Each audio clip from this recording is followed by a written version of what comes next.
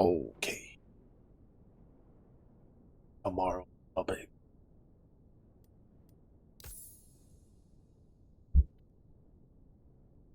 I am excited for banana.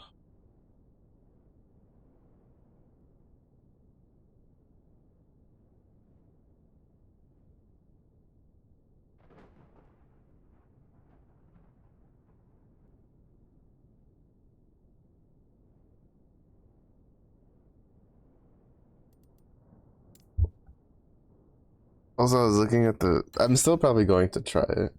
Wait, what? There wasn't an update when I watched the game earlier.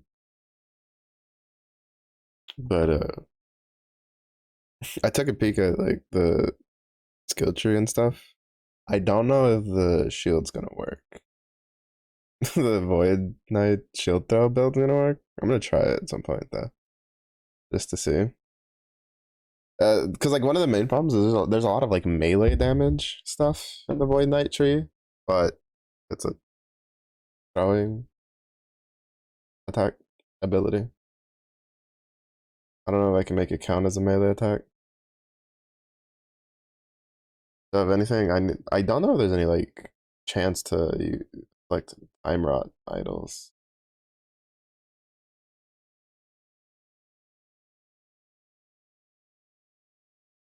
Because that's we're gonna need those for the stuff. Because I feel like we're gonna need that to make it deal like any real damage. Build a bunch of time rot stacks.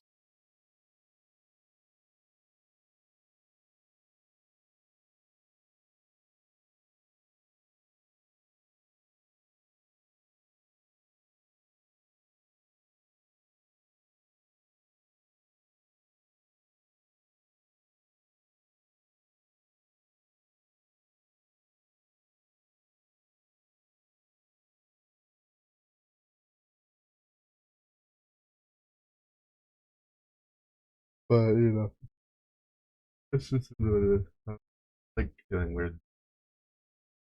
It's one of my redeeming features.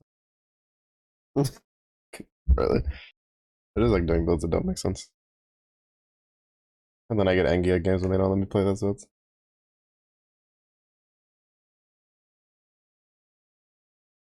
Try this again.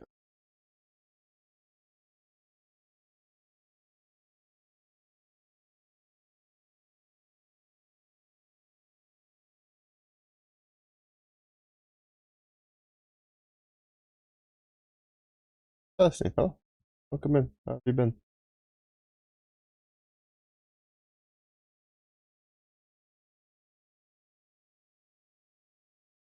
Hopefully it hasn't been too warm for you. Oh, game takes a little bit to load up.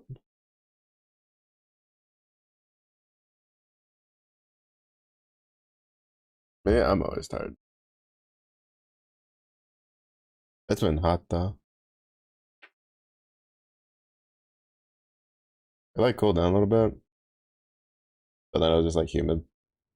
Then because it rained a bunch, and then now it's like warming up again while still being humid. So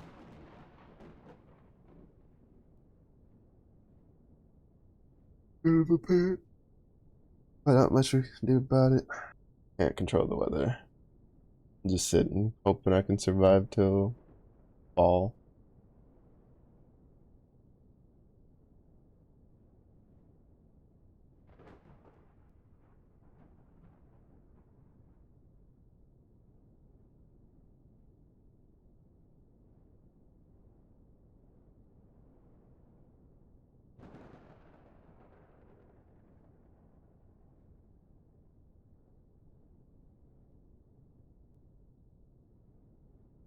Alright, you know what I mean?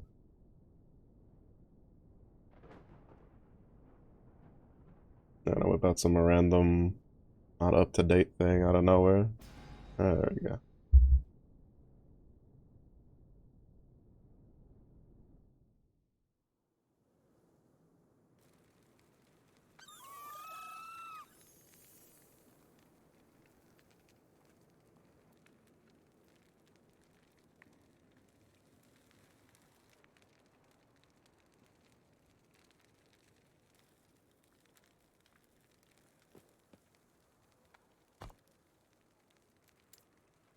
But I don't know.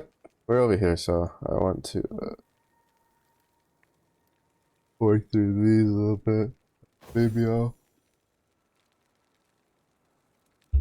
try to do the Sentinel. Well, I don't know when we're gonna do the Sentinel because we launches tomorrow. Granted, that's probably gonna be a shit show. And I have a feeling it's gonna crash on me like half a dozen different times throughout the day, but hopefully we can get some decent stuff out of it.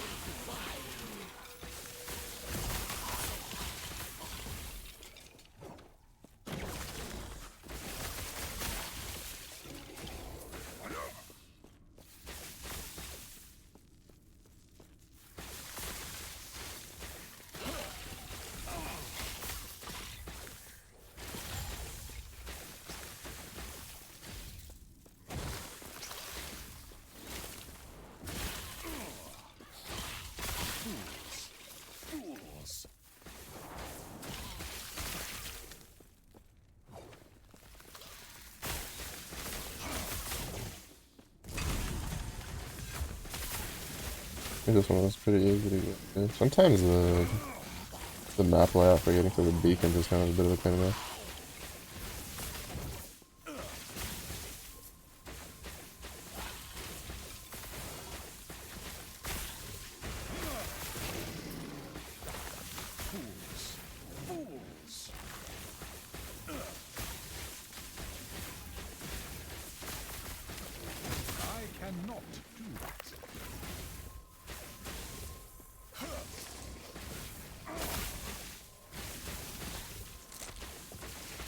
Wait, where did I lose physical resistance from?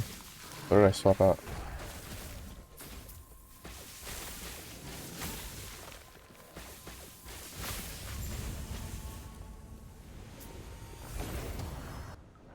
What's it about? Oh. Is it you? No. Wait, what did I swap out that had physical resistance?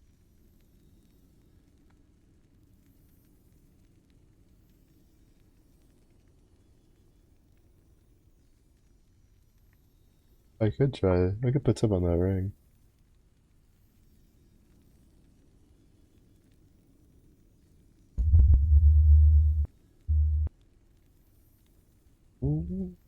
Oh, I keep forgetting I need to replace this.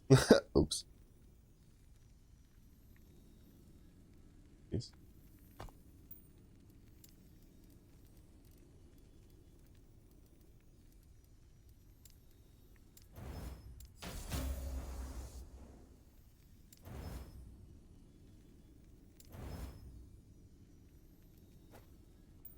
That's good enough for now. Give me back up.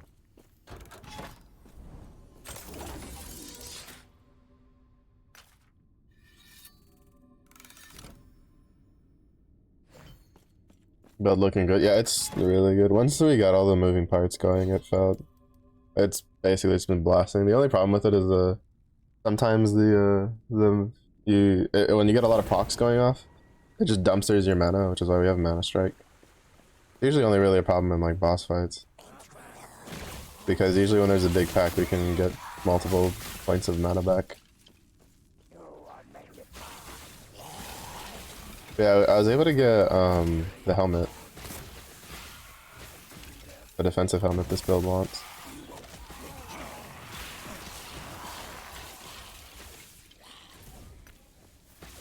So now our ward's like twice what it was before.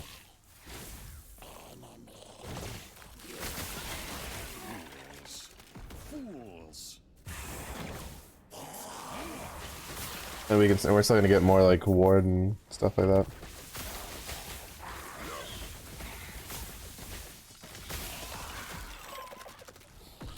The only big thing now is trying to get some more crit strike multi, so that way our crits deal more damage, because our spell crit's pretty high. We're like 97% right now with full stacks.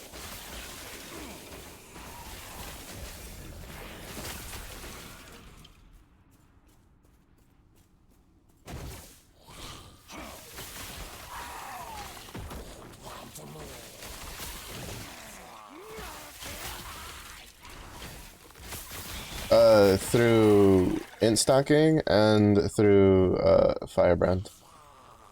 Once our firebrand stacks were off, we well, oh, that one doesn't affect it, but most of it's through int stacking. Spellblade has a passive where you gain crit for int, and we're at 125 intelligence. And then you get over here, and you have for 15 you get like 1%, and then we have like some more mixed in, and then on top of that we have firebrand. Where is it? Grants global spell crit strike multiplier per stack. So you just get a lot of crit involved. So that way you can basically guarantee the lightning blast procs. I'd say probably like the biggest weakness to the build is sometimes you can get an unlucky streak and you won't proc your frost claws because you only have like a 40% chance. There's been at least a couple of leads where I've sat there and I've slapped them like 6 times and the frost claws just don't proc. Which is why you want the spark charge idle chance. So that way at least those will go off and deal damage. The nice thing about this build is it also doesn't care about the bubbles.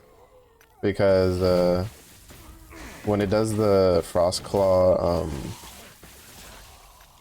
lightning blast, it'll do the spark charge and then explode the spark charge. And then it seems that the spark charge explosion doesn't count as like from outside of the bubble, because the point of origin is on the mob itself.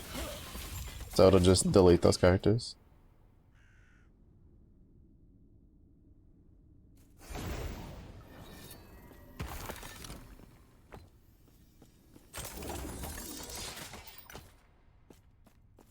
Yeah, it's just got a lot of like really nice stuff built into it. So like our biggest thing now is just trying to get, well, I'm looking for a dagger, another dagger to drop so I can try to get LP on it. And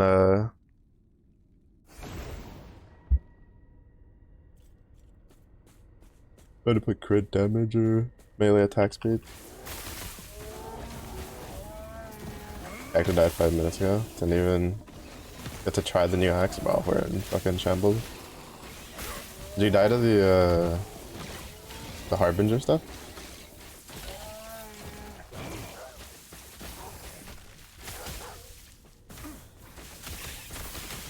Yes, I think this character's only died once so far.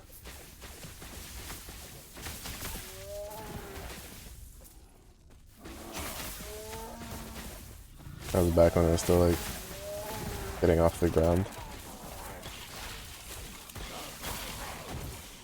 That's why I don't play hardcore anymore.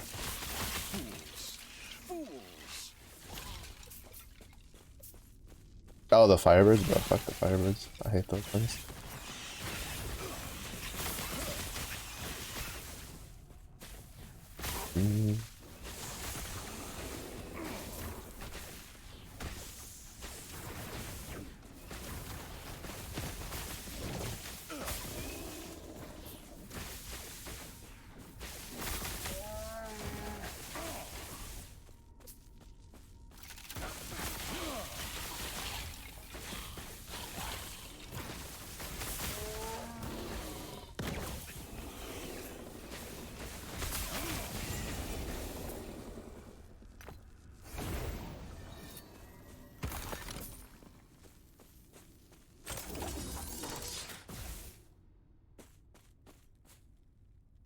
Any meter on you?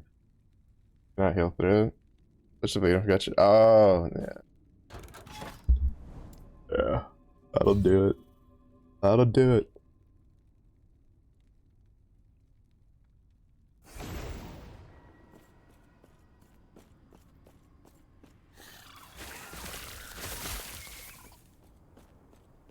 The dangers of a lot of your healing comes from leech. And then you change how you do damage.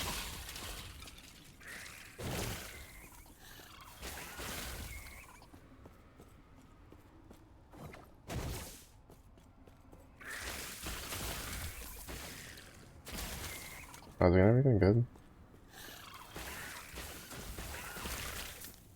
Yeah, so far the uniques on the recent Harbinger. Remnants haven't been very good.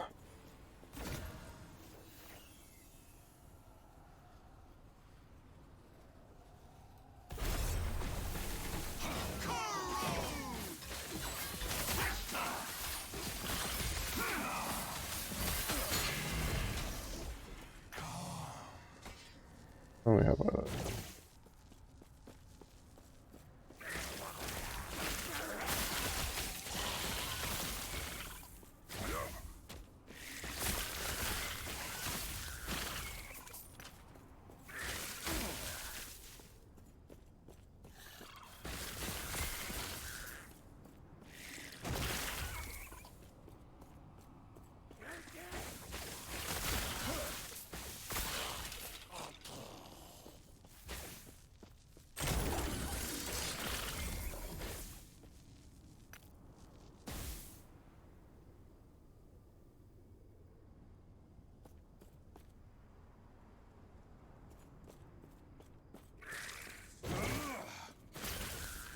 Honestly, I think this build's like so easy and so lazy. I would have tried to do my weird Void Knight shield throw build that I wanted to do for like 2 cycles now. And I don't know when I'm ever gonna get that done because PoE's new league starts tomorrow and it's Slam City, baby!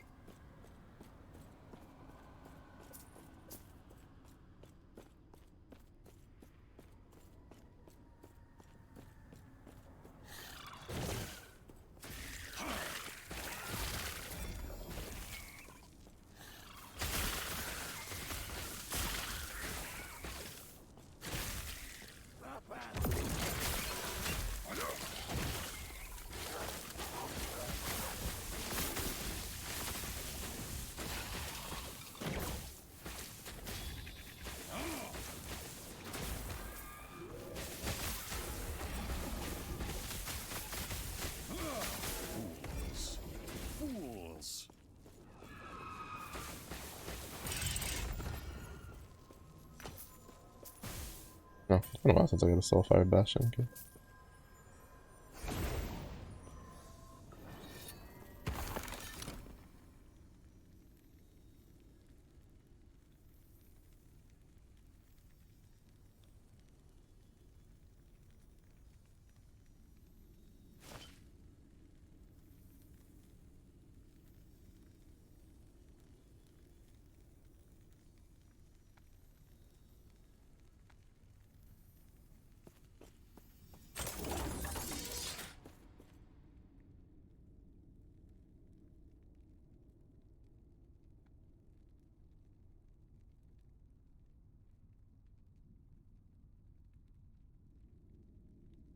The only downside with trying to...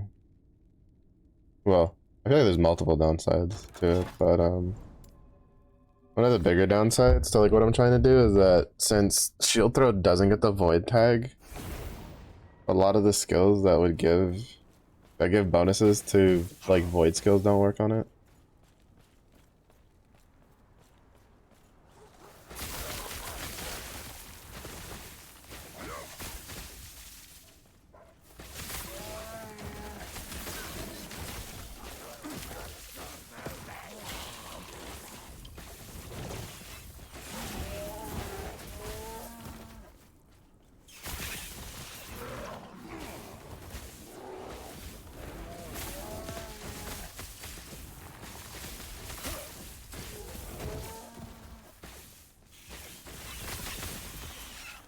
So scaling the damage on it is kind of hard.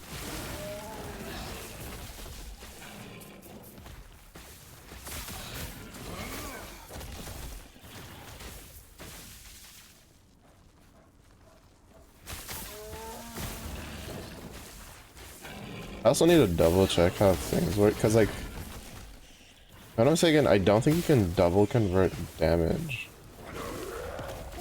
in this game.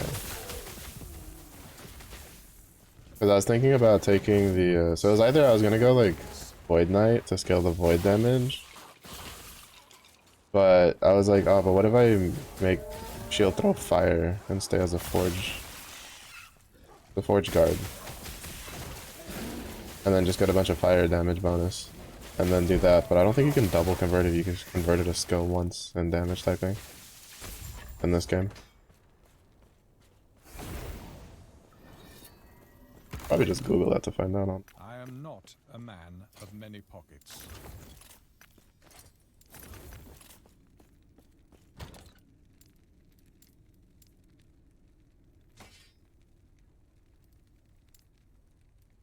I need to get around to getting this last here.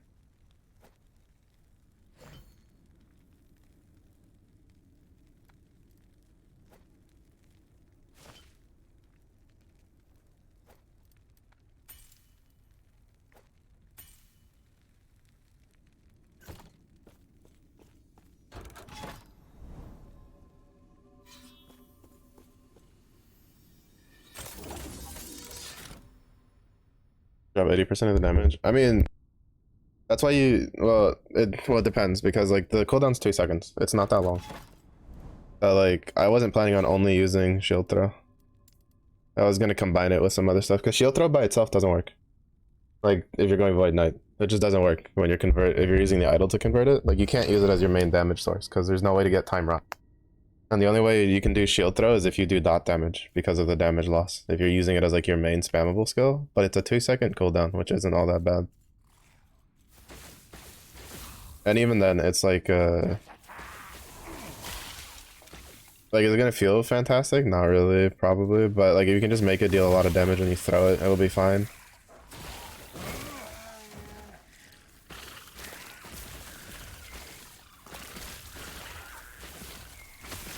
It's also not like 80%. I think it's like 25% or something, or 30%. I was looking at the numbers earlier for that node.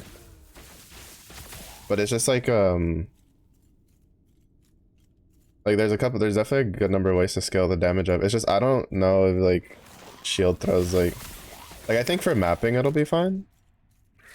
Cause I was probably gonna do a mix of like shield throw with like devouring orb. Like use both of those together as like the main cycle for the skills, while probably having some sort of like mana generation or whatever, maybe like Rive or something. But like the case is I don't know if I can make shield throw deal enough damage by itself for like the bosses.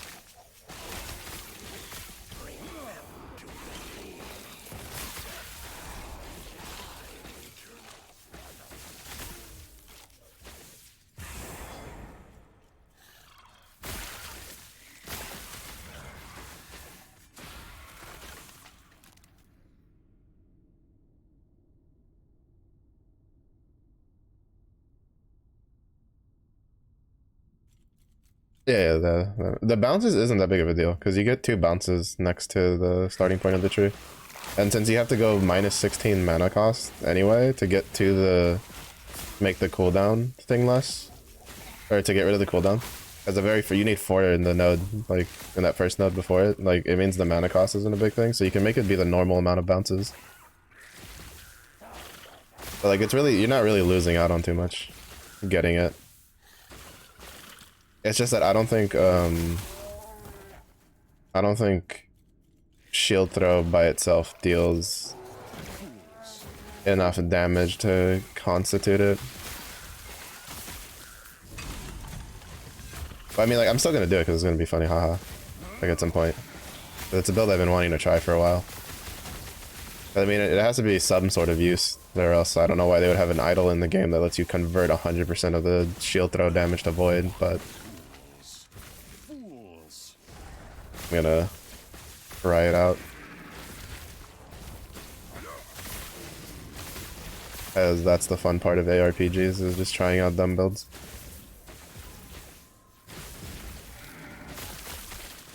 Especially in ones that aren't like fucking Path of Exile and ruthless in their fucking endgame. To be fair, part of it is just my spite from fucking Necropolis's garbage lantern system.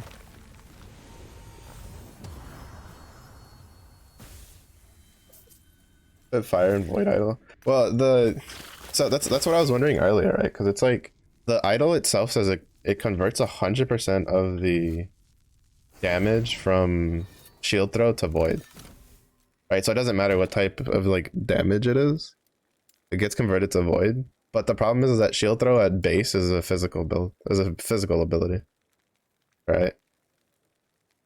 You can convert it to fire in the passive, but it's a physical ability, and I don't think this game lets you, like, if you've converted ability, I don't know if you can convert the damage again or how it plays with this, because this is a damage convert. Like I think in last epoch you can only convert the damage of something once.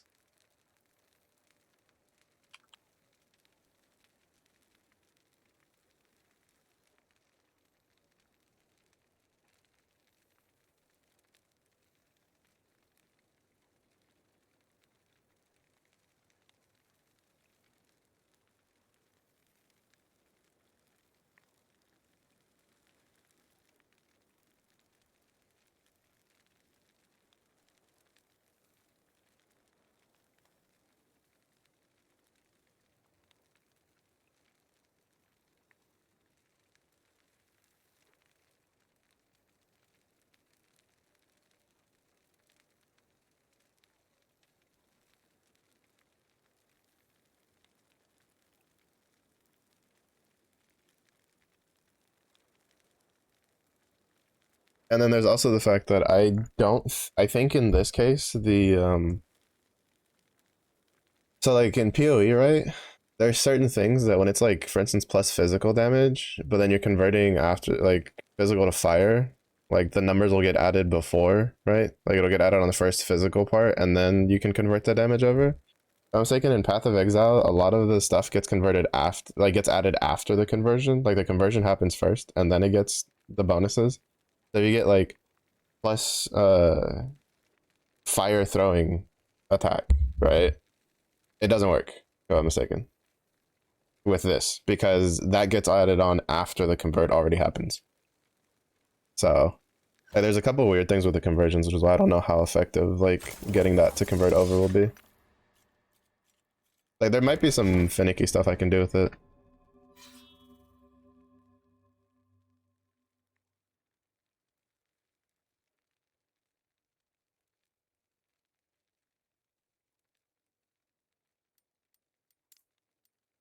We're almost able to do the story for them.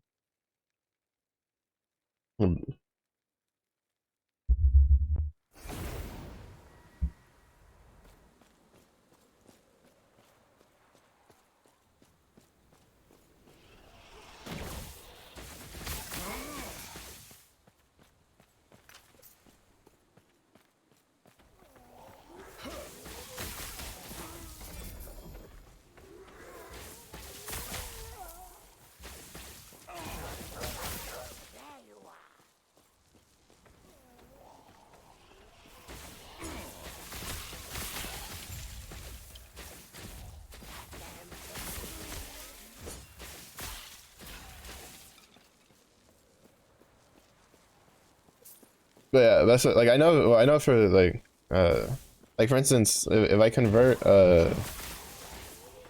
like converting shield throw to like using the convert to void, right? I know that if I get +5 physical throwing damage, that doesn't that doesn't work. Like the convert doesn't then turn that into void damage, like because the numbers get added after the conversion, so it doesn't do anything. Like I know that, but I don't know if going like, oh, I have plus physical damage, and then I convert void, or I convert, you know, the physical damage of the skill to void damage, if that gets like converted.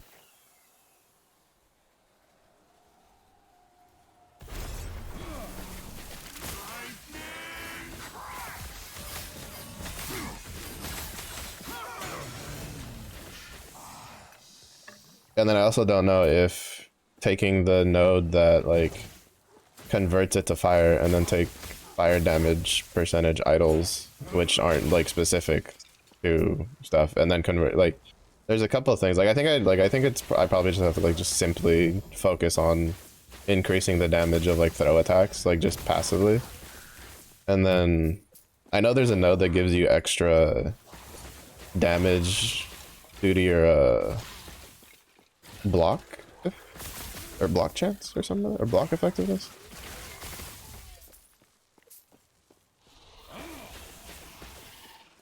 In the passive tree. The numbers are weird. I have to fuck around with it. That's why it's kind of like a side passion project. But it's gonna be a little weird to get it to work.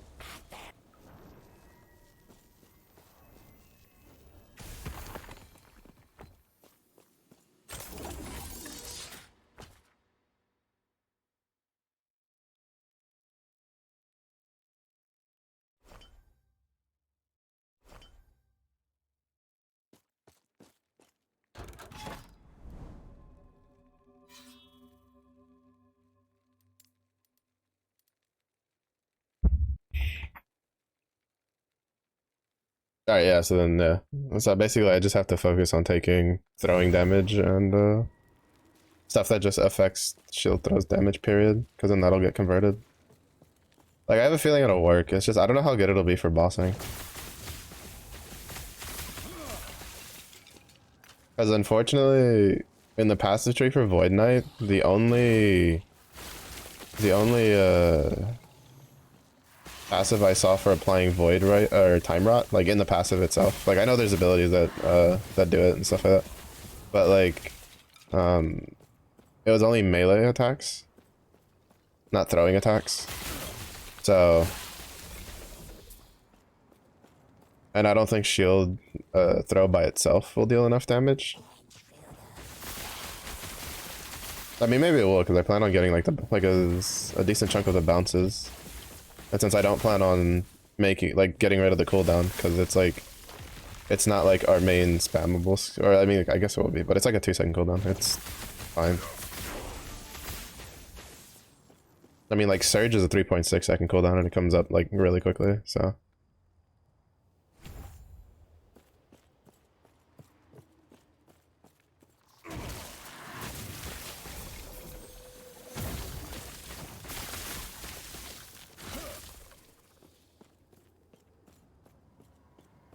And I'm still kind of like spitballing the ideas.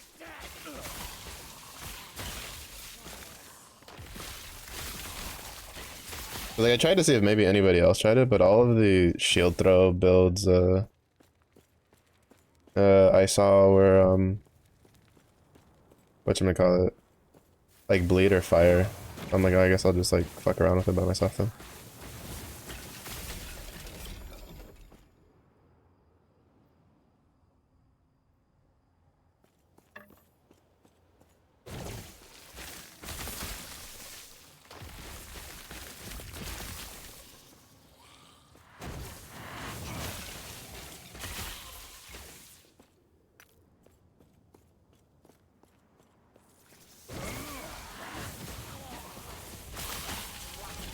That.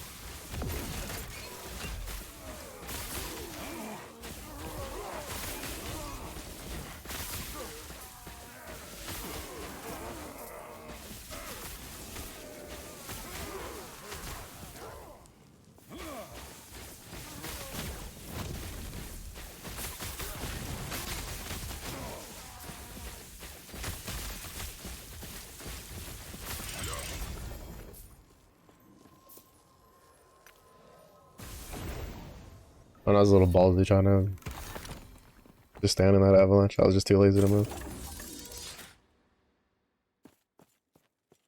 And melee. I mean, I've seen, I think there was a one-handed, like, might spam one I've seen. That seemed pretty good last cycle. But yeah. Yeah, it's definitely, I'm definitely trying to play it a way it's not really kind of meant to be played, but considering I have this build, it doesn't really feel bad for me to have like a for fun, just throw a void shield thing.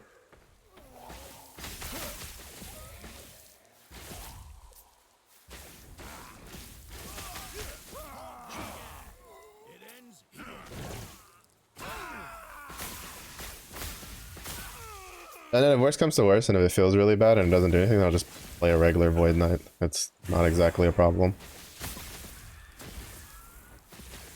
It's one of the reasons I don't really mind it, because Void Knight is a strong mastery in and of itself that I can just change. I think there's like I've actually seen a couple different builds this cycle for it that seemed pretty good.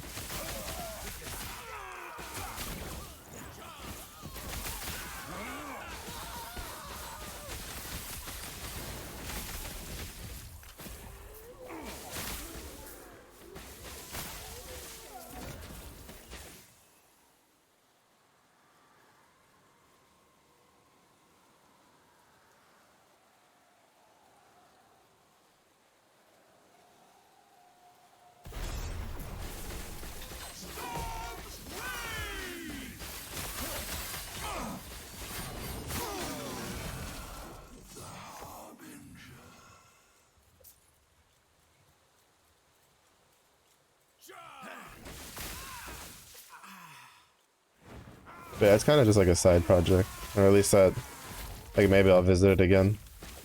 Or I might just do it on the side, like if I get to a point where like I want to play an RPG, but Path of Exile's like annoyed me or something.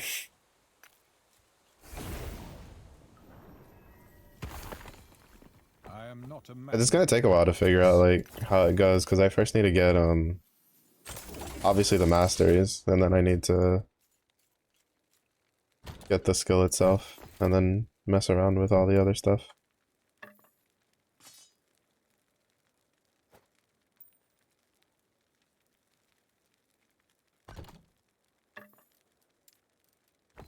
I don't know, but to me that's part of the fun.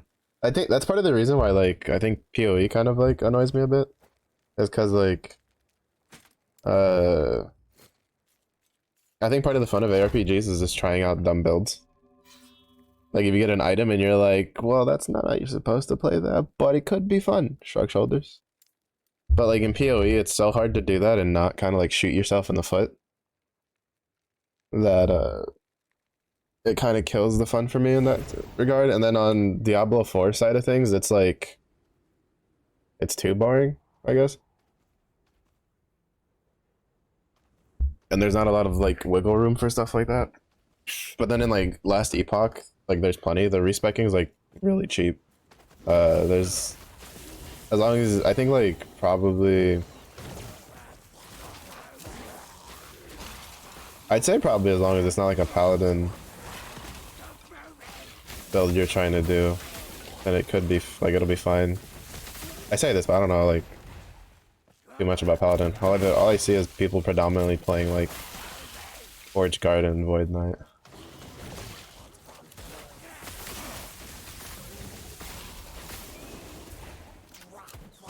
And even then, for me, it doesn't matter. I'm not particularly interested in the paladin tree.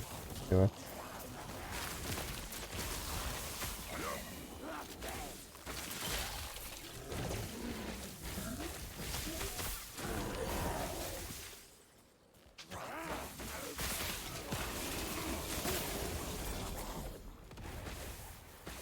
Doing the same. Not really. Like, because, like, for instance, like, the problem with Path of Exile is you can't even clear into like red maps with most of the builds. Though that's kind of dependent on the league. Necropolis and like was extremely true. You couldn't clear into red maps because of the stupid modifiers that you couldn't get rid of. The Pinnacle boss thing is like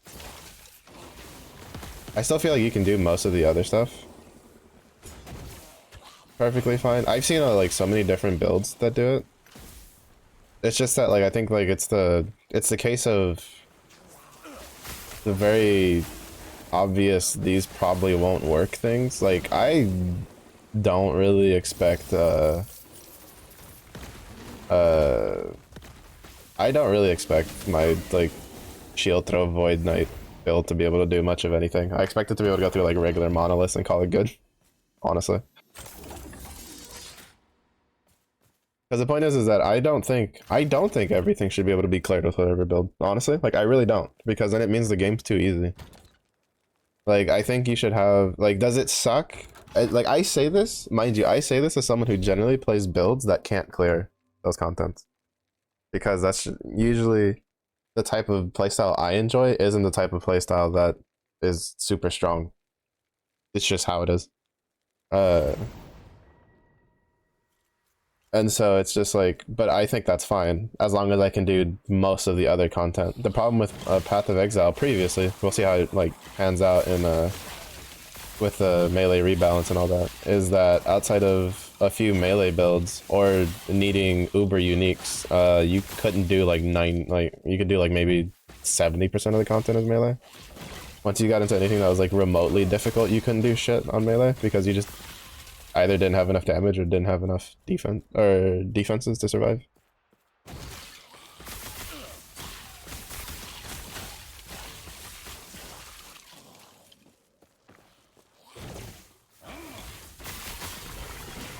I cannot do that.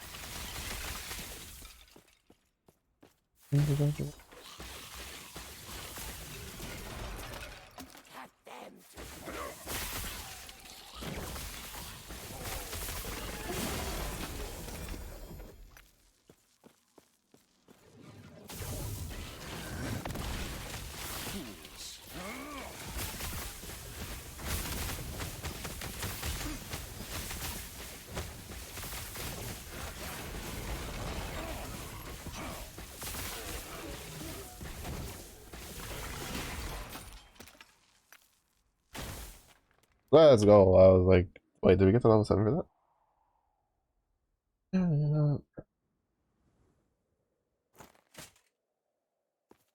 Yeah. Well, I just mean that because like that's the thing. Like if that's possible, then that's fine. Because like for instance, in Path of Exile, you just can't do that. Like even if you were just gonna be there for like 30 minutes, because you're gonna get caught by something. A lot of the bosses have something that stop you from being able to do that. There's like a soft enrage inside them. They either cover the arena or something like that. It just, I don't know. Like with Last Epoch, it's just like it felt like doable.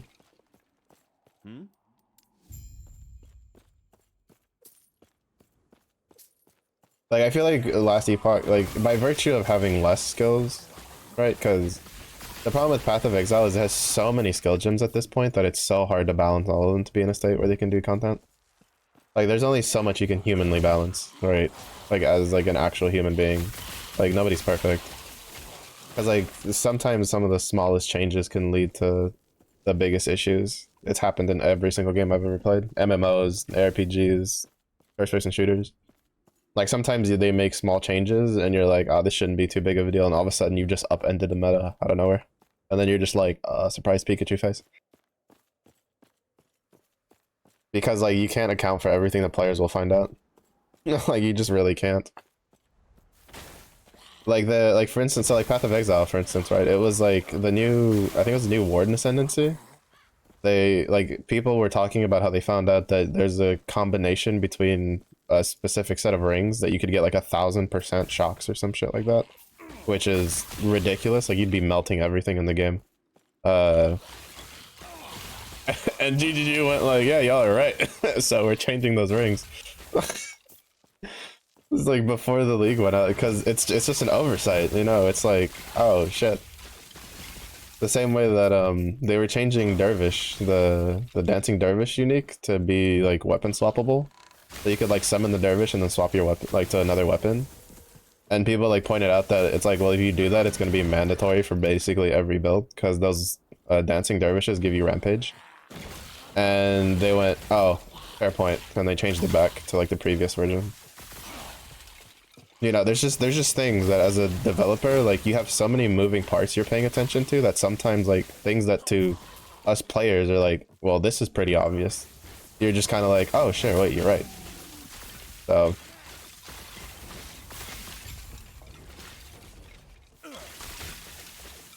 let me try to throw a fireball in my back. Rude.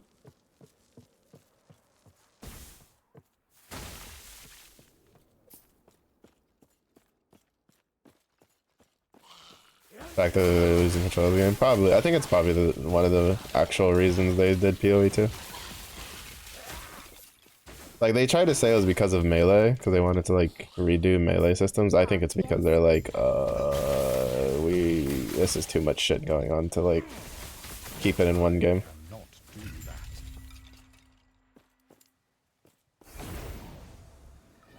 But I mean, that's just the case for any game that runs for a while that keeps adding content.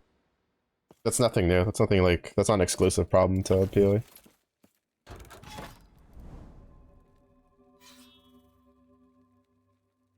Because you need to like push content in some form or fashion.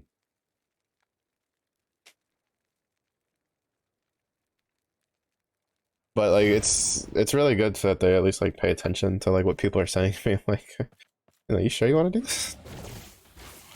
Because the worst thing is like whenever like I always feel really bad for the developers when it's like an issue pops up right after they've like launched like a new league, for instance. Like to be fair, I still think there's going to be issues. Like I'm not even going to pretend that there's not. I think something super broken is going to come out either with the retaliation skills or something. The amount of like gladiator builds I've seen is hilarious. And I think to some degree they're probably like letting some of it through because they're like, well, you know, especially if it's like gladiator and melee related, because they're like, well, they've been suffering for a long time, so we might as well just let them have their time to shine, kind of deal. Especially because it's, you know, not necessary. Well, I mean, it's kind of it's not really competitive. I don't think there's a like a race this league yet. But you know, it's not like a PvP game. It does have PvP, nobody fucking does it, except for like maybe like 0.0003%. Looking at you, Hall of Grandmaster map. But like it's because like for instance like TFT annoys me because TFT they've like kind of on record already been like, yeah, we buff things so that they have their time to shine. And I'm like, that's such a terrible way to fucking balance something when in a PV related like game. I don't want things to have their time to shine. I want things to be good. Like I want shit to be balanced. I don't want to have to worry about like relearning how to play your game every other patch just because you wanted to let something else be in the quote unquote limelight. But like on a PvE game, it's like, I don't really care too much. Cause like for instance, they had the problem with Crucible League, right, where the Explodey totems first came to existence. Those builds are ridiculous. Like, you could kill Ubers on a build that costs like 100 chaos. Like, it was insane. Granted, I say this, but I never like partook in it because that's. I mean, I'll try out like range stuff. Like I tried the Bama Necro last league, but like to me, like personally, in my opinion, I don't like playing PoE and like anything that's not melee.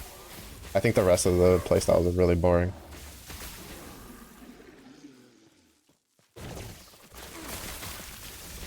Like I've tried Spark Inquisitor, not too big of a fan. I've tried some totem builds over the years, not too big of a fan. Bama wasn't too bad, but that's just because there was a bunch of arrows coming out of the air and it looked kind of cool. And it just killed everything. But like I never really cared for trying tornado shot or anything like that, because it was just like, who cares? Like I just want to hit things with a big axe and have it die.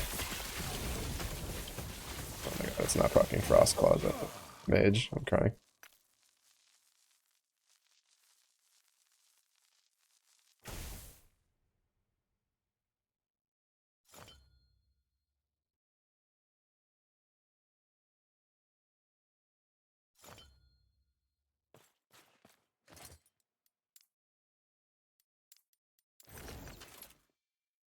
Um,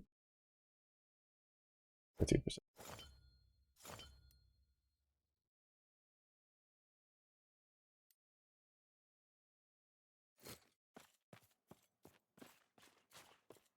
Some unique reason Necro has to be OP in every game. I think it's just like by accident more than anything really.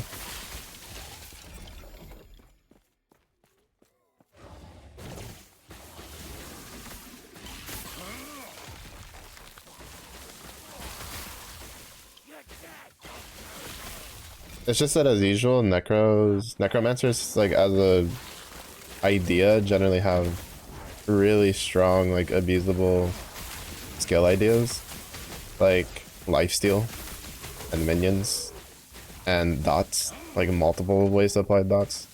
It's kind of like a usual trope for necromancers. All of those are generally pretty top tier ways to like make something extremely powerful. Because like last cycle, I think Warlock was the top dog for the Acolytes. There were some strong Necro builds, but I'm thinking Warlock was like by and large the most busted thing for Acolytes. And just probably in general, like, because I think it was like Falconers, and then at least at the beginning when I was playing. I don't know if they did any more balanced passes through the rest of the cycle. But like Warlocks and Falconers were like so strong, which I mean isn't really surprising. They were like the two newest masters that got added.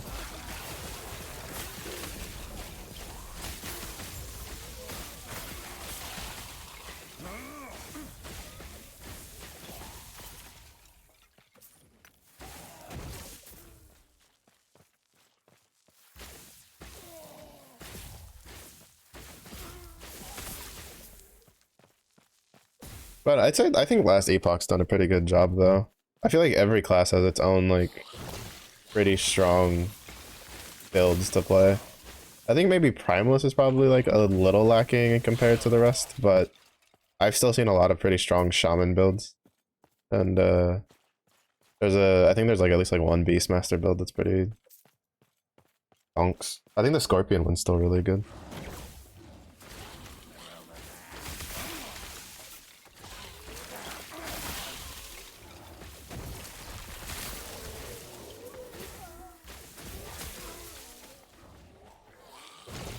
Thank you.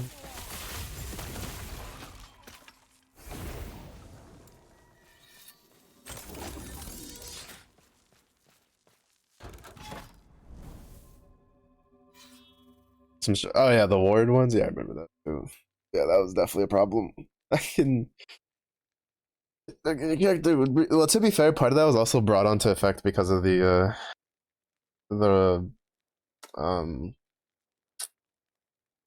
the interactions. A lot of it was due to the fact that the experimental mods exist.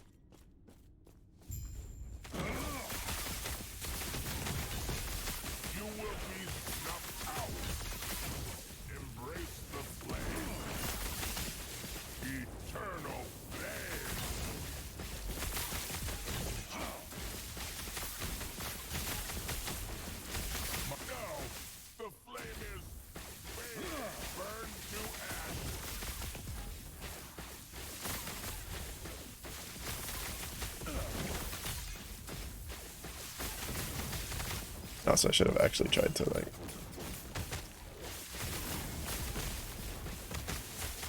To be fair, my resistances to both fire and necrotic are pretty fucking high. I'm like overcapped on both. I don't really care.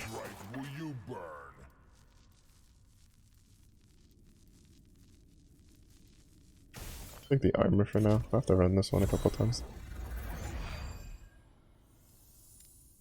Are they showing the HP even after the nerf? Yeah. Like that's kind of a given.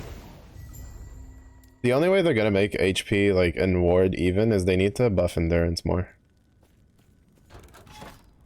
But it's like, I mean, any MMO would have like kind of been like, yeah, that's gonna happen. For instance, World of Warcraft had this huge issue where they kept trying to balance discipline priest spec because the disc priest specialization works through shielding instead of healing. The same thing happened in Final Fantasy 14 with the Scholar. Like anything that relies on shielding versus straight healing is always stronger, because what's better than healing up a lot of damage is not taking the damage to begin with.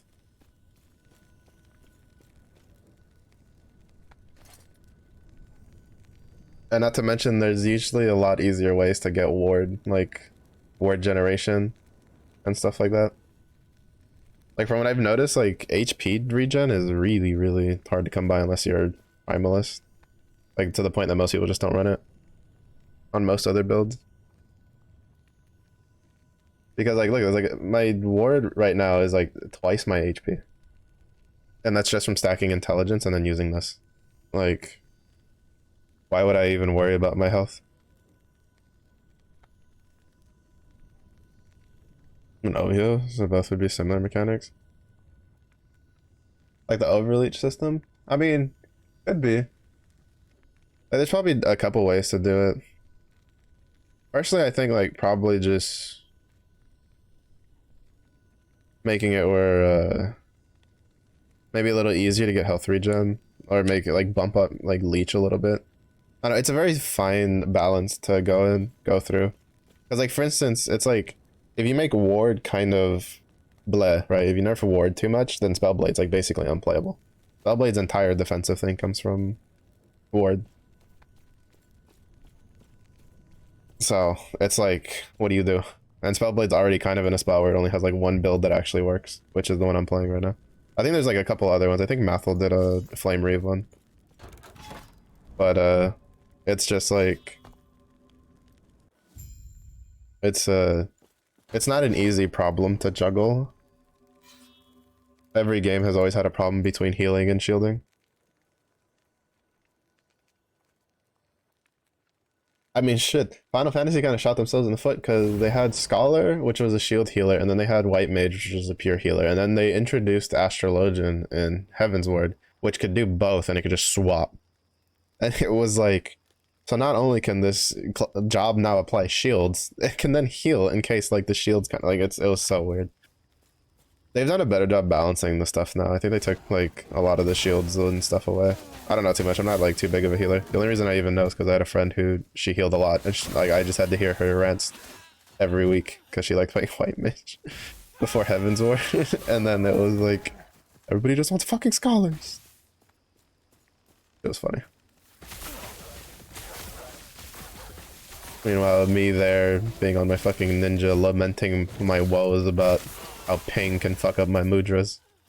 And all of a sudden, all I'm doing is bunny hatting the entire fucking raid.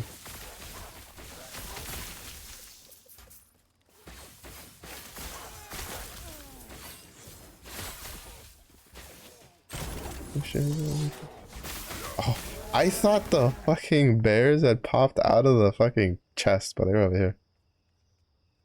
I was confused. Oh, this is like better than what I have. The frailty part's kind of like shit, but but 30% elemental damage is a nice bump for a necklace that's got nothing really on it that's useful.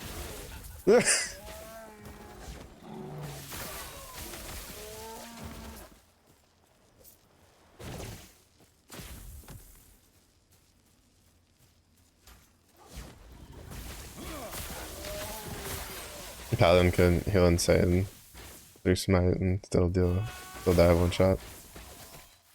Yeah, cause that's what cause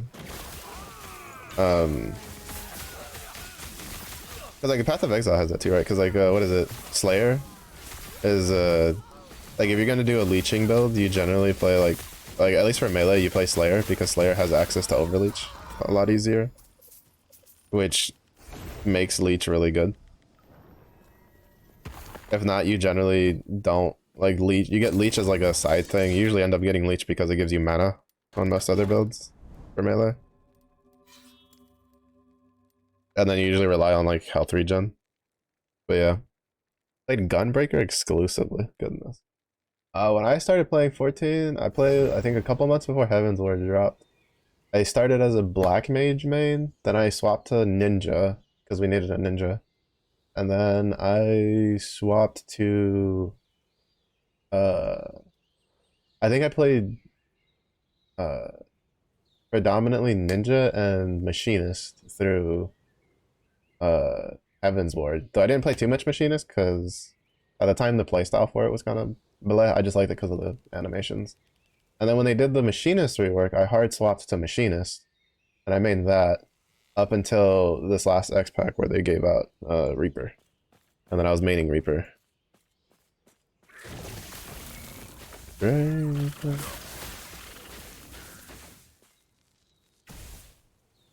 For the King Omega.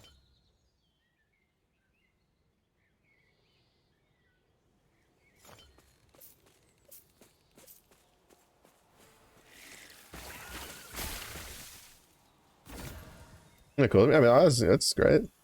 Honestly, my number one ruling whenever you play any game, MMO or otherwise, is shit, just play what looks cool.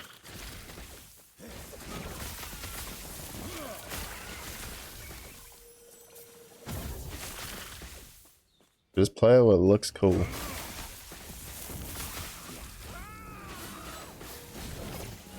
It'll usually lead you pretty far. Like, there's nothing wrong with playing the meta stuff, but I've learned that, like, personal enjoyment trumps just about anything else, and that differs from person to person.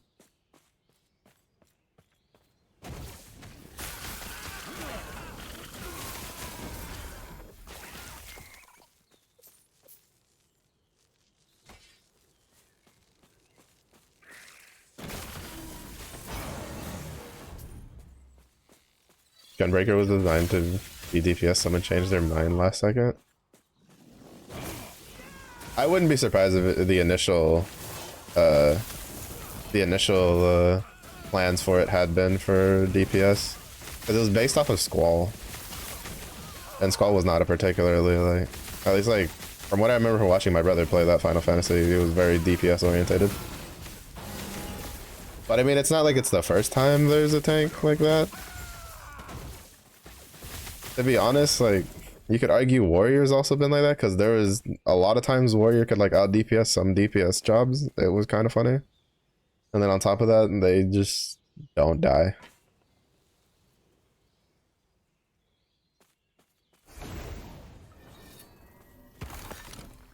Warrior's probably like the only tank I think I have that's like up to snuff most of the times, just because, well, one, I like two-handed axes, but also because it's just such a strong job.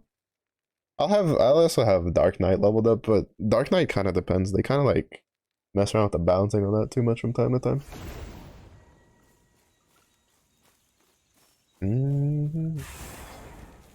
But man, I can tell you what, when I'm running around the front line and there's a pesky fucking like ninja or something harassing my healers, and motherfucker gets home ganged. Actually, do we still have home gang? I don't remember. We still have home gang in PvP. I haven't played PvP after they did all the new changes to it.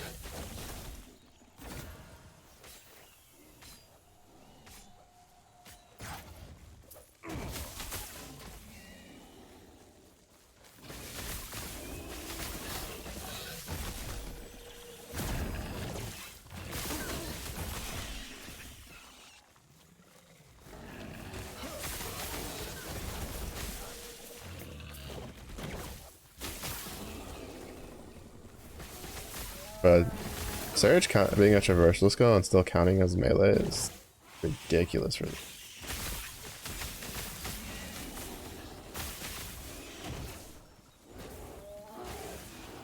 I cannot do that.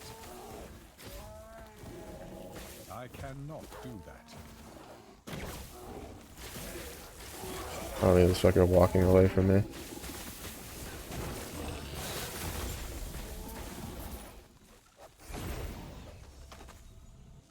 But yeah, 14's really good with their class designs. I am not a man of many pockets.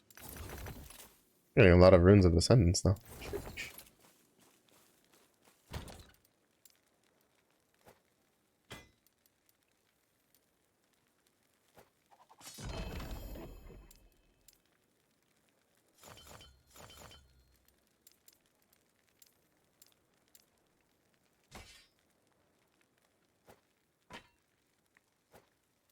On to this.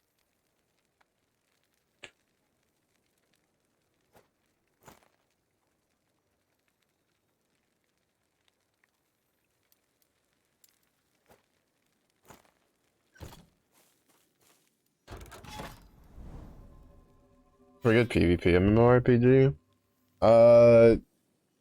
Probably like, you're looking for something that's been established on the market. If you can stand the combat, Guild Wars is probably like the best bet for what's currently available. I dabbled back into it a little bit recently, and I played like a bit of World v World, and it got the itch going. But it kind of just depends on what you're looking for.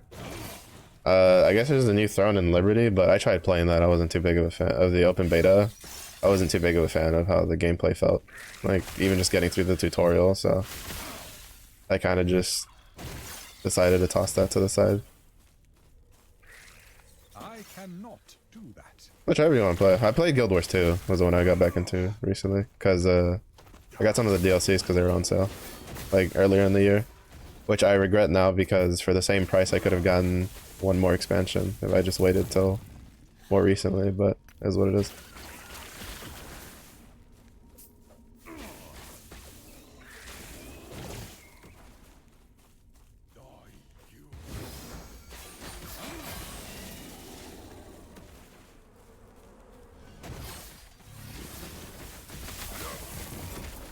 Bro, the bees have like no HP, they just instantly die when they get caught by the artillery.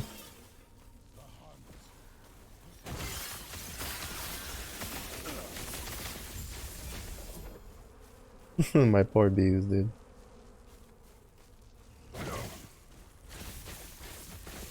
And they're dead. Look what they did to my boys.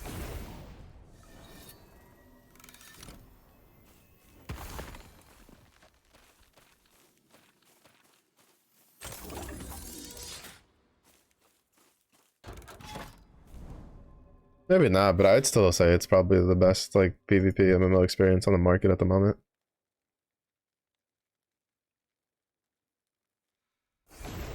It's more centered around the bigger stuff. Like you have to like World v World.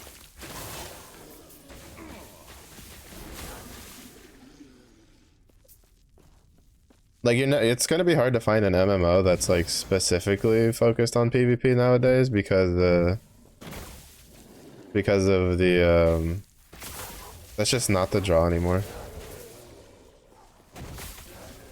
Like ever since MOBAs as a genre took off, like there's no reason for someone to play an MMO for PvP. The sheer amount of time investment you have to do in comparison is like way worse for a slightly lackluster experience.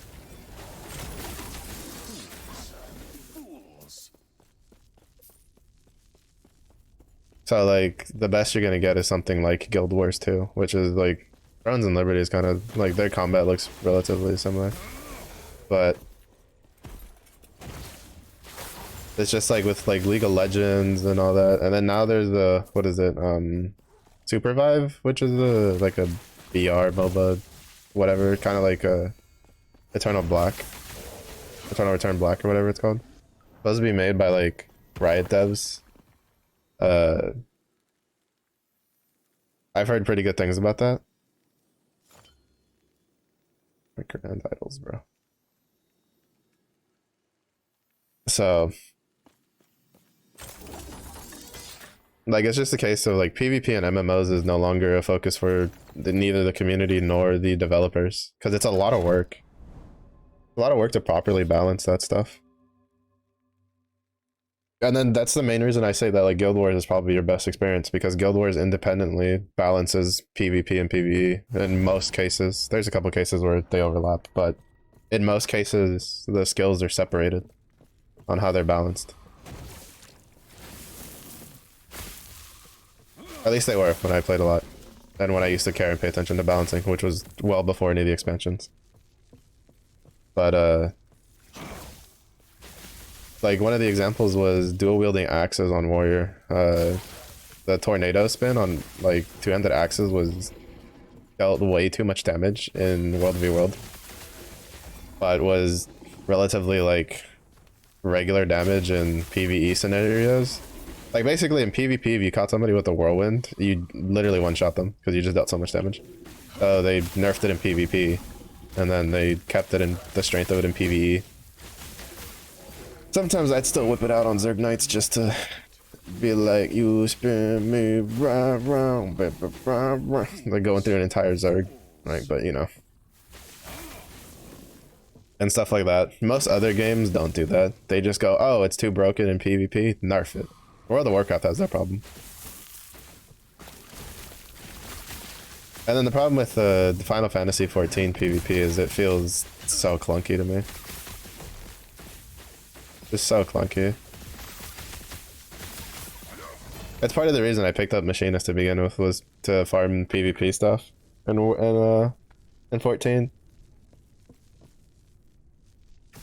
Because it was really easy. It's originally it was Bard, and then I did World War. What in the fuck? How was he going so fast? It's like he was running away from me. He's supposed to be patrolling. He's supposed to be on the lookout for enemies. You're not supposed to be running away from enemies when they're here.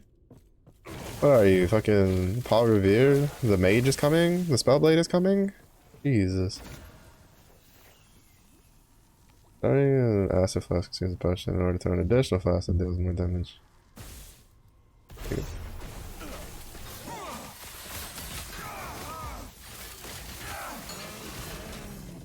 I saw 10k crit in there.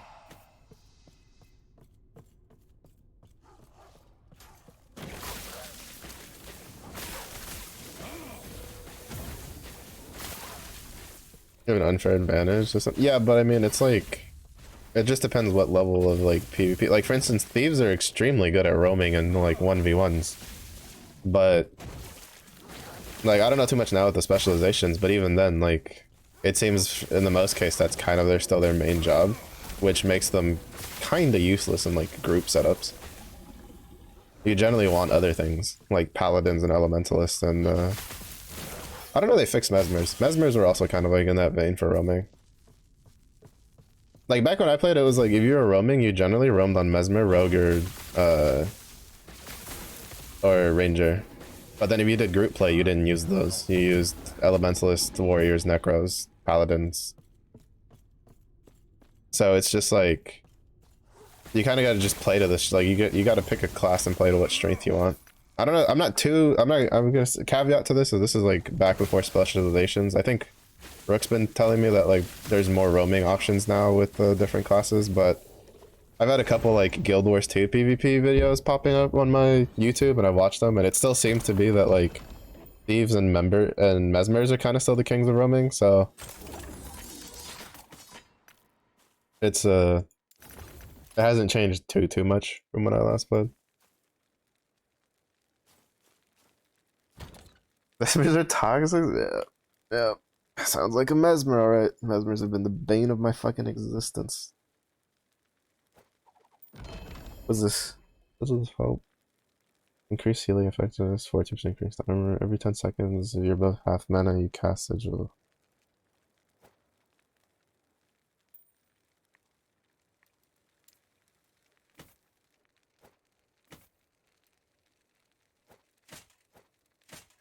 Yeah. I don't know, somebody plays like Necromancer, Warrior, and Paladin. Oh, and then you play Engineer for the memes. Bro, Engineer I think is probably like one of the only classes I played where like you could roam or do group content with in like World v World. You wanna roam? Alright. You gotta, at least back in the day, you'd have like the mine kit. And then you'd like go like a rifle with a couple other shenanigans and a turret. Oh, you were toxic as fuck. And then it's just like, oh, you wanna go into the group shit? Bomb kit all the way, baby. You about to have every dot in this fucking game on you with me and my necro buddy.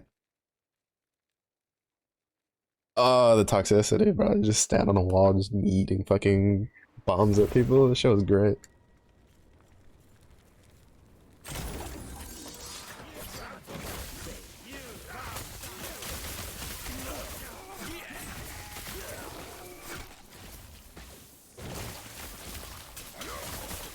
Yeah, I think like the only game that you'd probably get some decent level of PvP out of was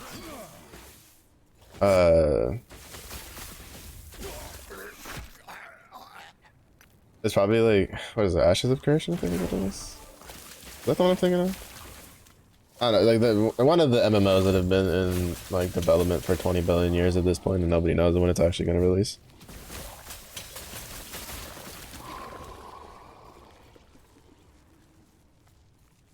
Bomb.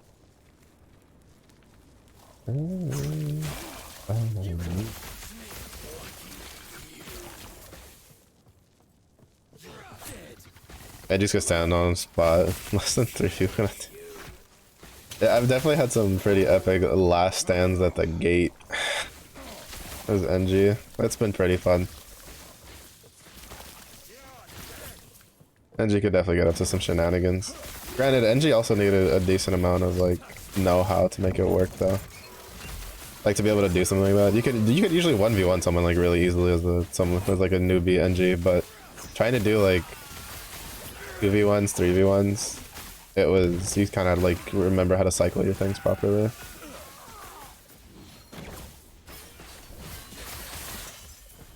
Unless you're fighting people that are just like totally dog water at the game, then it's just like you just probably take the turrets and their turrets will probably do like half the work for you. My grandchildren play it? True. Maybe them grandbabies, maybe them great grandchildren can sit on our graves and tell us how the game is. Oh, it's like, what is it? So like Star Citizen, right? I don't give a shit about the game. But apparently, I think Star Citizen has made EVE Online try their reattempt at bringing like like letting you like land on planets on EVE, because I saw an ad for that again. Like in EVE Online, there was a thing a long time ago. Like it was originally, I think it was supposed to be only for console, where it was gonna be players could land on planets and you could run around and it'd be like a first person shooter experience on planets. And then like they had this pretty big like idea that, oh, you could fly on planets and then you could have like, or you could fight on planets and then you'd have like people in orbit like dropping stuff to like provide assistance and shit like that. And like they had this pretty big thing and then they canceled it because it was a bit it was a bit of a dream. And I thought they fully gave up on it, but I saw like I think they had like a playtest for it that they're trying it again to incorporate it. And I think it's because of Star Citizen, because I'm thinking that's one of Star Citizen's big things. It's like, oh, you can fly in space or you can land on planets. Granted, personally, I have a friend who I think he bought like one of the packs for it, and like I watched him play and I was like not overly impressed with what I saw. This was like 2 or 3 years ago.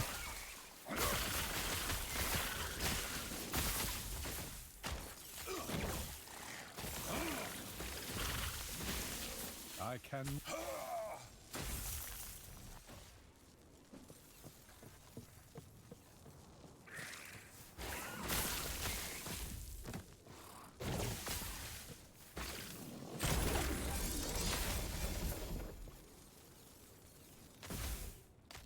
What's this one?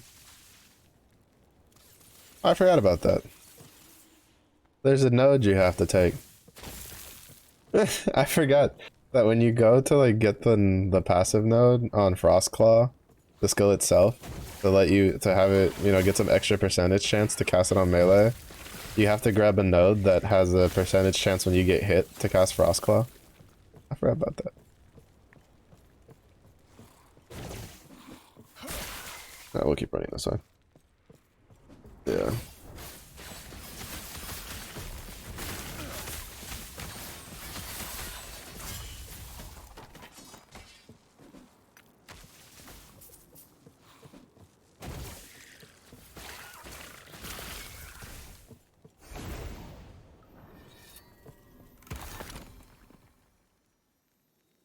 $200,000 ship. I have no idea. I just remembered seeing it and it reminded me about like I don't know. It's just Star Citizen is something I've never really cared for, honestly. I think the only game I'll ever like be interested in again to play it's for space games will probably be like EVE Online, because I sunk a lot. EVE Online, I probably have like 4,000 hours in that game combined across all my accounts. And I say this, but I only had like 2 accounts. But I didn't always play them at the same time. Definitely, my main account definitely has like probably close to 2.5 thousand hours on it. Like way back. Way back. 'Cause I haven't played EVE Online in years.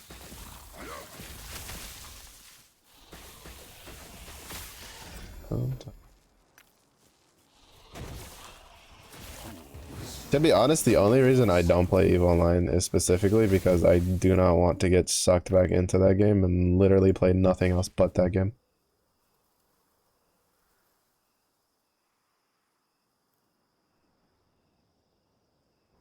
It's literally the only reason. I consciously made a decision that I do not want to be putting that much time into a game. Because holy shit, like EVE Online just would consume my life. I'm like 90% sure.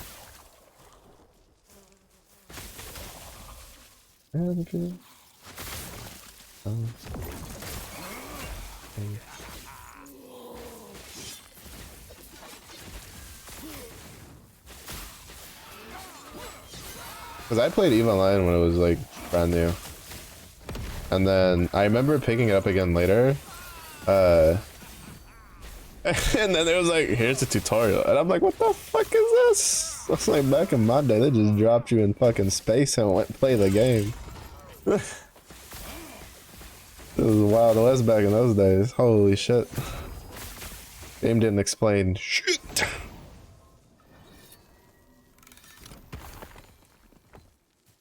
Never gave it a chance. It was a game that was pretty hard to give a chance considering it was a sub-based MMO when it first came out. And then now, like, I don't even know if it's worth giving a chance because it's like everything's kind of like you're kind of just stuck because all the big corporations like have control over a lot of stuff from what I understand. That's not as interesting. Back when I played, like, there was some decent sized corporations, but there was like multiple medium sized ones, so there was a lot of fighting involved over resources and stuff. That was a bit more like the Wild West. Now it's a bit more organized, less chaotic. Not a big fan. Pretty sure on a small scale it's still pretty like chaotic. Why are they moving so fast?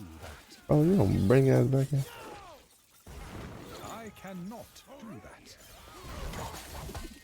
Bro, what is this turbo boost? I swear they're like bugged. Oh look, that diamond matron one finished. Jesus Christ.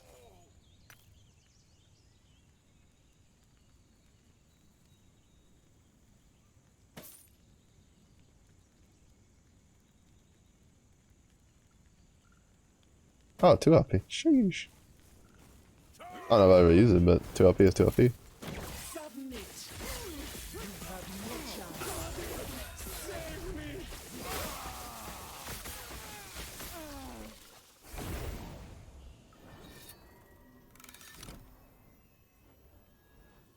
I'm sorry about some dude, some sort of warlord in Eve, and apparently he never accessed the game himself. Probably, I wouldn't be surprised. There's a lot of like shenanigans that's happened in Eve.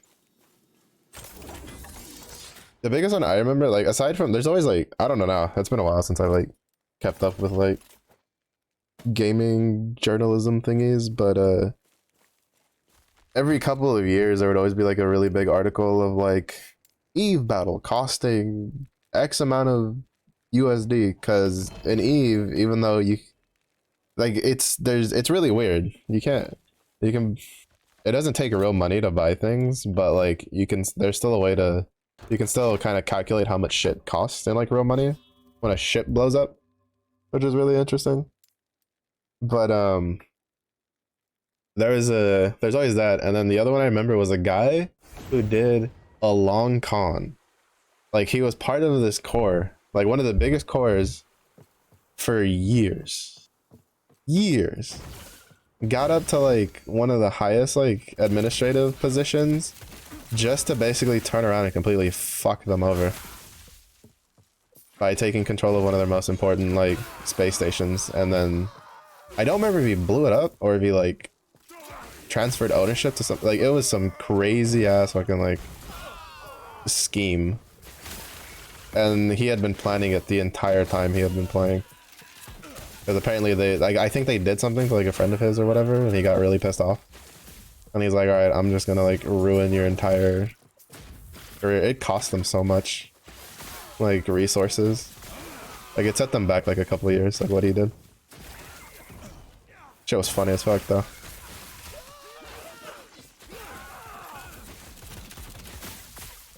Right now, it's fuck. I'm gonna have to restart my game. Sometimes, because I noticed it was stuttering earlier, but sometimes I've noticed like last epoch, and it'll happen when I play it off stream too. It'll start like skipping frames a lot and stuttering, and I'll have to like restart the game. I don't know if it's like the game problem or yeah. But it's also really interesting because there's certain MMOs that are used as actual like live case studies. I don't know if it's still the case, but EVE Online was used in like high university level economic courses because the economy of EVE Online mirrors the economy of like the real world like very closely. And I think there was like in one case it was like a Harvard case study for their one of their economic courses where they used EVE Online as an example.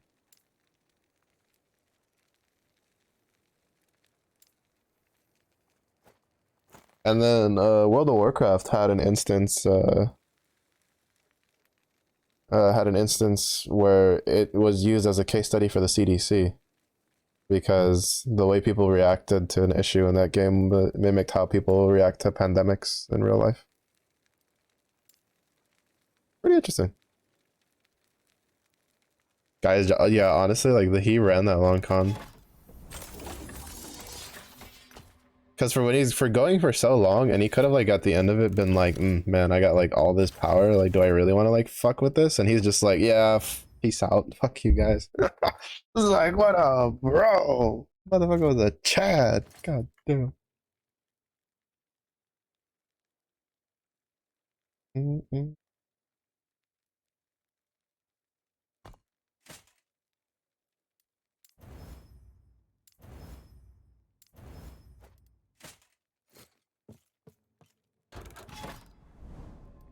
Yeah. I don't know. Sometimes I miss Eve, but it's definitely like more of like I missed when I played Eve, like back in those days. Like I definitely wouldn't get the same enjoyment of it. The community is just not the same. Back when I used to run a little mercenary corps and we used to get get some pretty wild fights. GM decision not to revert that. They couldn't. It's part of the way EVE Online is. EVE Online's entire code is it's a story written by the players. Like nothing he did broke the rules at all for how to play the game.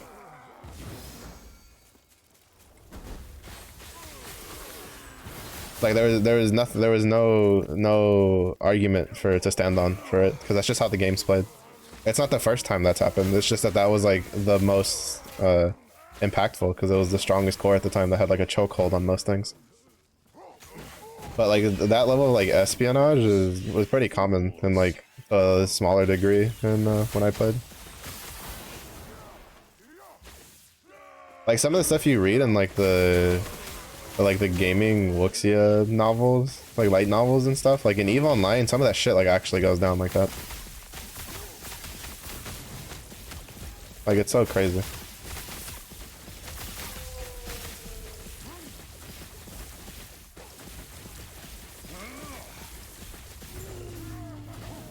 And they tried to get the company involved, and I remember, and they were just like, fuck shoulders, how it works. You gave the guy control of the thing, and according to our stuff, he can do what he wants with it. You know, like stuff like that. It was really interesting. Like, EVE Online has some pretty interesting premises. I don't know if it still worked to this day. I think like most people are, most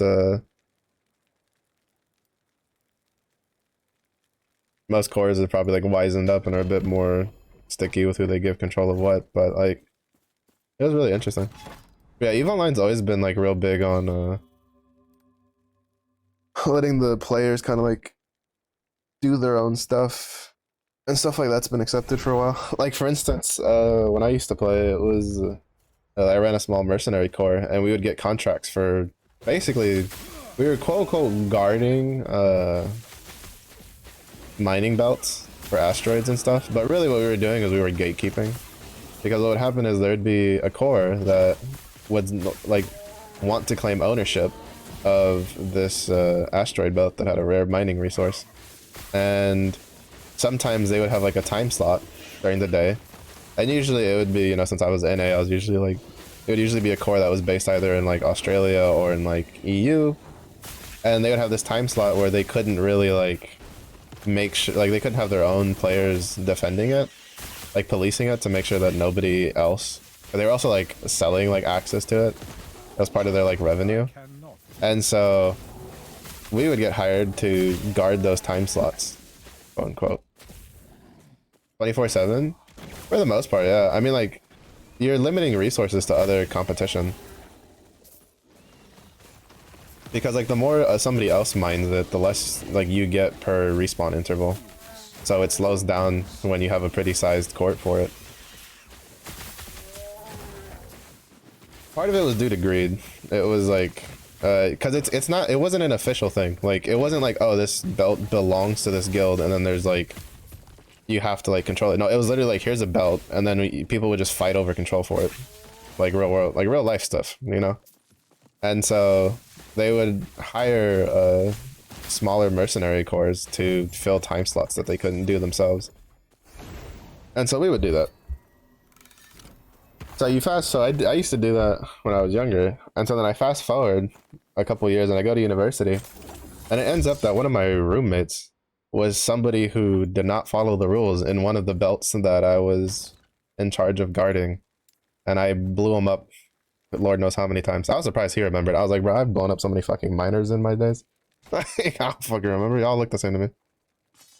And the only reason he remembered was because I was running a Rifter, which was pretty rare as a frigate to run for that sort of stuff. It was kind of like my signature at the time. Because it was back before they started adding the specialized ships. But I liked running the frigate, that frigate, because it looked cool. It reminded me a bit of like some of the pod racing vehicles. It was actually pretty good too. It was pretty good for how much it cost. It was a pretty cheap frigate that you just run around. Nowadays there's some specialty ones though that really pack a punch. I would have loved to have those. But yeah, it was just like they would. This is really common in anything with like open PvP, any game with it. Is if there's a node for resources that's like rare, guilds will try to like lock it down to the best of their ability.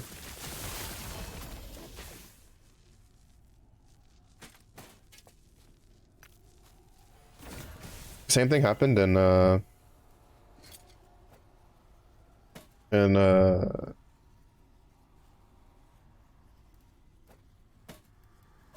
Arcades. I played Arcades for a bit, and guilds would try to lock down a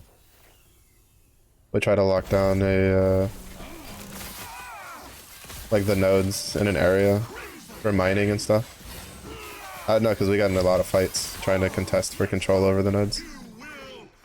Again, it wasn't anything like quote unquote official in regards to the game. Like, it's not like Black Desert, where it's like, you know, the node wars, so to speak. It was just, it's a mining node. It's a resource node that's really good and has rare materials, and so people fight over it because it's open PvP in that area. It's just that on EVE Online, it was usually to a larger scope because of the scope of the game. So usually a fight over an asteroid, like in some of these other games, a fight over like resources and nodes would be like between anywhere from like 5 to 10 people. In EVE Online, some of those fighting over contesting of those nodes could easily turn into like there's 100 people there fighting over it. To be fair, some of the biggest wars in EVE Online were literally started over shit like that. It was literally a fight that started with like 5 people on each side fighting over control from something, and they just kept calling back up, and all of a sudden you have like 1,000 people fighting in an area. That shit's so funny. I don't know, which I mean is only really possible because everybody plays on the same server in EVE. That's why like I'm like, man, I really hope like if there's any MMO that is like PvP, it has to be to that degree. I think that's one of the only reasons that like Eve has been able to sustain itself is because everybody literally plays on the same server. Like I don't think you can actually do like a PvP MMO without having stuff like that. Because it just allows for so many hilarious interactions that you wouldn't normally get on regular servers. Having an Arcage 2, whatever they called it. I have no idea. I didn't even know they were planning a successor. I thought they had given up on it after it kind of like fell apart. Arcade was kind of like unfortunate because it had some pretty decent well, it's like, oh, I mean, it's the case that like everybody has, right? Where it's like it had potential to be really good, and then they kind of like fucked it up.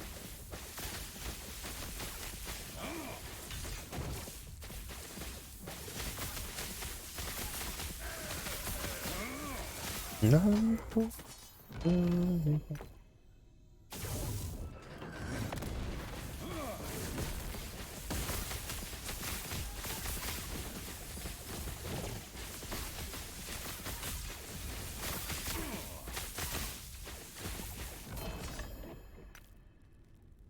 The Cuckoo may permanently change into a random exalted item when nearby enemy dies. Bro, that's fucking amazing.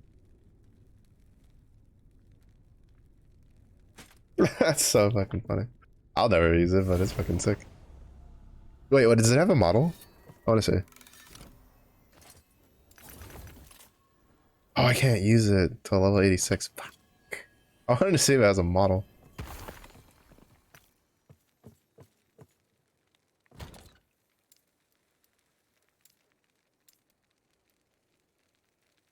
Mm-hmm.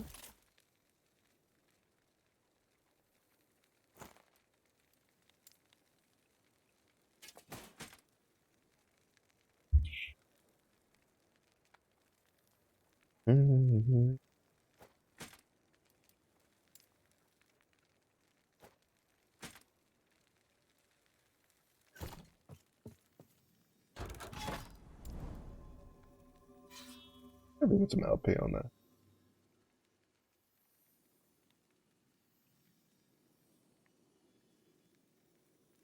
To be honest, I'd rather just roll really high intelligence rather than getting like just one LP.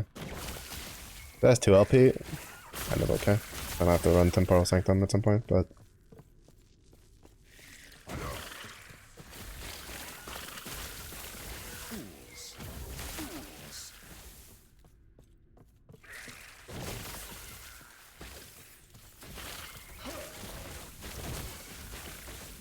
yeah, I feel like it's really hard to like do an MMO that's like kind of focused on PvP because it's so heavily reliant on the community keeping it afloat. As soon as any sort of like interest in it is lost, it's like dead in the water.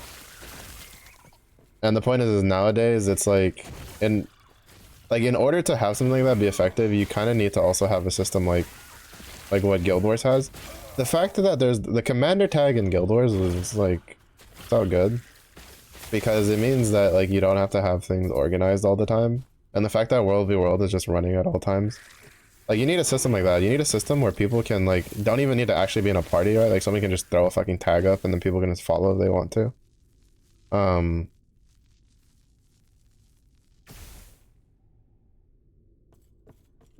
stuff like that.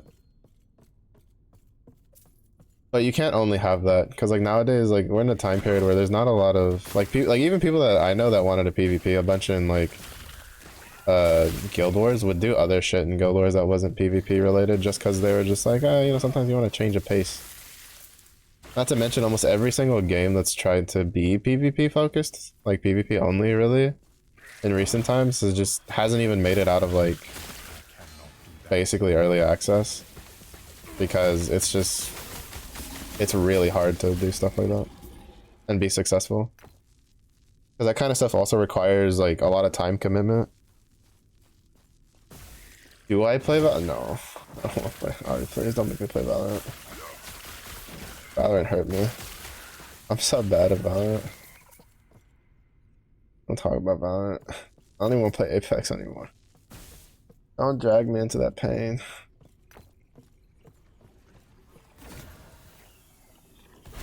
Hello, how are you?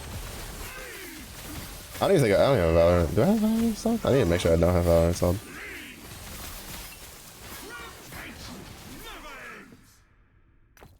I went. I won't buy one. Don't use my own anger emote against me. This is rude. Waiting for Vanguard to start crashing windows. I don't know about crashing windows, but I heard that there was a while that Vanguard wanted some people to delete like an important whatchamacallit, Windows file. Like it wanted you to go into the Windows registry and like delete a file in there or else it wouldn't let you run the games. And then when people like dug into it, it was like a file that's important for letting your fucking computer run. That shit was funny too. Oh. Easy anti-cheat? You mean easy cheats? Is that what you mean? Bro, I can't get over the fact of how like Apex like updated to easy anti-cheat like most updated version. I think it was like last season. And then like the cheaters were just like, say what? And they just didn't give a shit. I've heard like it's so bad now compared to how it's been. And cheaters have always been a problem.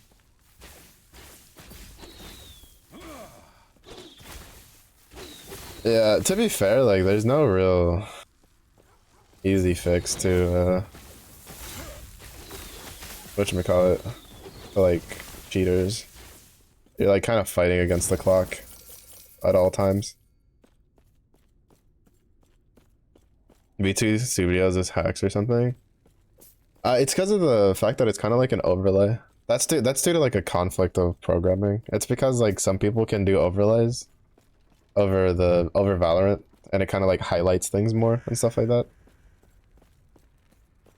I've seen some other games have that too. I was thinking Destiny. That's one of the reasons why you have to use a different capture for Destiny 2 when you stream it, is because I'm thinking it's like game capture counts as like the overlay protection, and there's like a couple of cheats that, you know, it just puts an overlay over the game, so the game like anti-cheat can't pick it up and gives it an advantage. And unfortunately, like VTube Studio, I guess, like works under the same parameters.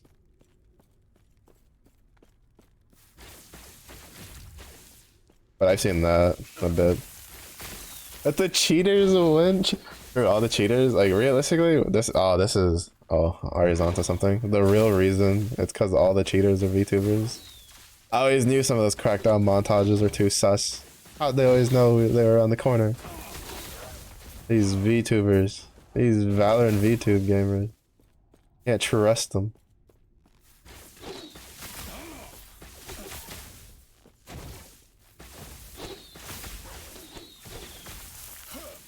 Oh yeah, no, kernel anti-cheats are biggest placebo ever. That's such a terrible cell. That doesn't do shit at all whatsoever.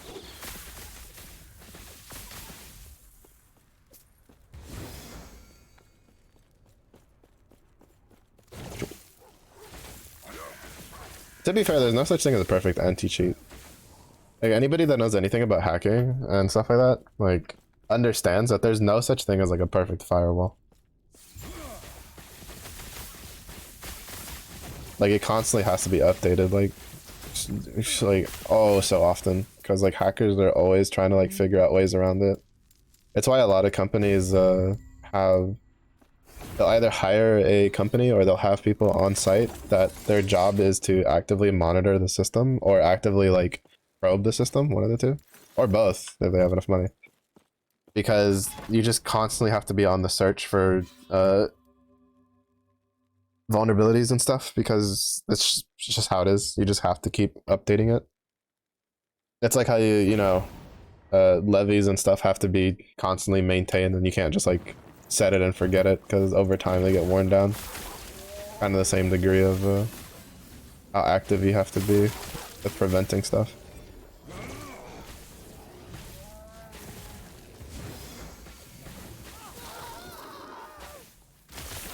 It's just that most people go, oh, firewall, I'm safe. Yeah, probably for like the first day if it's a new one. That shit's, and that's a good one. Most firewalls are ineffective like within a couple hours of being installed. I cannot do that.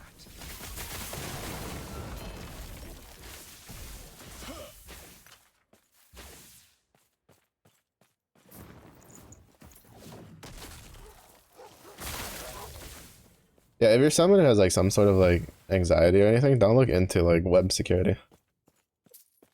I tell you this for your own peace of mind, just don't.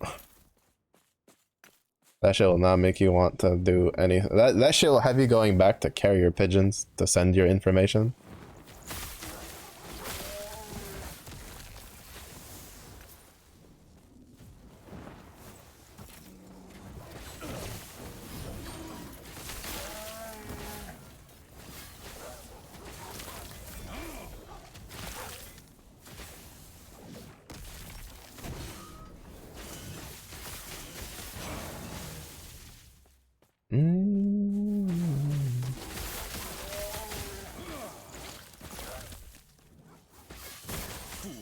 Just send them to friends. True. True.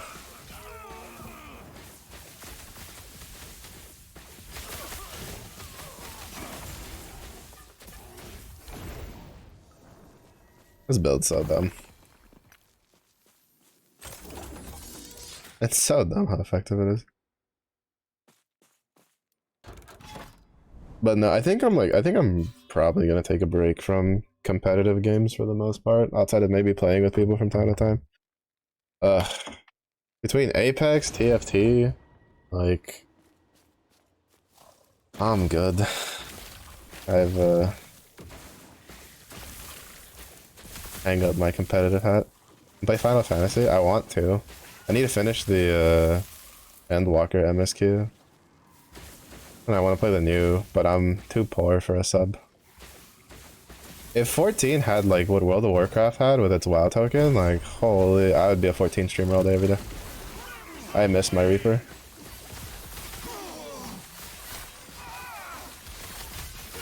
Oh, speaking of, how much did you get much farther in it yesterday? Oh, it was yesterday. Woo. Oh, why couldn't that be intelligence, bro? Bro, if that was like 8 extra intelligence, brother, we would be cooking. Can't even read them. I'm not gonna lie though, the map takes a bit. It takes a bit. The only reason I even know the map very well for some of those areas is because of Hunt Mark. That's it. Especially, well, to be honest, the main issue is where you chose as a starting point. Blackshot is one of the most fucking like mind straining like maps to figure out where to fucking go. It's so bad. Lenosia isn't like that bad, and Ul'dah is like pretty straightforward. I think there's like 1 or 2 spots that get a little weird, but Blackshot, I remember wanting to just like break my keyboard trying to find my way around the Blackshot whenever I had to go do stuff over there. I hated it. I hated every second of it.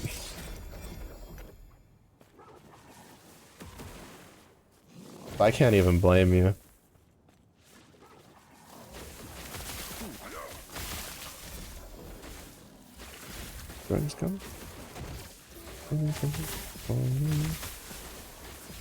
Are you still rocking your mighty wooden plank of war?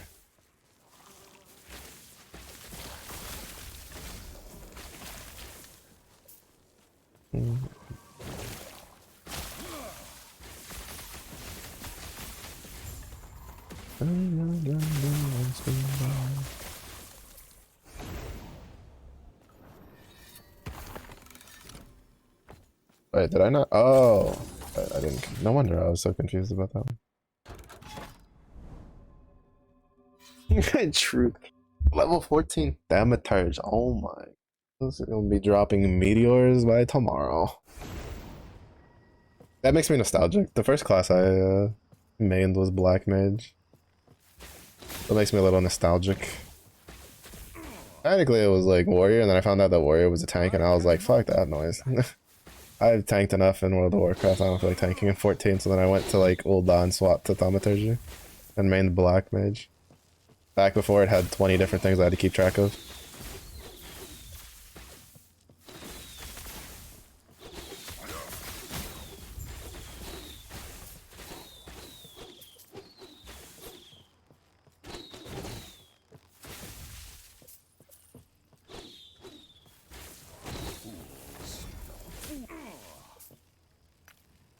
I know the area, it's not so bad. Yeah, like it's just Some of the maps are just like, what the fuck am I doing? Like, what is this? And then once you get used to it, you're just like, oh, this is easy. Oh, I don't know if anybody's mentioned, but don't forget, you should do, when you're out questing, you should always do fates. You'll need the Grand Company seals. If you don't already have your chocobo.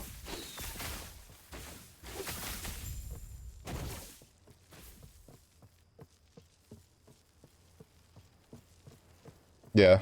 Grand Company seals are pretty useful. And you only really get those from like fates. But in order to get your chocobo, if they have, unless they've changed it, I don't know. If they haven't changed it, you need Grand Company seals to get your chocobo. You run from fate. Just like, I run from my fate IRL. Why am I gonna play fates in a game? I choose my own fate. Can't hold me down. Honestly, so real for that.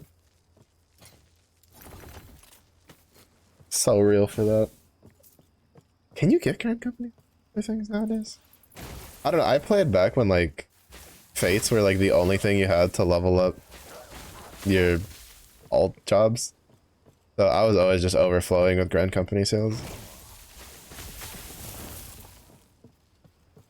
I don't know like if there's actually like other ways to get Grand Company seals. I think you can get it from turn-ins. Like if you do crafting and stuff, you can trade a bunch of shit in. You've killed. We're both stained with blood now. Come, give Herod's champion a proud day.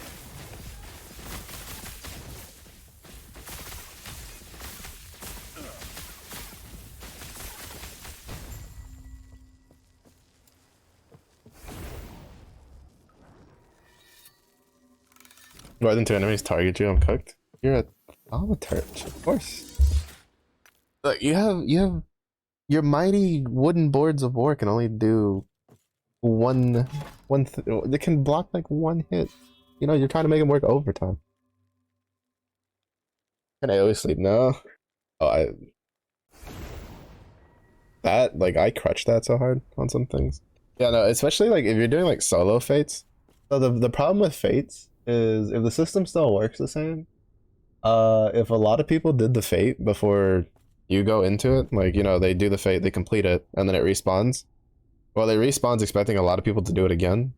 So if it's just you, you're kind of fucked. But generally, like, if you have to do it solo, at least like for me, like I basically just like skirt around the edges of the fate. Like you kind of have to like figure out the spawn pattern for where stuff is. And then you kind of just like stick in the areas that like one of them spawns, or like maybe two at most spawn, and then you put like one to sleep. Oh shit. Hey. Do not stand in my way. This is a mercy. Rise, my fallen champions. Aid me.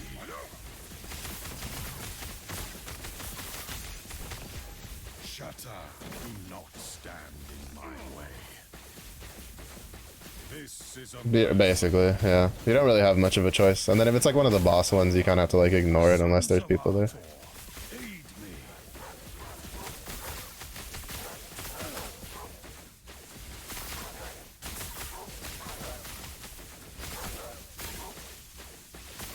Yeah, I don't know how it is now, because the problem is that, so, before Heaven's Ward, well, even into most of Heaven's Ward, they added the deep dungeons, like, at some point in Heaven's Ward's life cycle.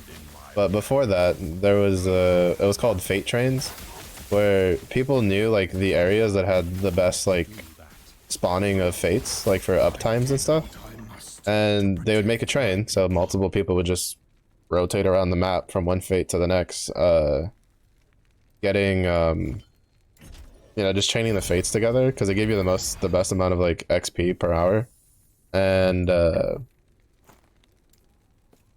so you'd have a lot of Grand Company seals that way, so it made it really easy. Now, unfortunately, they added deep dungeons, which basically replaced that as the best, like, XP per hour gain. In my opinion, it's a lot more boring because you're spending the whole time in the dungeon, and at least like the palace one, the first one basically, had has it's a pretty boring aesthetic. It's a pretty shitty like, and then you only really run. I think it's like the. I don't remember. I don't know if it's gotten changed or whatever. But you basically just run this dungeon over and over and over again, like speed level, and then you do it again for Heaven on High later. Now, granted, all of this is for alt jobs. If it's your main job, you just do the story. You get so much XP from the story quest. But for alt jobs, and it's like you have to do that on Heaven on High, and then I think you do Bajin Southern Front after that. I don't know, basically they made it like you went from having something that you could like farm an alt to like get a bunch of Grand Company seals to I don't know where you get your Grand Company seals from now aside from just trading stuff in as a crafter. Granted, in Shadowbringer, I think they added this like this new system where you're gonna want to do fates anyway to get the special currency that'll then get you the maps that let you fly around and give you a speed boost or something like that. I don't know, I remember there was a reason in like Shadowbringer why I wanted to do it, like why you wanted to do fates.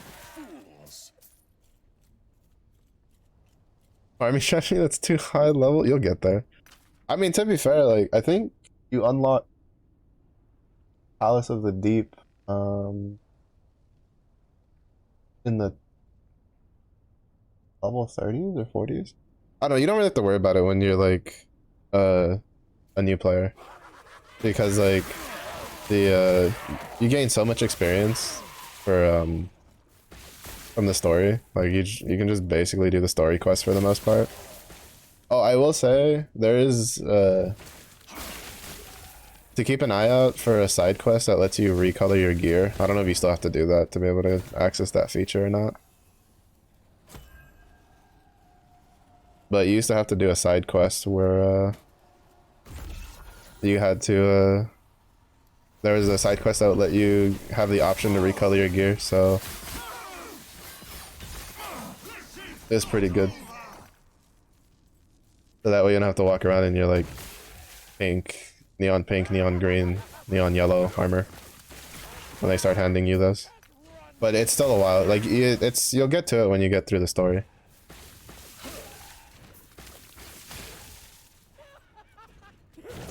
But basically just follow the story for the most part. Do a couple like fates that you come across, especially if you see people doing them. Like just jump in and do some so you can get your Grand Company seals.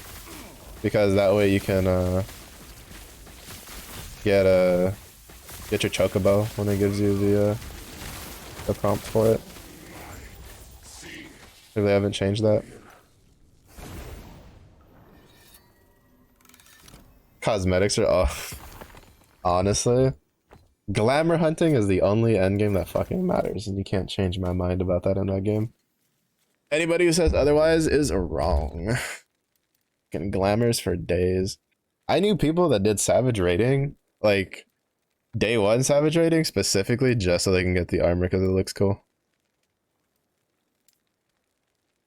I'm like, brother, that's based. Where'd I put this? I know I have another one. I'll be.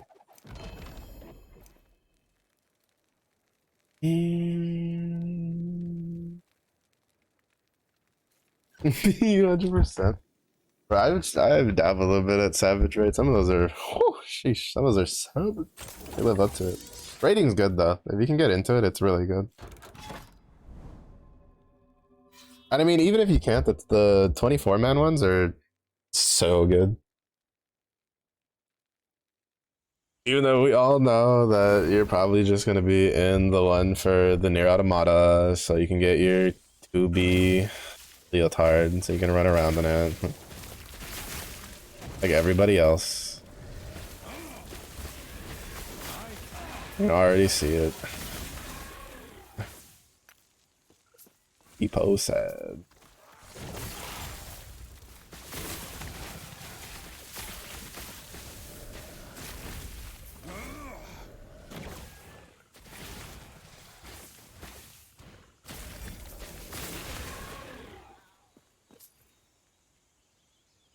Bro, everybody in there, like, I remember when they added that alliance raid, everybody and their mothers was using that.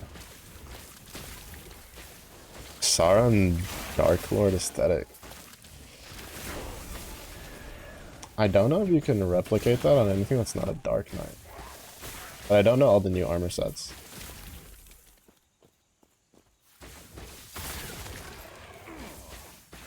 I can tell you for sure Dark Knight's like first artifact armor looks like that. Or has like that vibe going for it.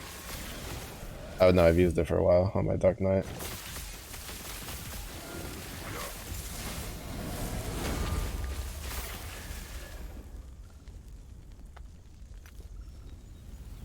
Does that was sexy? Yeah. Well, on the female side. I think on the male side it's like slightly less. There's definitely like Black Mage definitely has like a decent couple of stuff from that. Or at least that's like very like, you know, Lord of Darkness themed.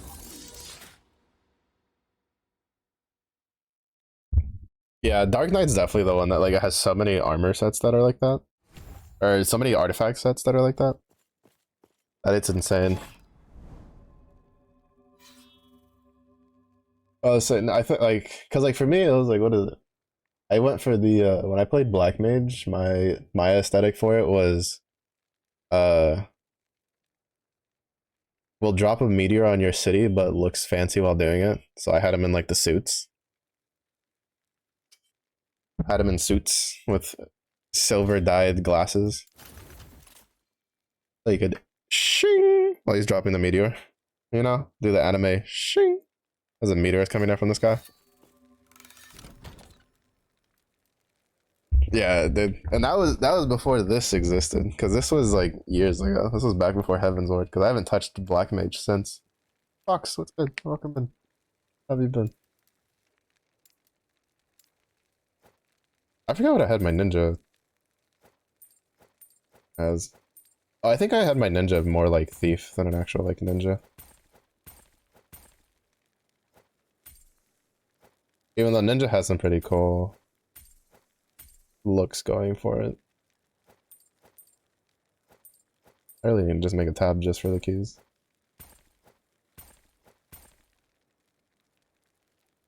I have OCD over the weirdest shit.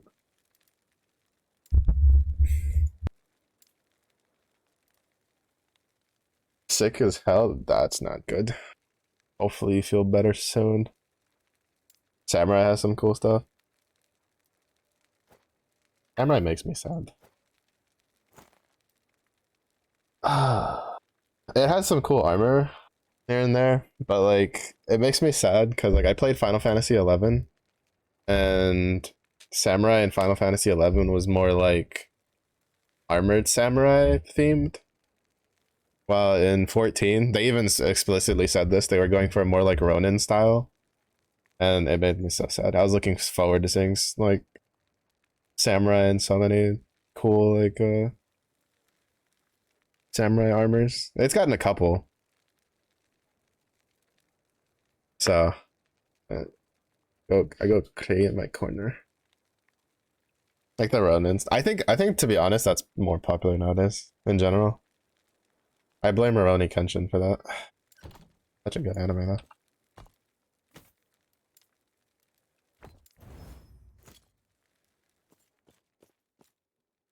Really fucking strong now. I haven't kept up with the balance. I mean, it was really strong when I played it. I played that shit day one. As soon as I saw there was a fucking scythe class and it was the same armor class as dragoons, I was like, say less. I'm there.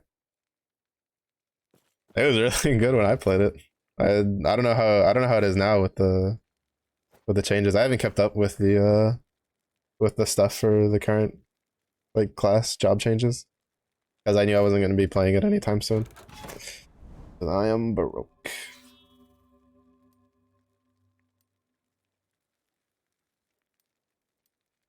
We'll go this way. Goes off that way, and if it's nothing good, we'll go down this way. I was like, when I like at the beginning of Endwalker, like Reaper was one of the strong. Like I think it was not the strongest. It was definitely one of the strongest like melee classes. And in some cases, would out damage some of the range classes in some of the fights. They had like slightly higher uptime. It was also really good for team-wide defensive capabilities because of its utility skills. And it looked sick. I don't know, Reaper's really fun to play. I like it.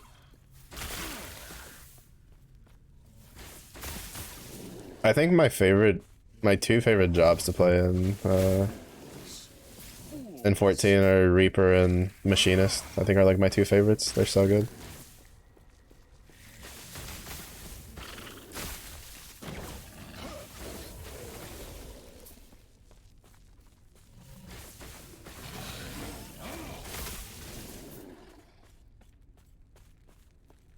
The Dontrell update's the strongest now and picked up. Oh, nice. As it should be, honestly.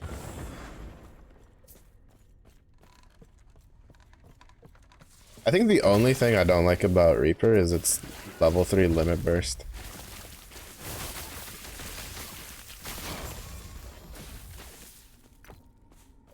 Cause it just like, it's cool. Don't get me wrong, it's cool because it like gives you a giant like scythe head, but I was kind of hoping it would be like, you would just summon this giant fucking Death Reaper with a scythe. You know, something similar to how Dragoon summons the giant fucking dragon and then...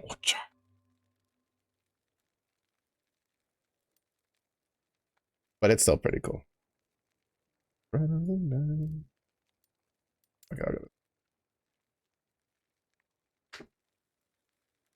I don't know. To be honest, I'm pretty interested in the Viper too.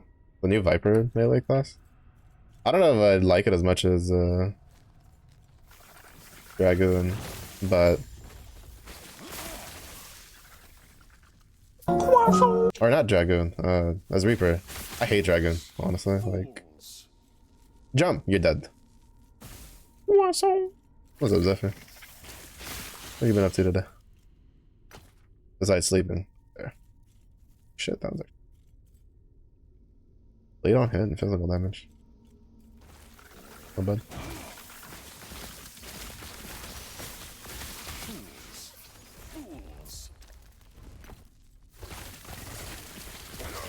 My mage is unintentionally living up to the Sith Lord, like, dynamic his abilities are giving him. I use Force Lightning to kill things, and he calls them fools as they die.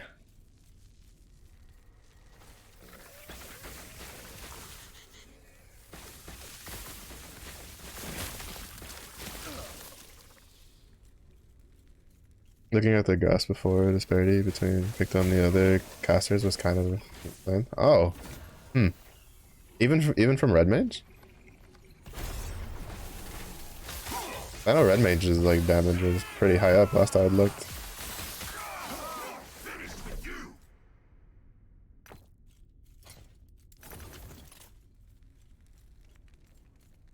Cause like Black Mage's DPS unfortunately like kind of centers around how long you can stand an Enochian for in a fight. The longer you can stand on it, the higher their damage. So on average, they have like slightly lower damage than most of the other casters.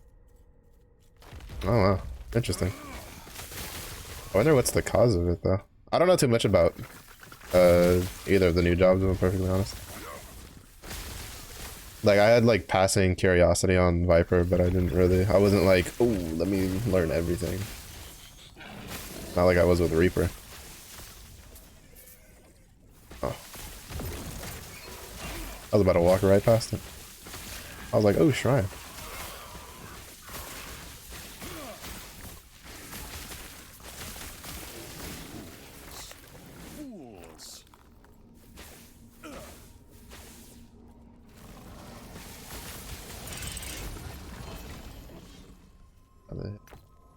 Oh. Ain't no when I'm gone. 3, 2.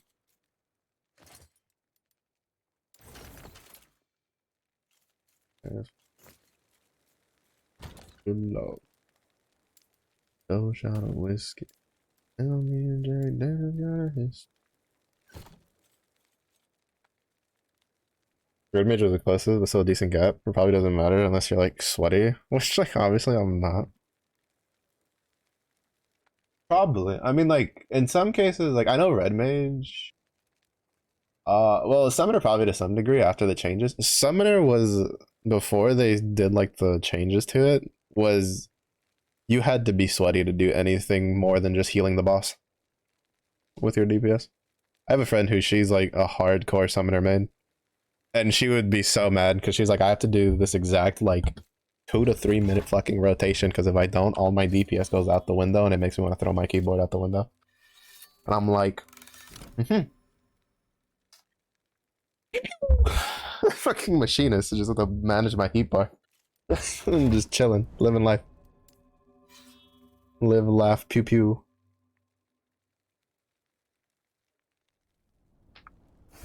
Like there's a couple jobs where it's like in order to do any real damage, you have to be sweaty, and to different degrees. Black Mage is kind of like one of them to some degree. Because you have to like understand the fight so you can know when to put down your Enochian circle so then you can stand in it so that way you can actually deal damage. At least it was in, that's how it was when I last played. I don't know if they made any changes to the Dawn Trail update. But the circle is like kind of big. Quote unquote around kind of. But it's, you know, it's the job though. Red Mage is honestly like if you just hit the buttons in the right order and pay attention to your meter for when you have to do your melee combo, you deal a pretty decent amount of damage. Pick though, I imagine probably requires a bit of like actually understanding and like a little bit of like, I guess you could say sweatiness to it because you have to, because it has the combos. It's kind of like the mudras for Ninja. That's one of the reasons why Ninja is like considered a really sweaty job, because you have to memorize like all the different mudra combinations.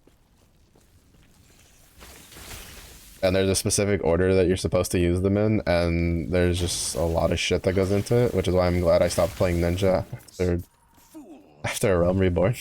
There's just too much shit to keep track of, and I was way too lazy. That stash? What?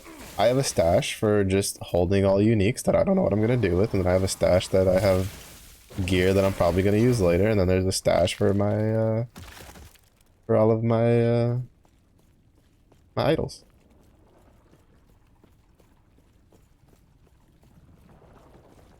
It gets the job done. It holds the things that I'm curious for. There's Astro, but I hear that one is actually hard. Astrologian, to some degree. I don't think, I think it's like, in regards to like the healers, it's probably one of the more complicated ones. Because of the card mechanic. You have to understand which card goes to what person. But it's definitely slightly easier than it was when it was first implemented.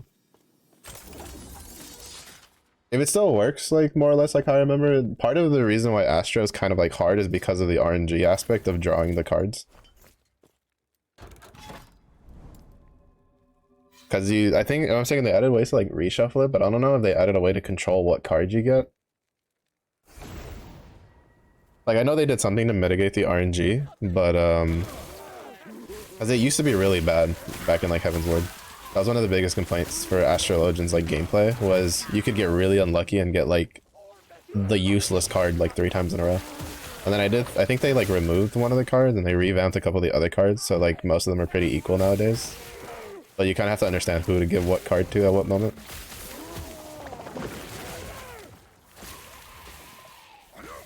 We got rid of the RNG, I don't know what they actually did now. Oh, okay.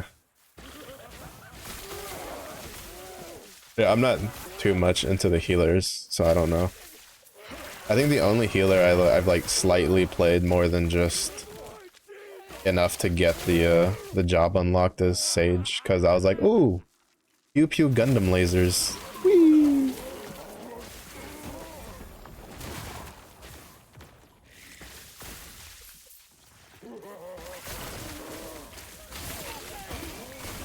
Typical man. Well, look, you give me a class that lets me drop fucking hammers on people like a holy paladin and it heals people. Dog, I'm in. Oh shit, something hit me for a lot. To be fair, I didn't do holy paladin in like PvE, but I holy paladin in PvP a lot.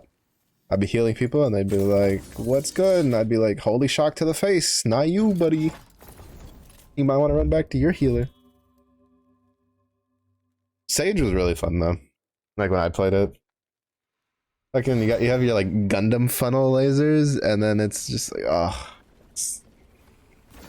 that's pretty good. Your mod plays Sage? Oh, good choice, good choice. Sage has some really cool animations. Only like I'm best friends with all the players. Oh, 5 strength on that one, that's not bad.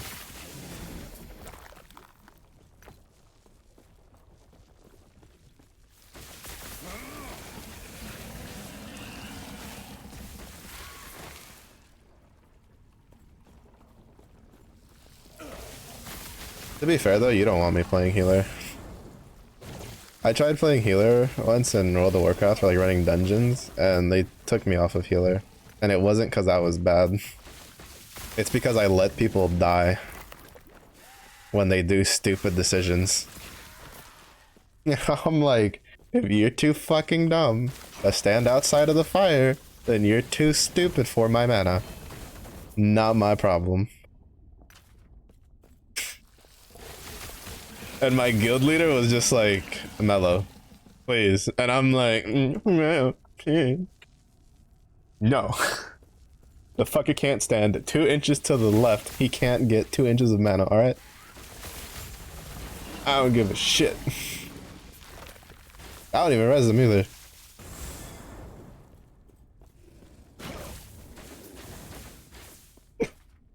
So, my guild leader understood that it gives me too much power, so they're just like, alright, you're not allowed to be on healer. And I was like, alright, cool.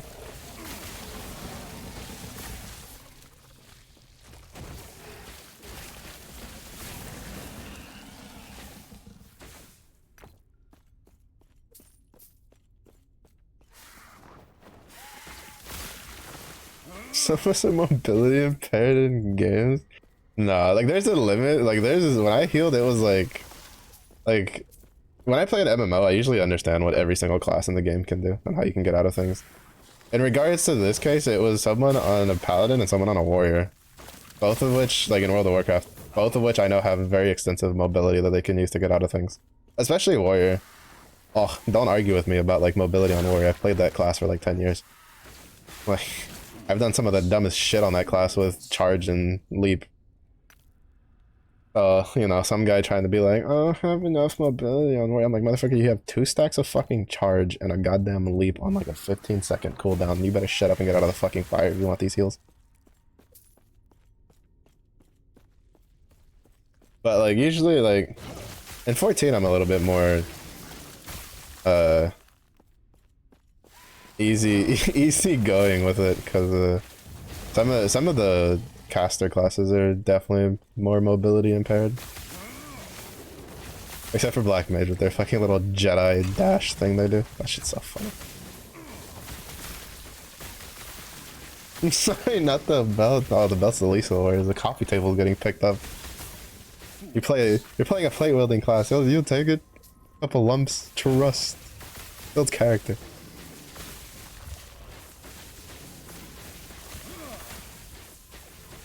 Yeah, no, usually when I play like MMOs, I'm usually the person in the group that people are just like, what does this thing do? And they turn to look at me. Like, oh god, fucking learn how to play your own class. Proceeds to then pull out like 22 slide PowerPoint on how your mage class stuff works.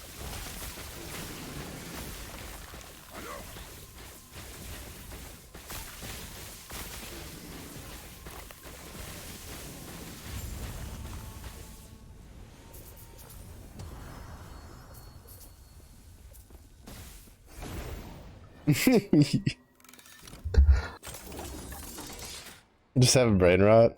I mean, to be fair, I make myself sound a bit more like antagonistic than I am. Like I'm generally like, if it's someone I know who's like struggling to remember, like I understand like who's like good, like who's good and just being stupid, and then who's like someone who's like actually struggling, and I definitely treat them differently. Because usually I'm the one in charge of like the newbies in the guilds. I mean, I'll still let a newbie die. Like, I'm not that nice. Especially if it's like if they keep dying to the same mechanic, I'll just be like, well, I mean, they'll figure it out at some point. They'll realize that when they're not dead, it's because they did something right, and then it'll stick with them for the rest of their life. That's my teaching style. Yeah, movies obviously the other tab. But like, if someone doesn't understand how to play their class and I have to explain it a couple times, it's fine. I've been friends with people who are just like, I literally can tell them something and they just won't understand until I've told it to them like 20 different times in a row, and that's just how they are. Granted though, you know, if it's been a rough day of fucking PvP, probably not a good time to ask me. Some of them learned that the hard way.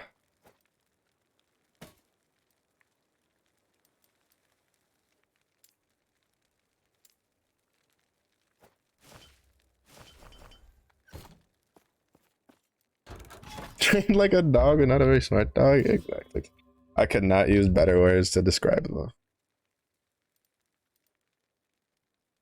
There was one time, there was a guy who was like coaching on how to play Death Knight in World of Warcraft. Because in World of Warcraft, I basically played all the play classes. The one I hated the most was Paladin, but I played Warrior and Death Knight a lot. And we had a new guildie, and so I was teaching him how to do like Death Knight stuff. And like, my friends, like, we took him on a dungeon run to try to get him some gear. And I remember going into it, my guild leader was like, so you taught him how to play Death Knight? I was like, yeah, I taught him how to play Death Knight. At the end of the dungeon, he was like, so you taught him how to play Death Knight? I was like, I said I taught him how to play Death Knight. You didn't ask if he understood how to play Death Knight. Those are two very different questions. Poor guy was trying his best. It just didn't help that he wanted to play Unholy DK, which at the time was, it was like one of those specs that you were sweating. Like, you had to sweat to get damage. You had to sweat to get a normal amount of damage, so then you had to extra sweat to beat people in damage.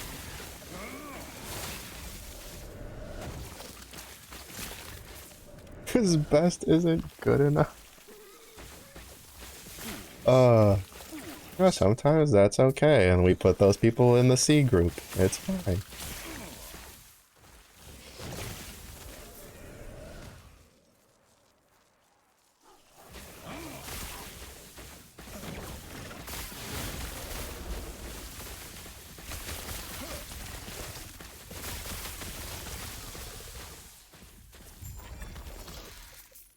The second yellow for being bad. Oh, that's always the best. We used to have a guy who was like super anal about like, he's like, my DPS is blah blah blah, so I should, you know, you can't tell me shit. Oh man, it was great whenever we would like pull out the DPS charts and he was like below like 4 of us. And we're like, well, the 4 of us are gonna yell at you now, because, you know, according to your own rules, we can. Oh, I may or may not have made him cry once. May or may not, definitely wasn't sorry about it either.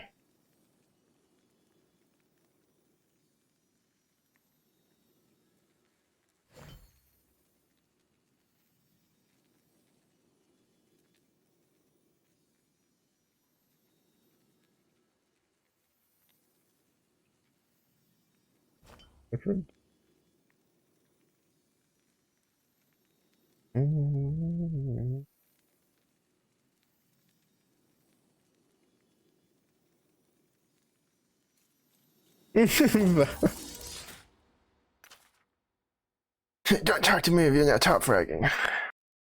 Starts top fragging, they then regret their life decisions.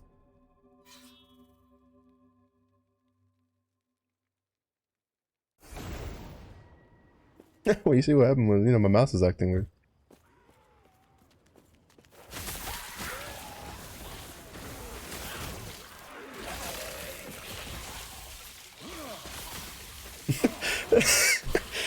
Our teammates suck. This is why we can't win any of these games. Open scoreboard, close the scoreboard. You know, everybody has an off day. Maybe, you know, maybe our team is just not fully in it, you know. Maybe the weather is kind of bad. They got headaches, you know, shit happens, shit happens. We can't be judging. We can't be I think we've all had those moments though. Anybody who's played any competitive game, I'm pretty sure has had that moment.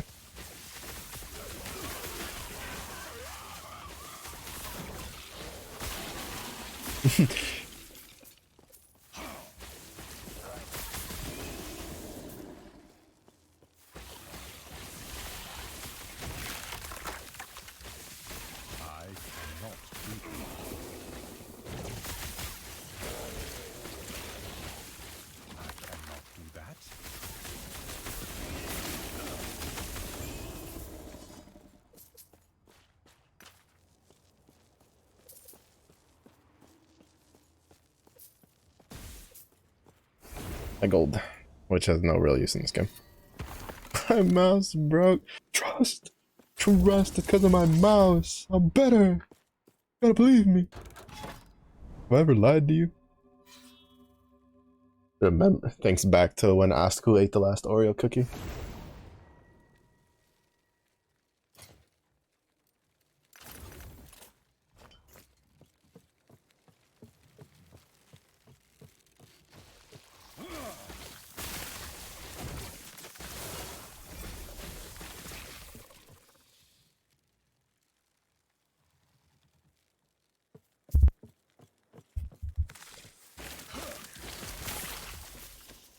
Yeah, one of the reasons I can't play Valorant is because, like, I don't like having to watch my teammates play for the whole round. I don't like having to watch my teammates play for the whole round, and I hate being the last person alive. Which are the two situations I find myself in every time I get dragged into that stupid game. And I'm just like, you know, if that's what I have to do 90% of the time, I might as well just uninstall the game, and then I have to do it, and then I'm stuck in that situation 0% of the time. Easy math.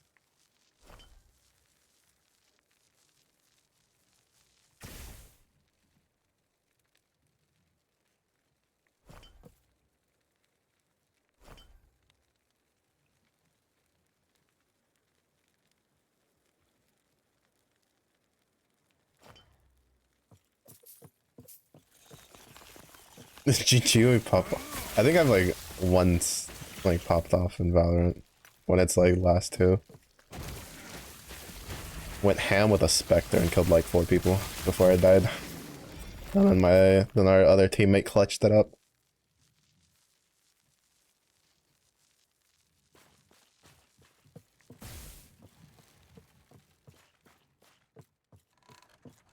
The irony of it was I was like, it was I think it was like one of the first times I got dragged into Valorant, and they were like, "All right, Mello, you cannot play this like you play Apex." I was like, "Okay, I cannot play this. I play Apex." And I went on a rampage and killed 4 people. I basically played it like I was running an R9 in Apex with a Spectre. And I was like, "Well, you know, I said I'm not supposed to play like Apex, but it seems to be working pretty good when I play like Apex." Just saying, you know, I'm not saying you're wrong. I'm just saying that the data from the research is saying that in some cases it works. That's actually.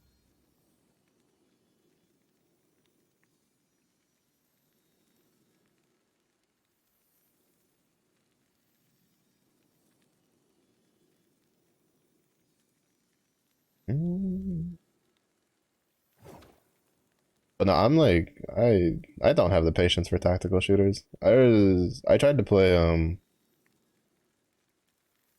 like Counter-Strike a long time ago.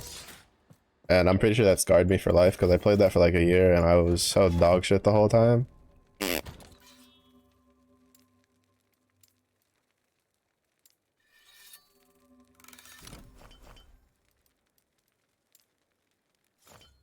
But no, fuck, I should just get.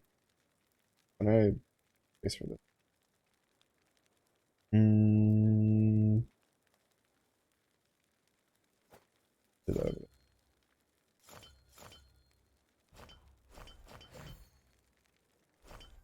I'm too lazy for inventory management, bro.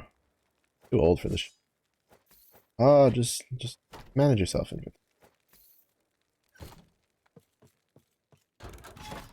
The running gun weapon, once you get just one task with the sheriff, it's over. Ironically enough, it's like the 2 guns I've done the best with is the sheriff and the Spectre. Every time it's like pistol round and we're all still using sheriffs is the only times I was like pretty good, like pretty decent. I had a pretty decent showing. As soon as people start busting out the fucking vandals, that's when that's when shit goes downhill for me. That's when it goes downhill for me.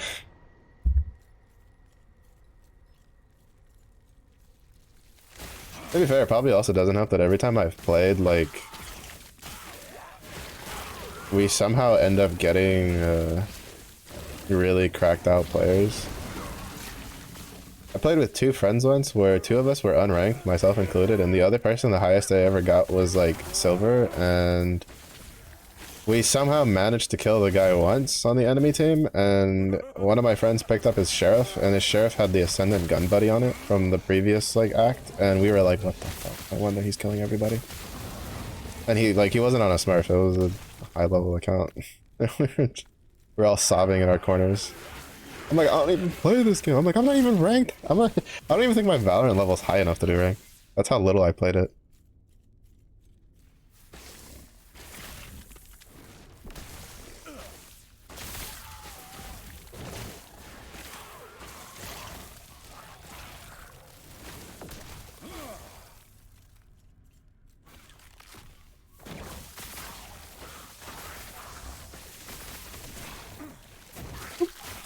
Excuse me. Oh man.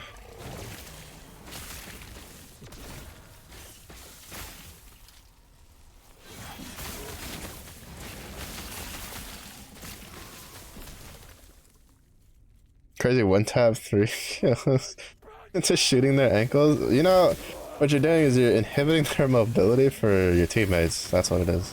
You're being a team player, Artie. Trust.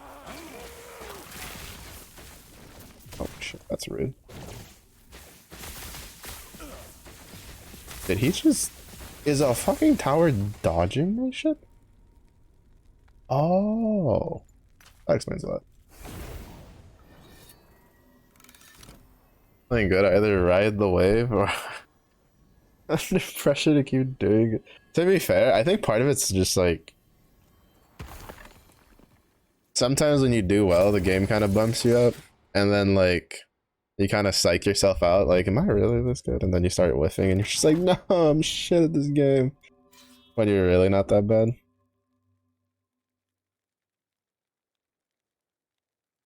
And then you like tense up.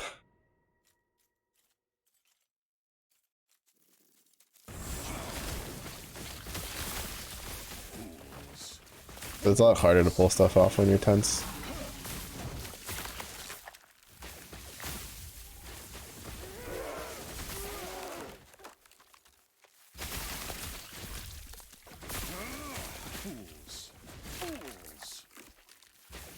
Imposter syndrome? In my Christian Valorant server? Never. Goodness gracious. Who would ever?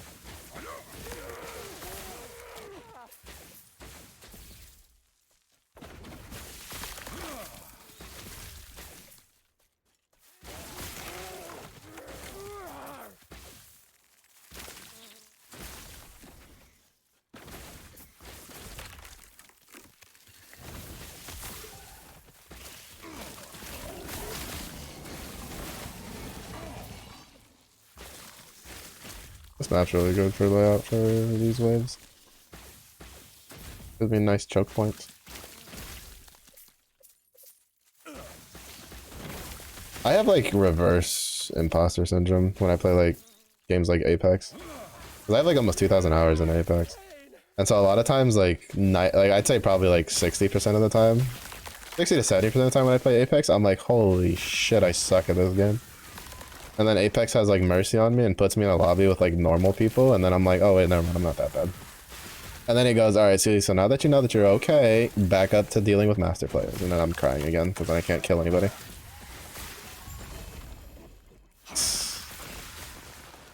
Makes me so sad.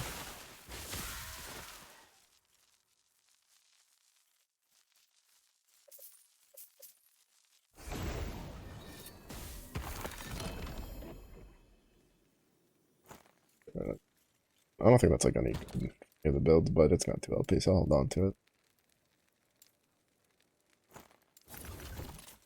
It was like, what is it, for the last couple times I played when I was trying to finish up the BP for this season, like I was doing just mixtape stuff and it was like, I'd get lobbies where I'm like, I literally just can't kill anybody. And it was tilting the shit out of me because I was like, man, fuck, I suck at this game. And then I'd get like a lobby with like, not necessarily like bots, but people that, you know, you're just like, they're not doing anything crazy. They have like decent aim and I'm just like running around getting like 15 kills in a TDM. And then it's like, okay, never mind, I'm not done. And then after doing that, I'm right back to dealing with the crackhead master fucking Wraith players that are like wall bouncing and hitting me with a PK headshot off the wall bounce. And I'm just like crying again.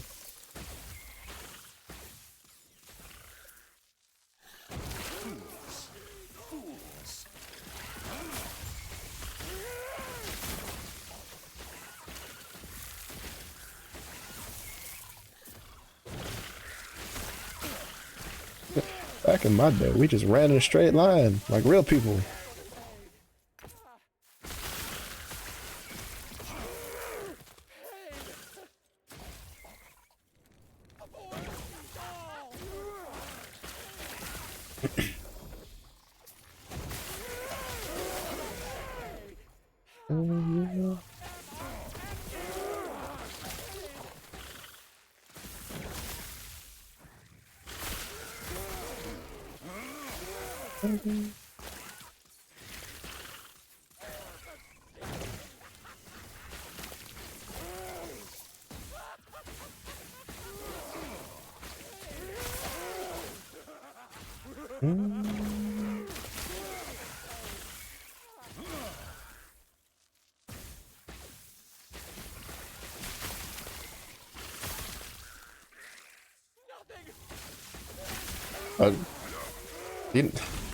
You not know what wall bouncing is from Apex?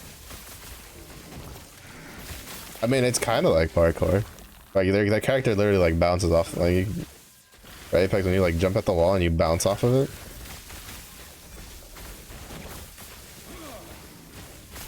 That's one of like the movement techs in Apex.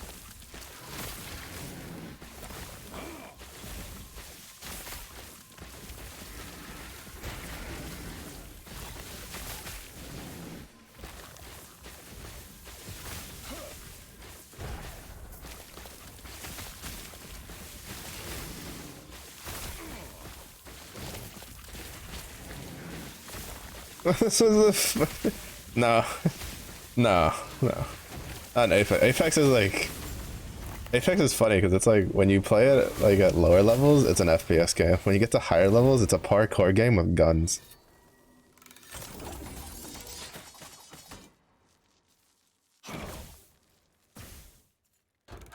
It was on accident.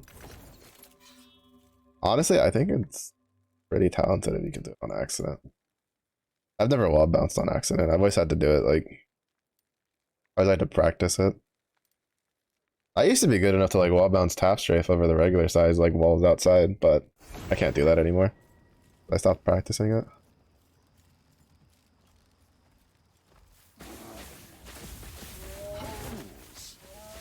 Can't even do a zip jump anymore after not playing the game for like 3 weeks. Never done it on purpose. That puts us about even.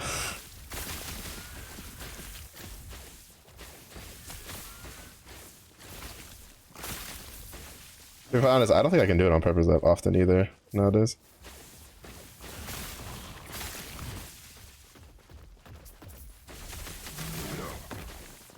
Can't even super good anymore, and that's like the easiest one. I mean, it is if you're at like 60 FPS, it's the easiest one. If not, tap strafing is the easiest like movement tech, really. It's literally just scroll wheel down, scroll wheel up, turn camera.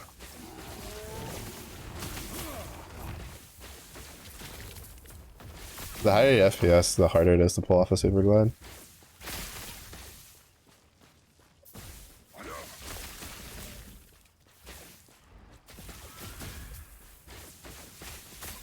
I think my favorite moment is there was one time me and a Wraith were fighting each other on a TDM, and we both like super glid off the box in opposite directions, and then we just kept running away from each other because we kept like running around the box around each other.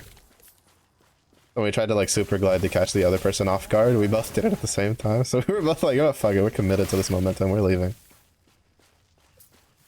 Well, college FPS like that, my FPS is like that. I was calling out my own FPS, and then you tripped and fell into it. So, you know, it's not really my fault. No, it's not. You played yourself. Goodness gracious. Yeah, I have my Apex FPS locked to 60, and even then, like, I don't get 60 FPS when I play Apex. I get, like, anywhere from, like, 45 to 55. Don't talk about my FPS in Apex. It's not very nice to me.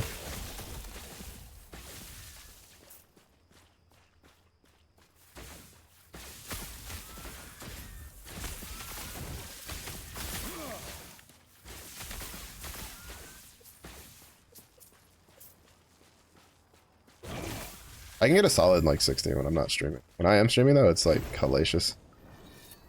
It's part of the reason why on stream sometimes I struggle a lot. And get beamed down without being able to respond or like miss some of my shots. Cause I played off stream with people and they're just like, how are you landing so many shots now? I'm like, cause I'm not fucking streaming, so I have all my FPS. It's one of the reasons I stayed away from FPS games when I was younger. Was because your actual frames affect your performance in the game. And someone who was always a peephole puller, my frames were not very good.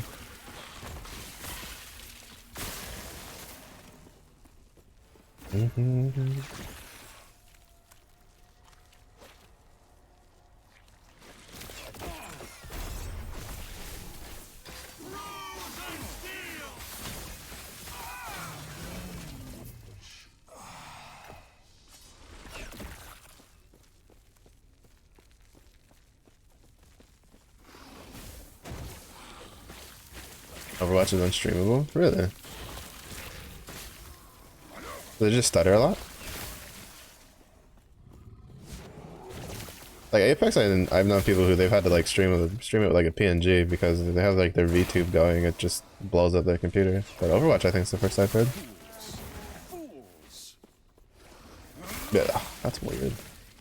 I wonder why. I wonder what's causing it.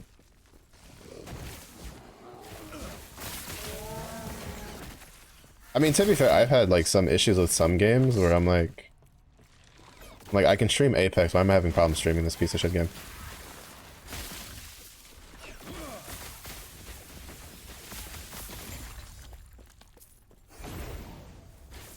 When I call it a piece of shit game, obviously I mean in a very loving way and not about to punch my keyboard kind of way.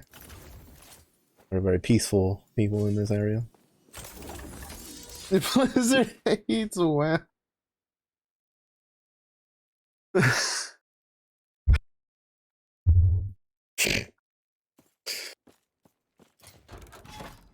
mean, I don't think they hate women. I just think they, you know, don't know how to ask for permission. Too soon? Is that one too soon?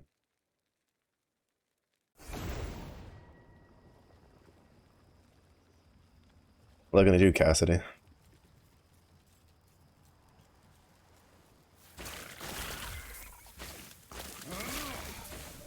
That was such a trip to find out they had to rename that character because of those because of all that shit going on.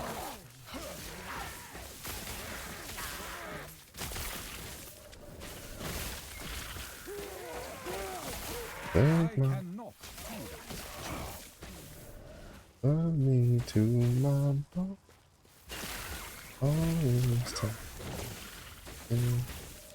You were right there. You were last time.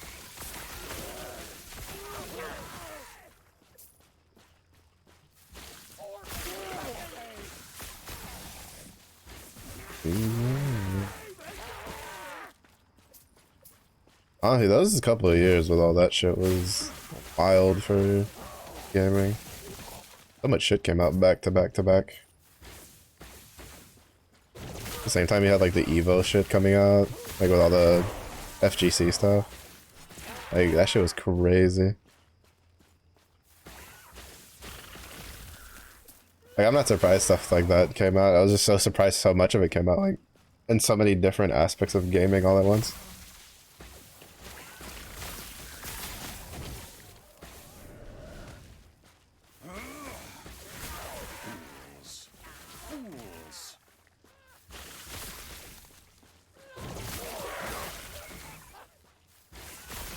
cannot do that.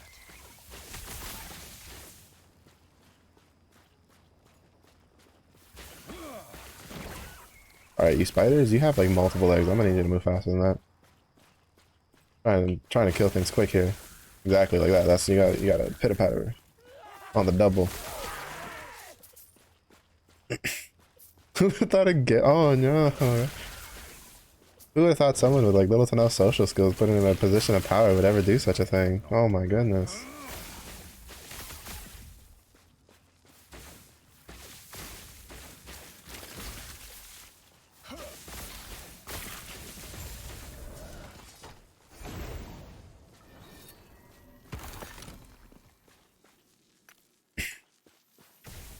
Game over with the programmers next door. Wasn't even a little surprised. I think I was waiting for it. Honestly, like I think the only people surprised is anybody who hasn't had any sort of interactions with that stuff. As someone who's always been in like pretty invested into like computers and gaming and all that stuff, when all this shit popped off, I was like, yep, saw that coming. Like when you see the type of people that are like in those things and then you look over and you see that there's people that are similar in like positions of power and they don't really have anybody to tell them like to put a check on them. Yeah, shit happens. Yep. It becomes an unfortunate domino effect that carries on.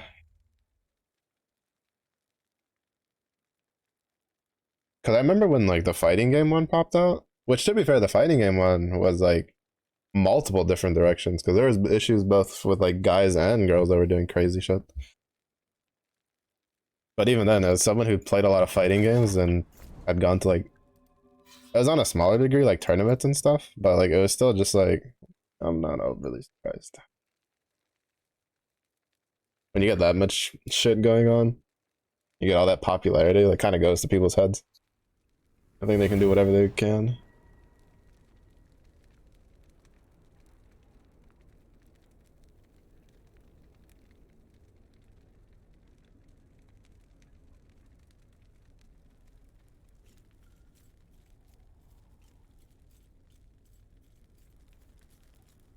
Producing guys are just so ignorant. Even when you honestly, those wallpapers tell like 1,000 stories.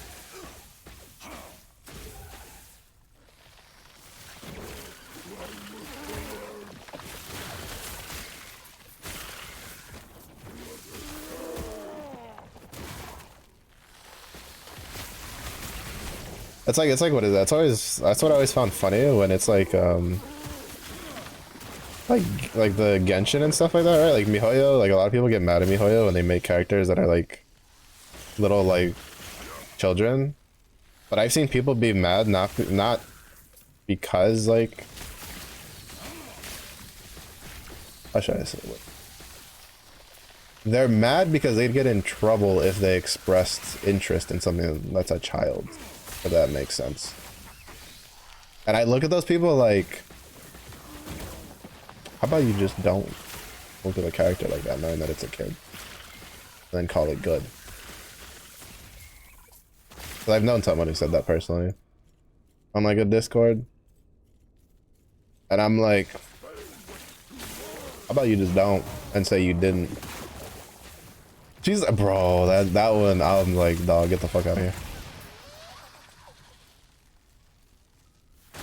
Like that just fucking looks like a 5-year-old. Stop. Who are you? Like, don't get me wrong. I've known people that are, you know, they've looked way younger than they are. I knew someone who was like 28 that looked like she was 16. And I met her when I was like 22 in university. Honestly, every time got carded everywhere. I know there's people like that, but then there's just certain things where you're just like, no, that's legitimately a child. Please stop. Please stop. You're making me uncomfortable, and I don't generally get uncomfortable. I just get annoyed. People are so weird when it comes to like Eastern things too. They're just like, well, it's in the anime. It's like, no, I mean shit. There's also people getting shot in anime. You don't walk down the fucking street. Oh, never mind. This is America. Not bad.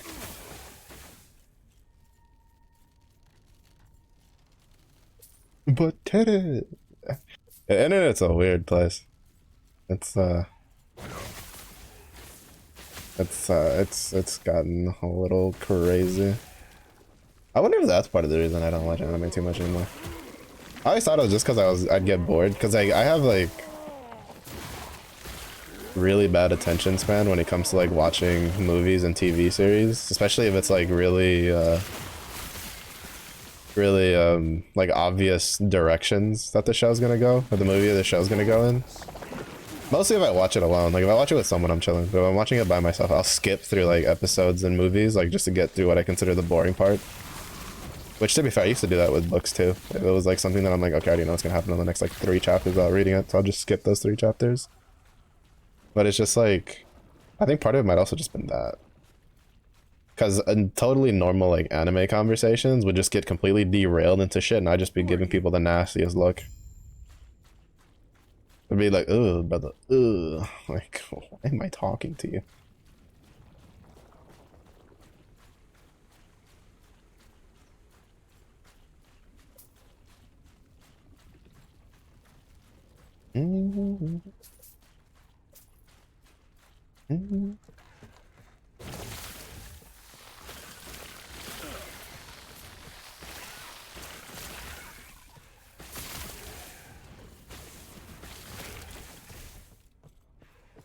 Anime for adults, teenage main characters, that's true. And then the ones that don't, like, sometimes get, like, railed on. Like, what is it? Kaiju number 8, I think, is a recent one, where, like, the main character is, like, in his 30s. He's, like, 32, 33. And apparently, like, I watched a video, because I read the manga for it when it was, like, a little newer, the translated versions, and it was pretty good. It wasn't too bad. But then I saw a YouTube video pop up where people were, like, kind of, like, ragging on it for it being about, like, a guy in his, like, 30s. And it's like, alright, y'all are the problem. Like, excuse him for being, like, a fully grown male, struggling with life, becoming a fucking monster. Oh no.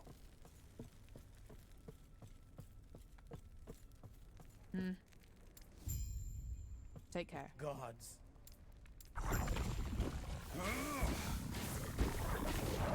Oh, me too.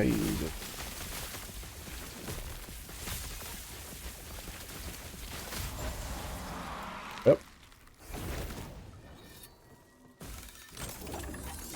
He didn't get to do anything. He turned into like a Play-Doh monster and then just died. Rage. Series are usually in their 20s. Well, in the series where they care about that. Well, because it's like, what is it, Zenless? It's kind of weird, like Zenless Zone Zero, because a lot of the designs, like there's been a lot of questions of the age of like the MC characters. And it's like, because there's no like straight age for most of them, but apparently like the 2 MCs are like in their 20s. Because like, the assumption comes off of like Chinese law. Because apparently in like China you have to be like 18 to get a license. And then in the game it talks about renewing your license, which apparently over there is every 6 years. So they're like, they have to be like in their 20s.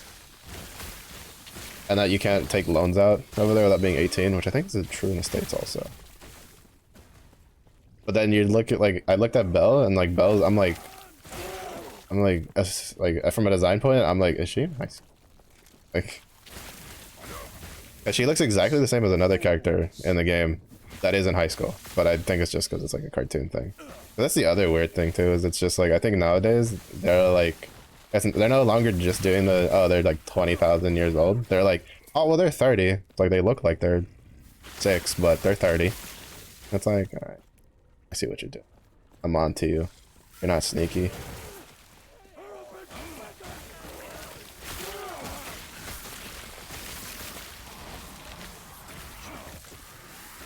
Also probably just I'm extra critical about MiHoYo games because they're afraid of, apparently they're allergic and scared of muscles. Fucking cowards. Beto should have had muscles.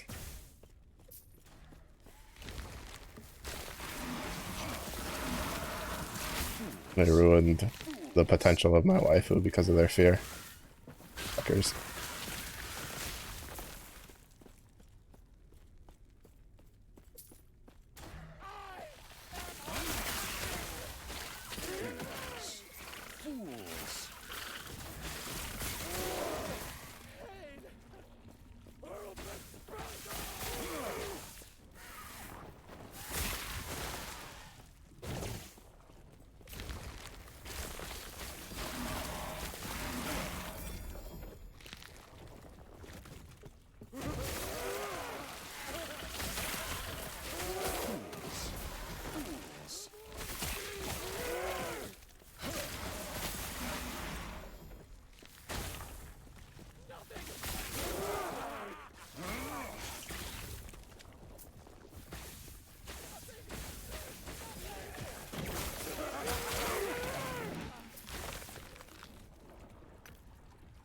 Yeah.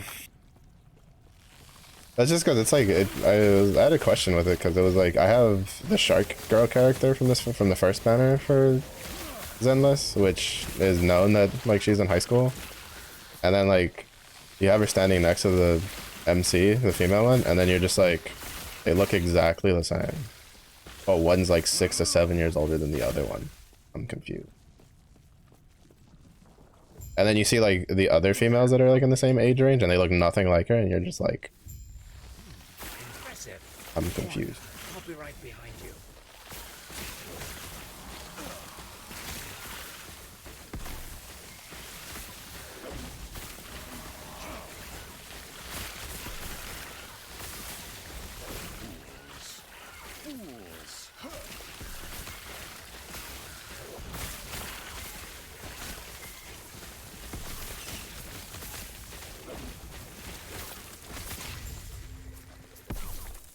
Oh, that was easy.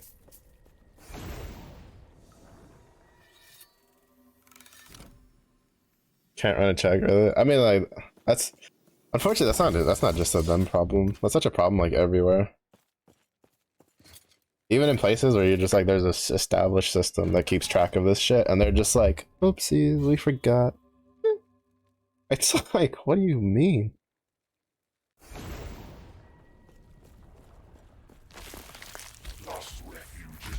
Oh, I get to kill him this time.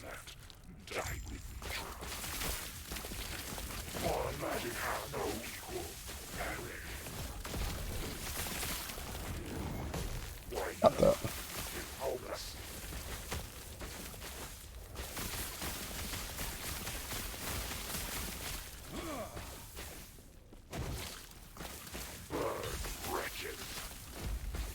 Why does it have a green health bar on it, but I can blow it up? Oh. I thought my game crashed. I was about to crash.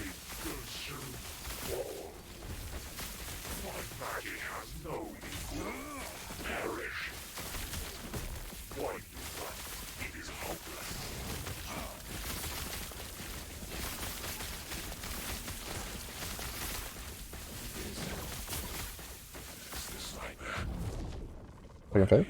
Do not fear the void. Embrace it. Dodge this. Oh shit.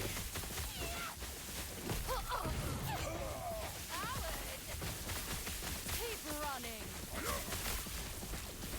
Arcane oblivion. I cannot do that.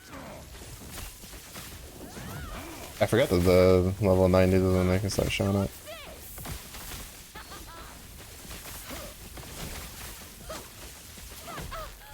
Keep running. Arcane oblivion.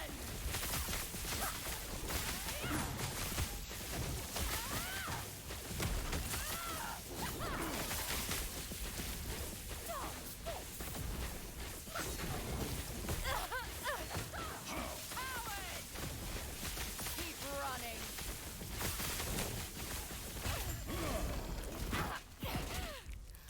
I Cool. am one of many.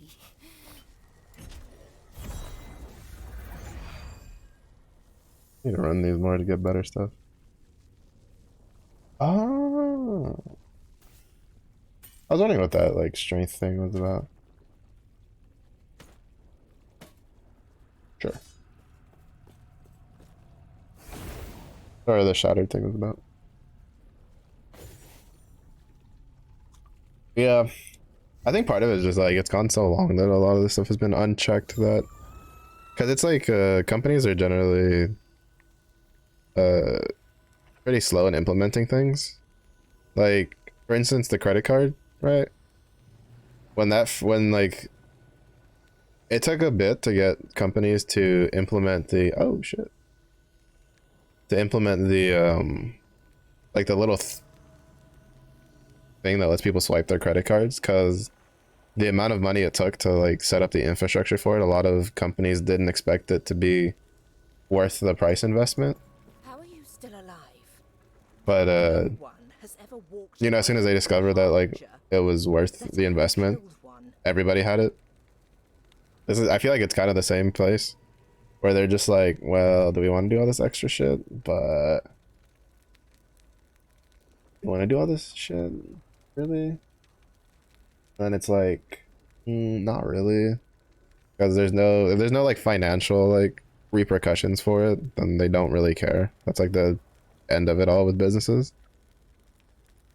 3 times. Yeah, but like sometimes it's like I don't know too much about like that specific topic, but sometimes it's a case of like they've been in it for a while and so they have connections and so they can get around things, which I mean is how most of this stuff usually gets covered up for the most part, and then it comes up out when someone's just like, you know what? It either comes up because they pissed off the wrong person or, you know, there's just too much shit to hide, so it just seeps out. How are you still a warrior? Oh, yeah, how do you view that? This is something new. And I've nearly forgotten what new even View the feels forgotten like. shards panel. Is that this?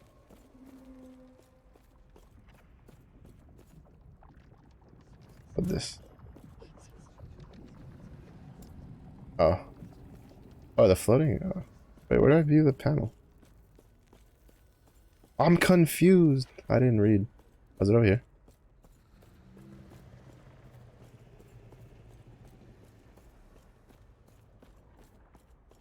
Nope. How do I view the panel? I didn't pay attention.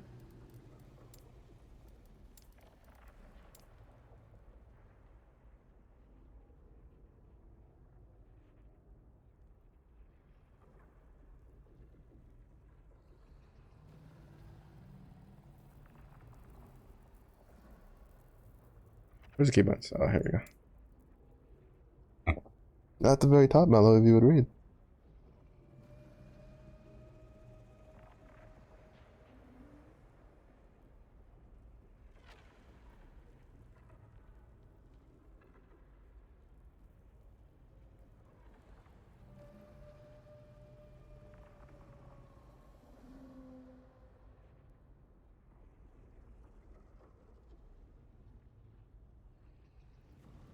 Wait, which is the one that opens?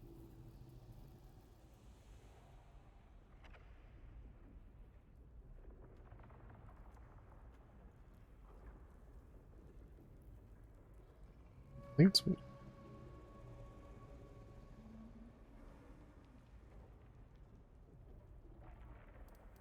I'm so confused. I know the keybind, but I don't see it here. Oh no, here it is. Open factions, yeah.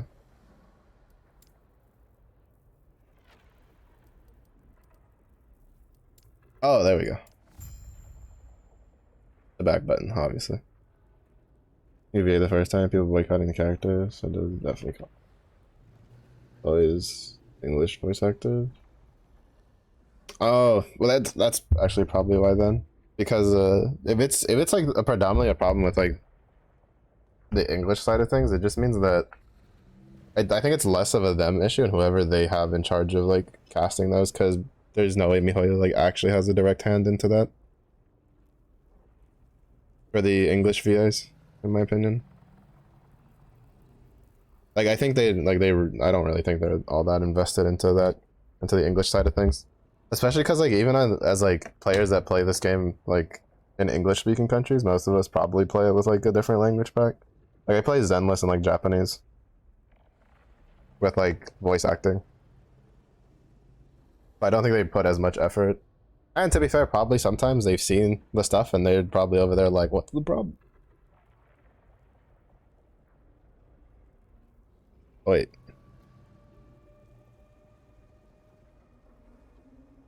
So this is from Defeating Harbingers.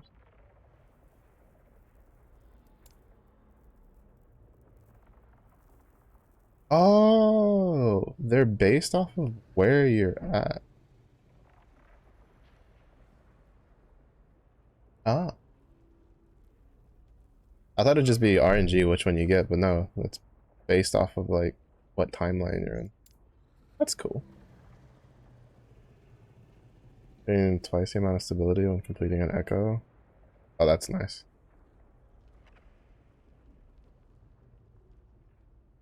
Sorry. 6. First additional glyph of envy drop chance from harbingers. Here's the sealed affixes added by empowering a nemesis or just corrupting. Blessings roll their value twice, picking the highest value. Twice as likely to drop their specific uniques, and slaying a harbinger grants 1 additional gift.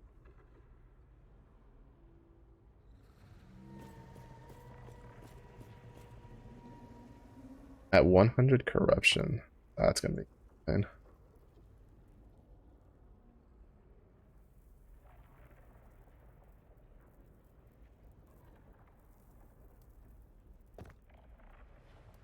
What do I have prophecy for? Or this, I can do that. Guess I should grab some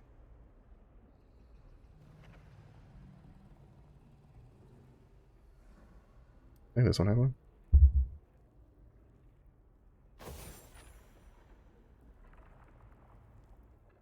No, direct anger, so casting agencies never really have to deal with the fallout. Yeah, that's kind of a big issue with stuff in general. Like, people tend to like direct their anger at like the like what's in their face rather than like the actual problem, or like the actual person who can deal with the problem.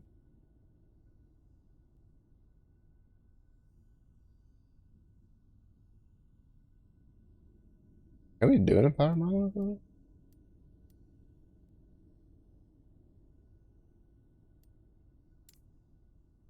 With this build? I don't know if I should try to do an empowered one yet.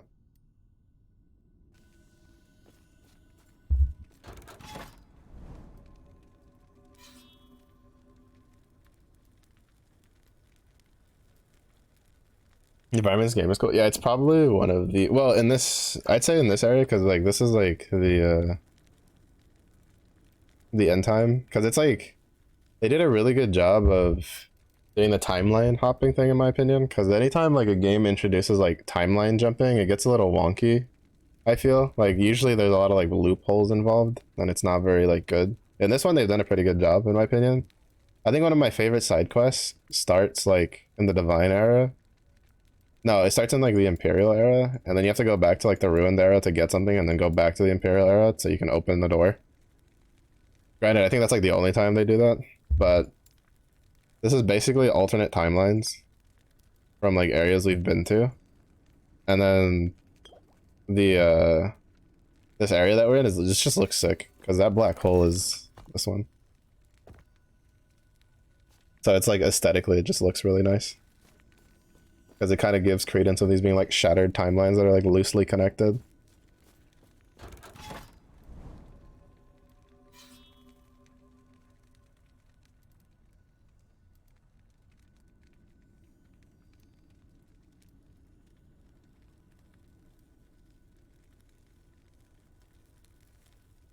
Where is this? Not the one that had, there was one of these that had State of Orbis already, like on the map. I think the actual maps themselves could use a bit more pizzazz, I guess.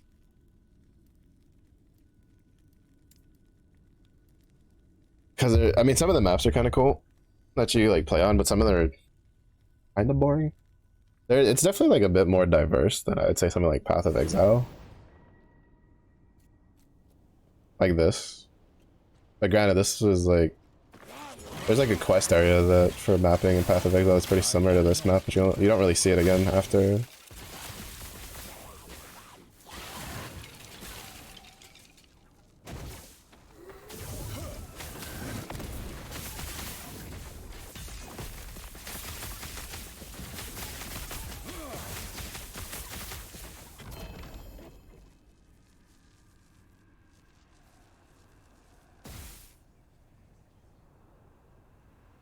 Ace is what we want, but it's, oh wait, no it's not. We want Frenzy. We still haven't gotten the Frenzy boots from this yet.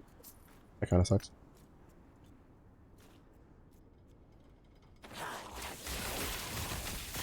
Yeah, considering that like they did a really good job, especially with that like with the monolith area, because considering you're gonna spend most of your time there, it's like in PoE you spend most of your time in a hideout, and in order to make that look better, you kind of have to like spend money. But in here, like the end area that you spend most of your time in, like kind of looks cool already. Part of that I feel though is just because it's also like slightly newer. I have like probably over 1,000 hours in Path of Exile. It has some nice hideouts, but it definitely kind of pales in comparison to just by default having a black hole in your in the background just chilling there. I cannot do that.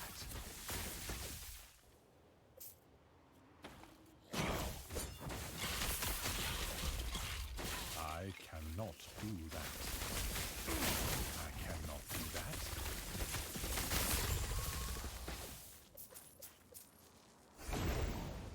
The fact that I still haven't gotten another dagger from the one that I have is kind of annoying me, slightly. Back hole in your back? Yeah, you know, you don't have one? You're telling me you can't just open the window to your backyard and you can see the event horizon of the black hole that's like slurping up the squirrels in your neighborhood?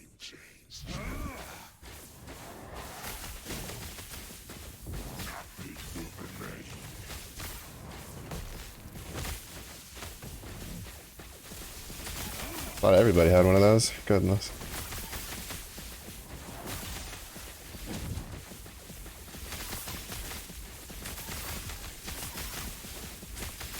You get sucked, bro. Black hole, best suck ever. 10 out of 10. All of these are, I don't know.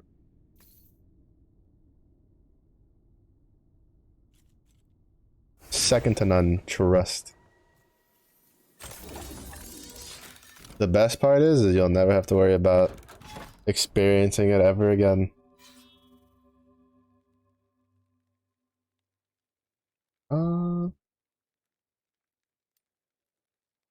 Oh, right. The amulets came from the prophecy, not the. I thought they came from killing the Orbis, so I was a little underwhelmed by all of it. And then I remembered that it was because of my prophecy to kill the Shade of Orbis.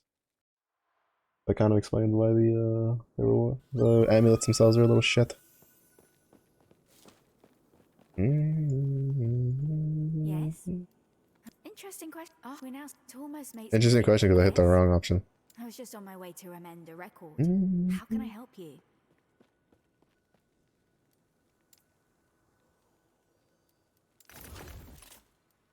Oh, right. The fires.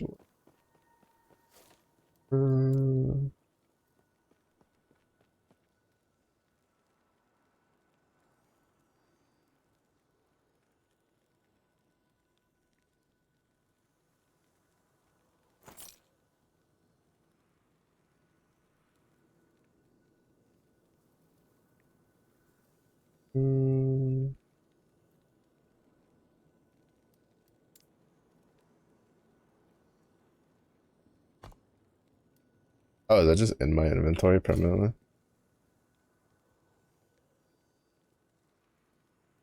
Can I toss that into my stash and not worry about it?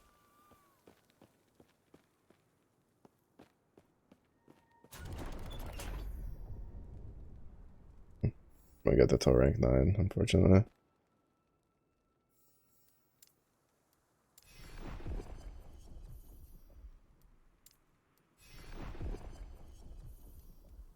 I am hungry though.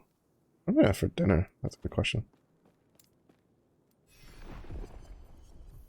Probably something with rice.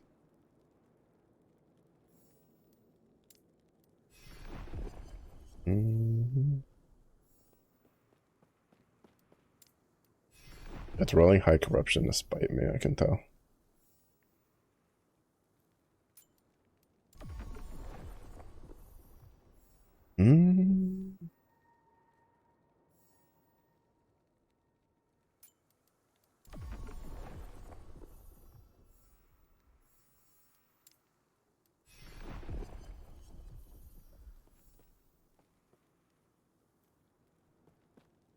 Oh, that's Reign of Dragons. That's a boss. That one's what you really want. Alright, I forgot these are like a lot more expensive too because of the... I've been taking the more expensive ones.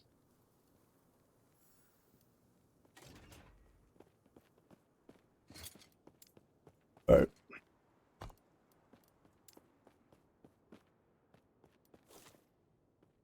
Wait, is there a stash in there? Oh, Yuna. Hello. Oh, stream.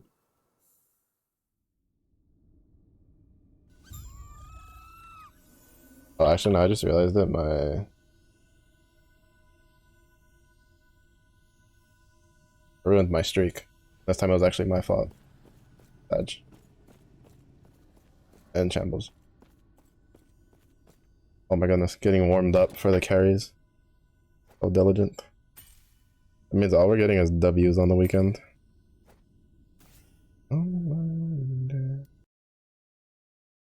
Up. Up. We're fine. I thought I was gonna crash. Crashing a lot today. Got the plat today. Let's go. My game is struggling though.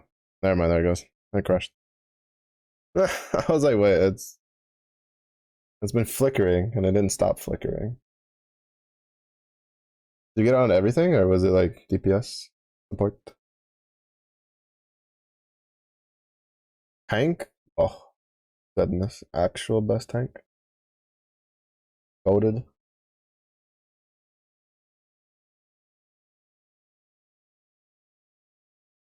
That means you're tanking on Saturday, yeah?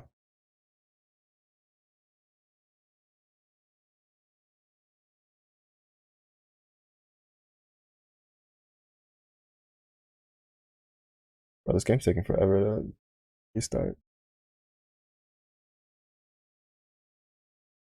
DPS though, you're silver 2. I think if it hasn't been changed, back in Overwatch 1, DPS had like higher parameters for ranking up. Like you kind of like got less points than you did if you played on like tank or support. I don't know if that's still the case.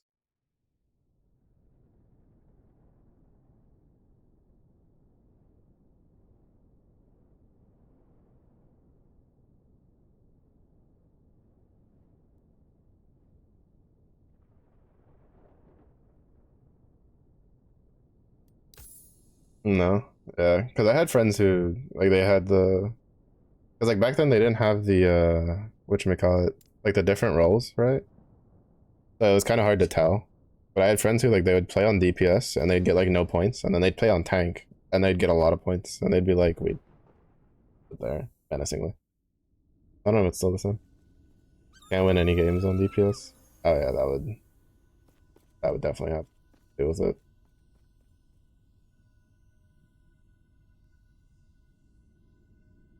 Yeah, DPS is hard in Overwatch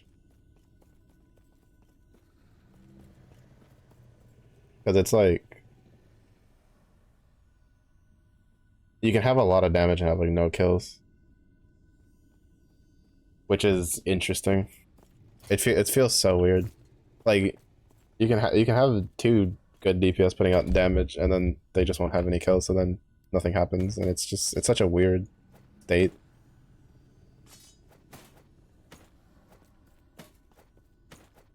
I know it's part of the reason why I don't. And by all that much, I mean I don't play outside of collabs. Edges.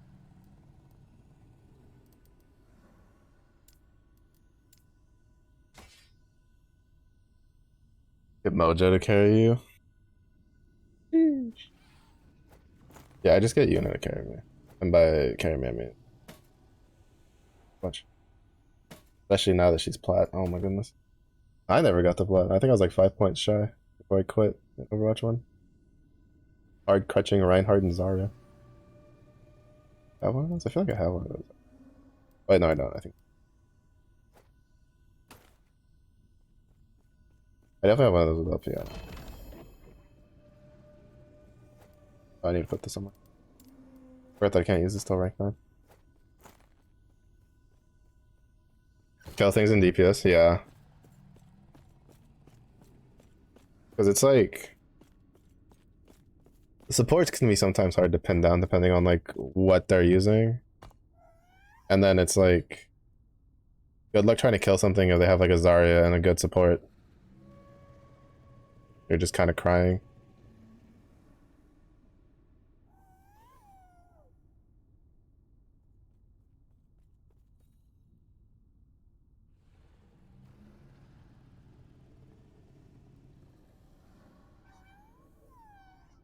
I even got plat kind of bad. Don't look at me. Don't look at my shame.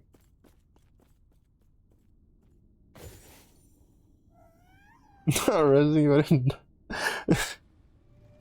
goes down swinging, fighting the whole team by themselves on Reinhardt. I'm just like,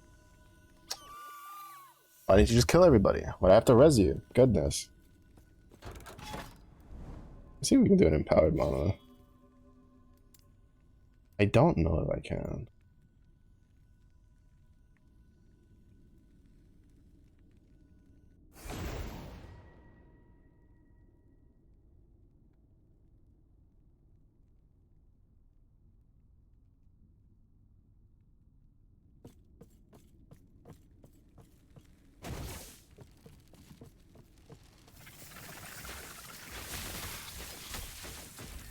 Seems fine.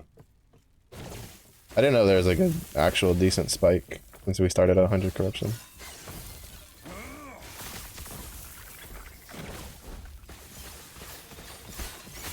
I cannot do that. Obviously, I probably have to be a bit more conscious about like standing and things though.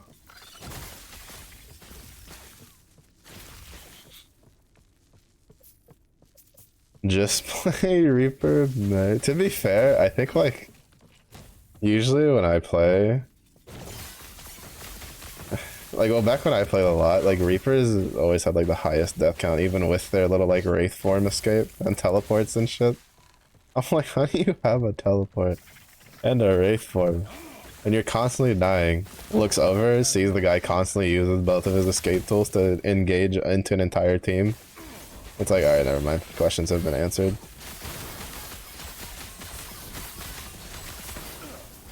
Questions have been answered. I Oh. cannot do that. Came over to say hello.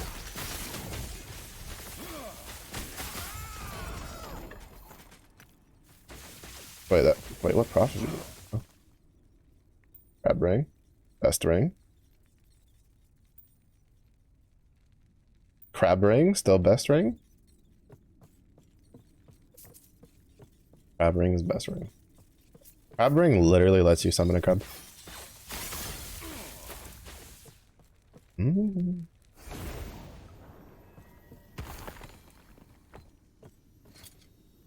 Yeah, good.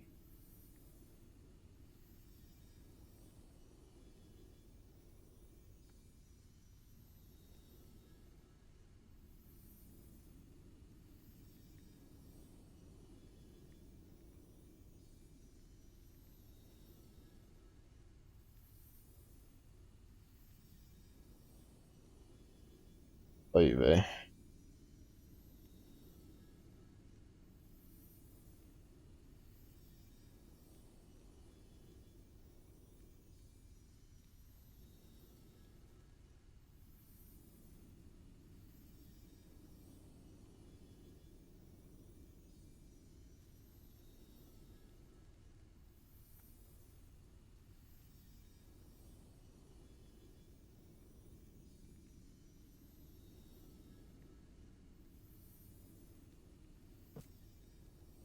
Close your eyes, bro. That is a mood. That's me for at least like 2 hours before I actually sleep, and then 2 hours before I wake up. I had to do Discord thing. It's edge.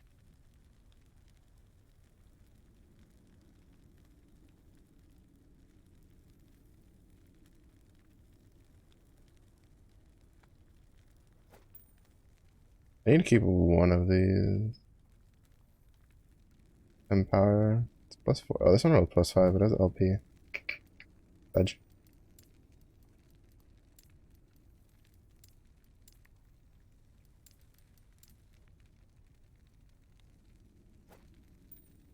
It goes there.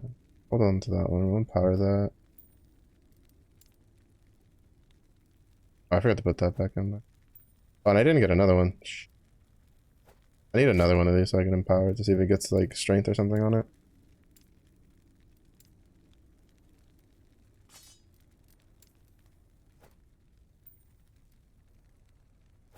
The grind is real. I am starving though. Got a sandwich for lunch, and it was not a very big sandwich, and now my stomach is just like more food.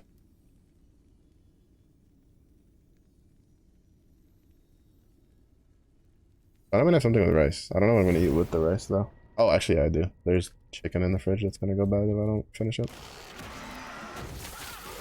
Never mind. The great mystery has been solved.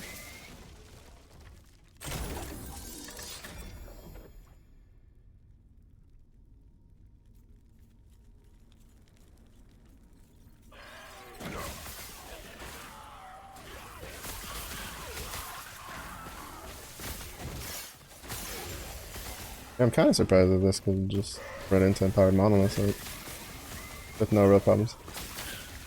I was expecting it to be a little like squishy.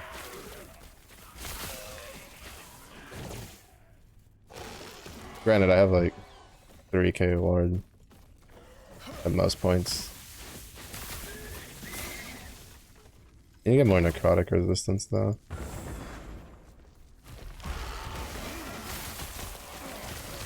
Because the more like uncapped necrotic resistance I have, the more... I think it's ward retention? Or is it ward per second? I don't remember. I cannot do that. I think the main problem is the fact that sometimes, like, even with a 40% chance, it won't proc the... it won't proc my Frostclaw. So it doesn't do, like, the actual big damage.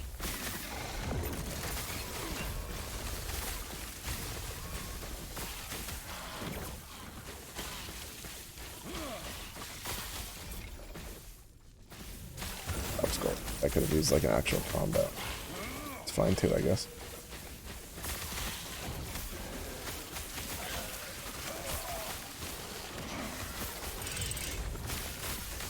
That's fine, too, I guess. And use the gold to wipe my tears. Huh.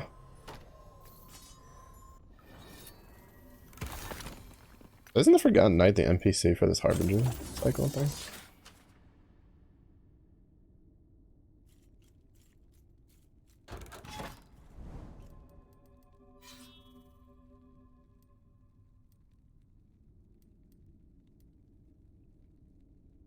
Mm.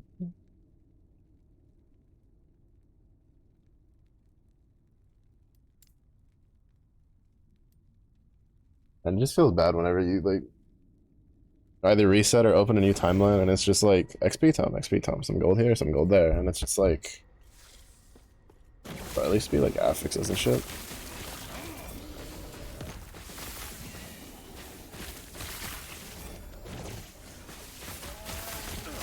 Obviously the XP tome, the gold one I don't really mind too terribly much, even though there's not really much use for it.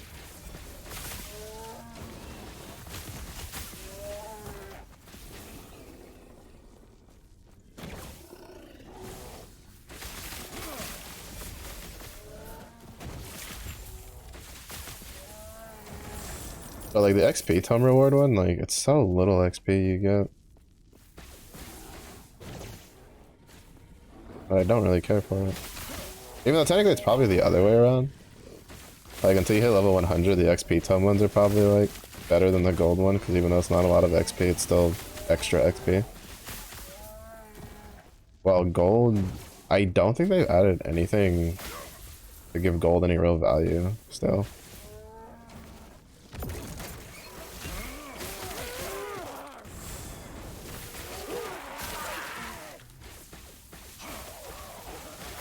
Just hold this down because of the shrine. Let's go. Not gonna run out of mana, go fuck. I'm actually unlimited power. I am the Sith Lord.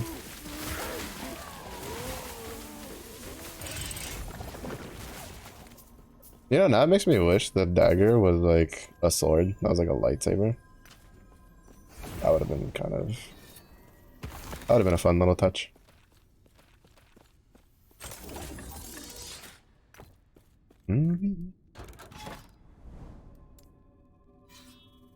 There's a lot of XP tomes in this one.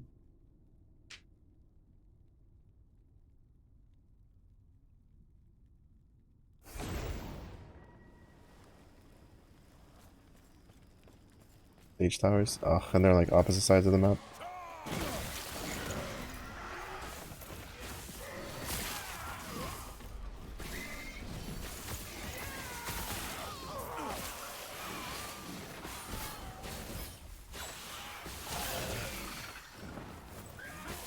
It always sucks when the like grind things are supposed to go, or the towers you have to go beat up, or like they're not like kind of right next to each other, they're like on the way to one another.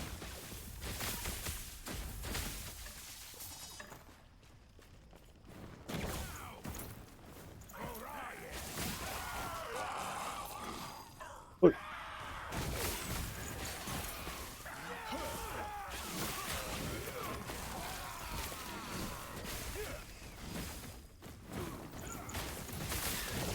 Yeah, you get more like strike multiplier.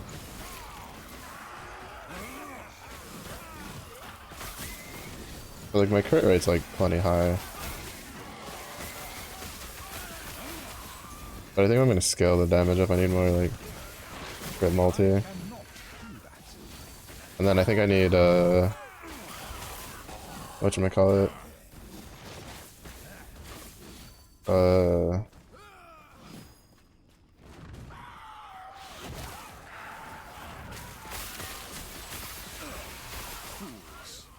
I think it was like, was it Breathy? No, it's Shred Armor, I think is what I was supposed to go for.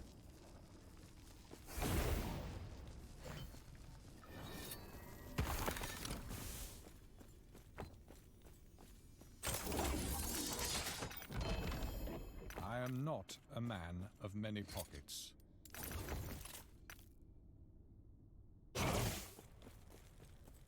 Mm-hmm.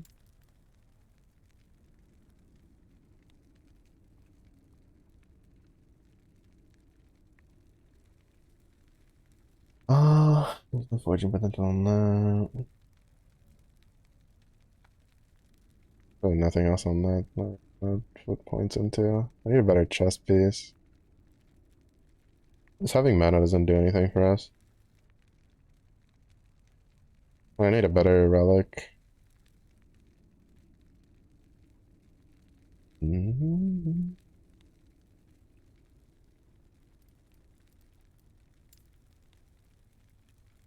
You get that new chest. They got it. It's on sale too.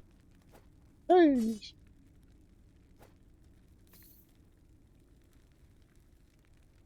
Increase void damage, block chance, 24% chance to apply time up to attackers when hit. Oh, this might be actually what I need for my build. For my shield throw build.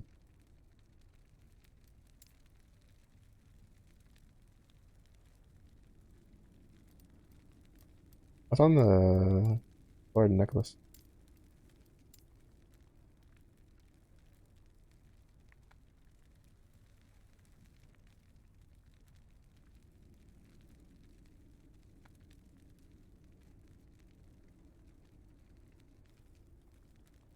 Yeah, I could probably use this.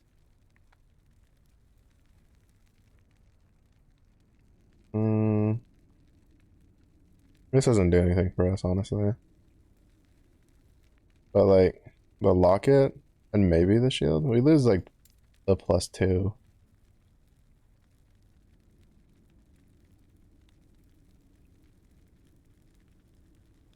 Hmm. 239 block effectiveness versus 283. Still pretty close. That's +8%, so 36 blocks chance in total. And just 30.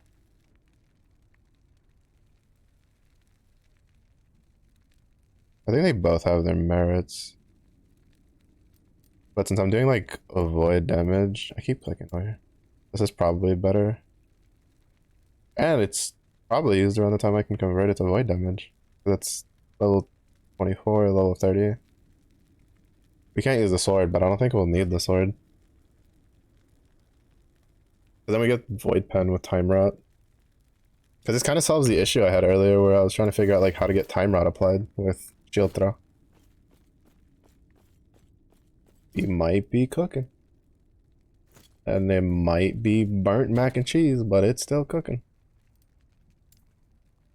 I'm just kidding, bro. I've never burnt mac and cheese a day in my life. I know how to cook. I had a buddy of mine who burnt mac and cheese every time he cooked it, and I'm like, how the fuck do you burn mac and cheese? You stir it. I swear, like, my running theory is that, like, he'd get tired of stirring it, and then probably, like, he'd, like, nap, and then he'd wake up and be like, oh shit, it's burning.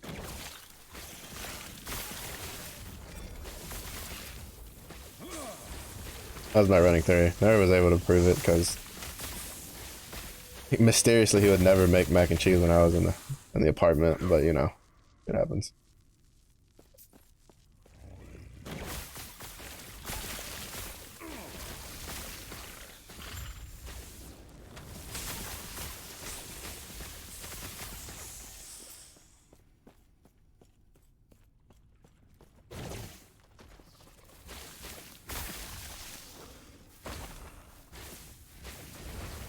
It's too bad the sword doesn't have like any stats on it that are pretty good.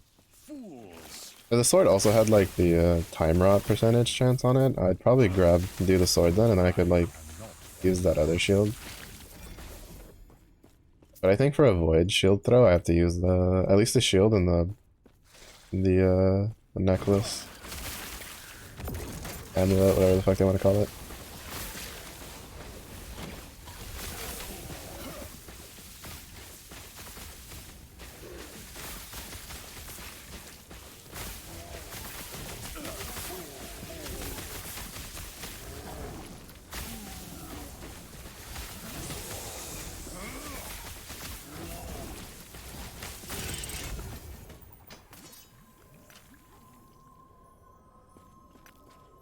But I forgot that set item was in the game.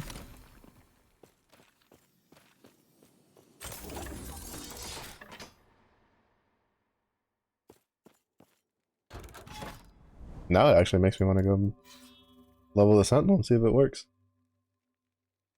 Because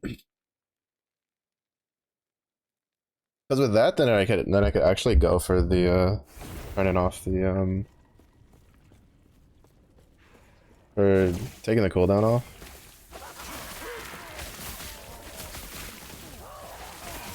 Because with those two items, it's like 40-something% chance to hit them with time rot.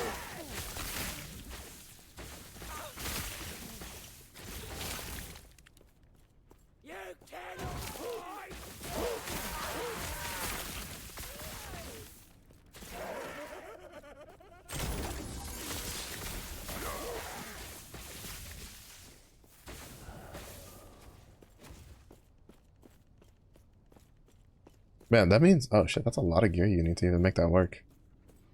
You'd need a set bonus on top of the relic, or on top of the idol. The idol needs to be like decently rolled.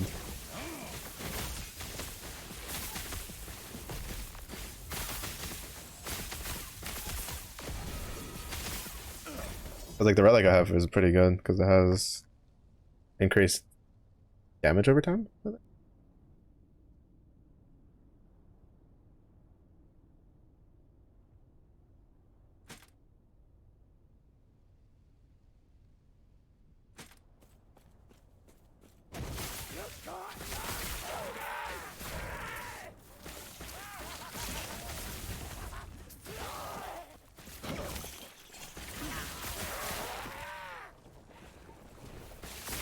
I got sidetracked because of the mage. I was like, wait, is this an ambush? No.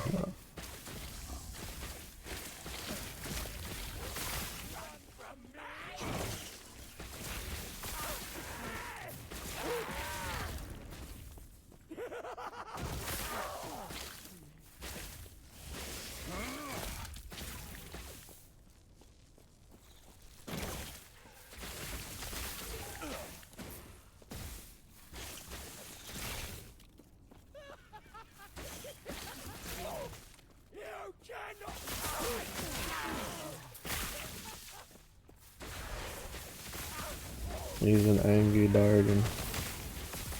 He's an angry Dargan.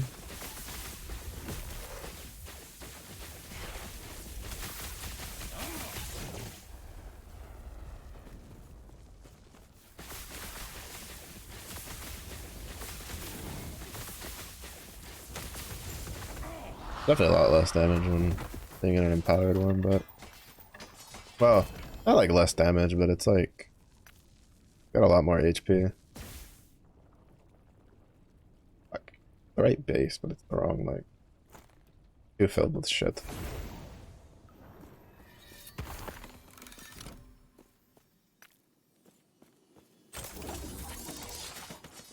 I don't know.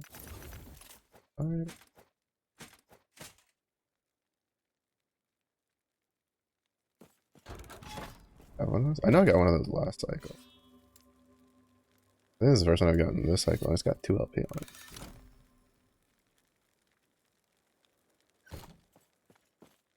Alright, we'll do 2 more. 2 more? Well, 3 more. We'll go to the shrine. Well, no, 2 more. 2 or 3 more, and then depending on how fast I go, and I'll go eat food because I am hungry. Oh.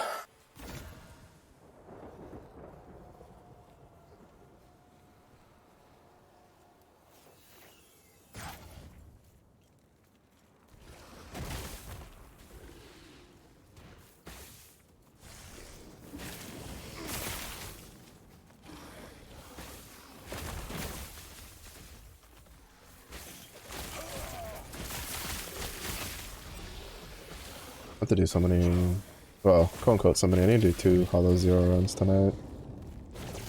Be a bit of a pain.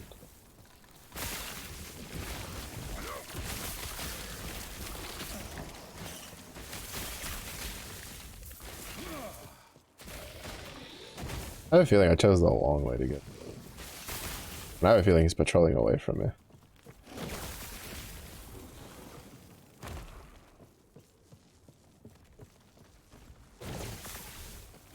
Oh no, he's coming towards. Okay.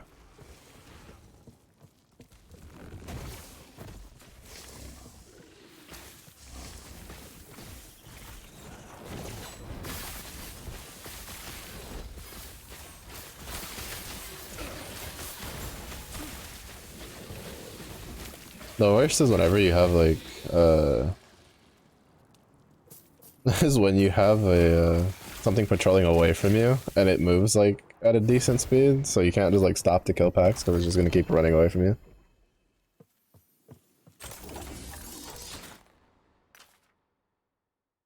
you. Lost Ark vibes, just like the graphics. Oh, I can see it to some degree. I think. I don't know, maybe because I had to play Lost Ark with like lower graphics. Lost Ark had like a fuzzier feel to me. But I can kind of see it.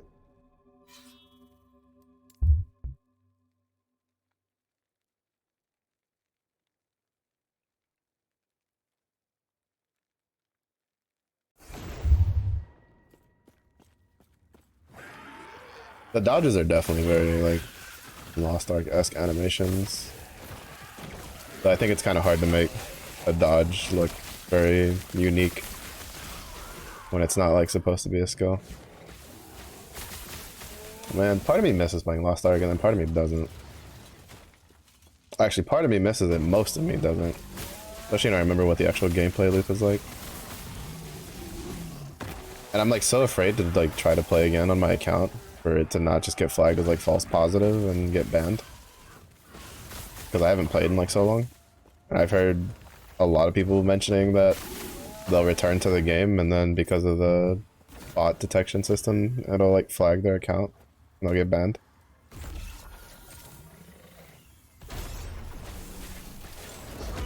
Oh, of course, it's still.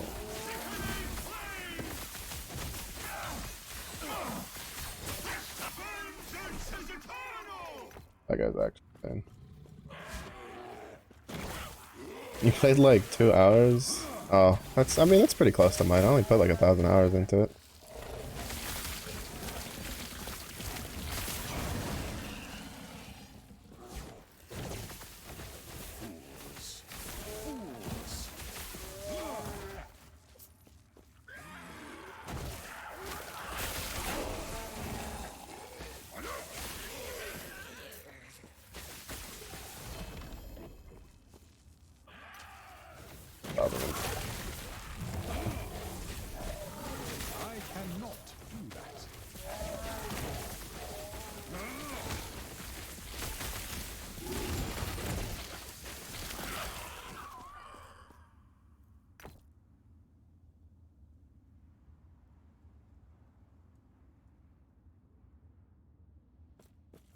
Oh, fuck.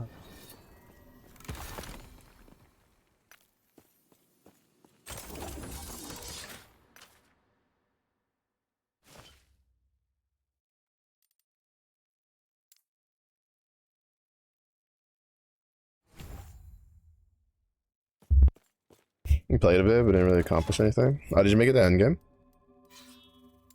I don't know. I played up until like Destroyer got released, and I was at the time I was like up to date on like the raid stuff. Like I was doing Argos raids, which was like the only content at the time. But like I haven't played in a long time.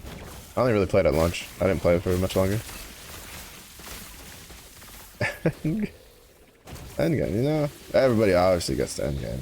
Nobody ever stops before. Cannot do that. How could I even doubt? Ours definitely was like a crisp, bleeding edge gamer. It's like 10 hours. I mean, you could get to the raid, like the first raid.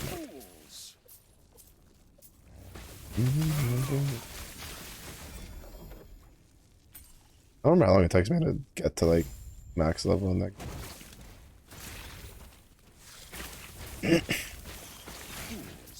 Now it would probably take me a while. Before it didn't take me too long. Well, actually, it wouldn't take me a while at all. I would just do the expedited learning system.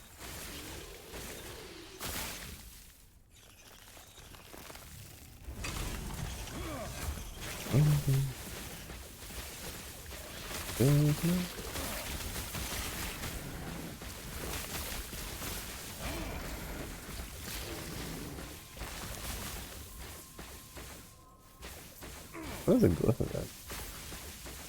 Destabilize an item when condition all properties other than the affects being activated. This stability is set.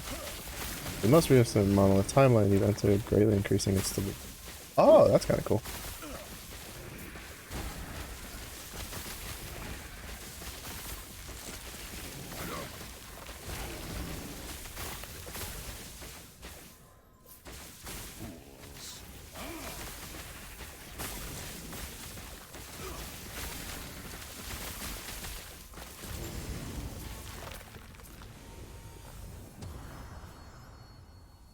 Oh, that could be good for another character. I am not a man of many pockets. You better learn how to get some more pockets.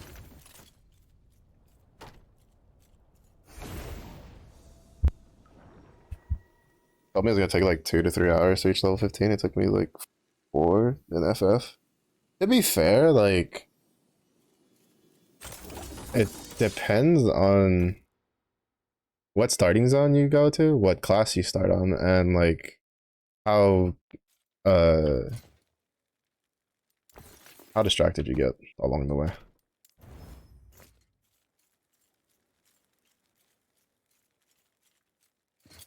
Like if you just bulldoze through the story quests, you can get like pretty fast levels in 14. But like if you know, check stuff out, you know, look around the cities, look around the towns, all that kind of stuff. Kind of look here and there and be like, oh, what's going on over here? Like that kind of stuff, you know. What what you're technically supposed to do. It would probably like it would go well, not probably, it would go faster. But yeah, Conjure does like no damage early on. I don't think Conjure gets any actual damage until you turn it into a white mage. And even then, I don't think it does a whole lot either.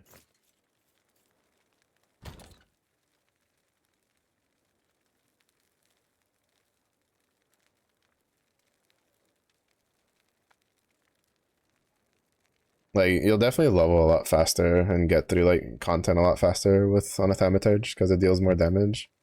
Scholar's another pretty good one, because you get the pet. You get the little carbuncle. I think you can get Thief. I think you have to be 15 to be able to unlock Thief, but they didn't change it. Thief was pretty good, but Thief was a little squishy. But yeah, basically any of the DPS classes or like Warrior generally speeds through leveling pretty quick. Especially in A Realm Reborn. Putting key away.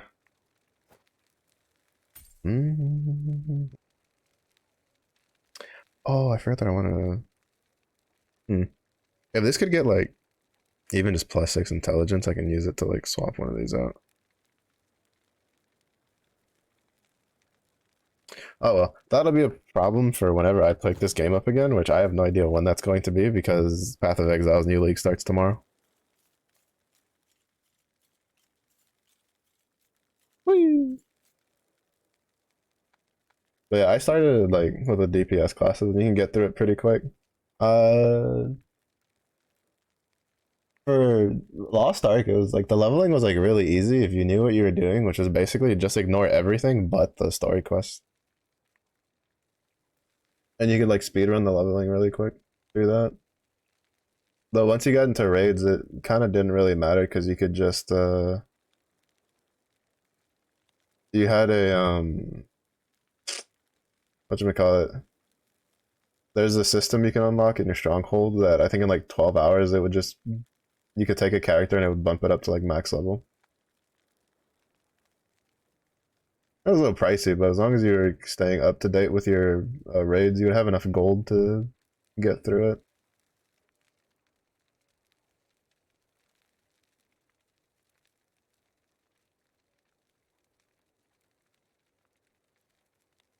Is that because you get distracted by quest markers? Yeah, that's fair. Yeah, 14, like, like honestly, I'd say just level however you want. In my opinion, when you're playing like an MMO, especially if it's like the first time playing through it and you're enjoying like the story or whatever, and you like the questing, just play however you want. Speed isn't really like mandatory. It's just like as someone who's played a lot of MMOs over the years, I get kind of like bored. Does that make sense? Of like some of the questing, because it's like I've done it so many times across so many different MMOs, and it's like pretty the same standard stuff from one to the next that I'm just like, shrug shoulders and I'll like speed run through it. But 14's like the story is definitely like worth like just going through. 14's story is probably like the only one that I've actually taken time to like listen to the voice acting and like watch the cutscenes and stuff. And usually I skip story in every game I ever play. Usually if I know story, it's by accident in almost all the games I play.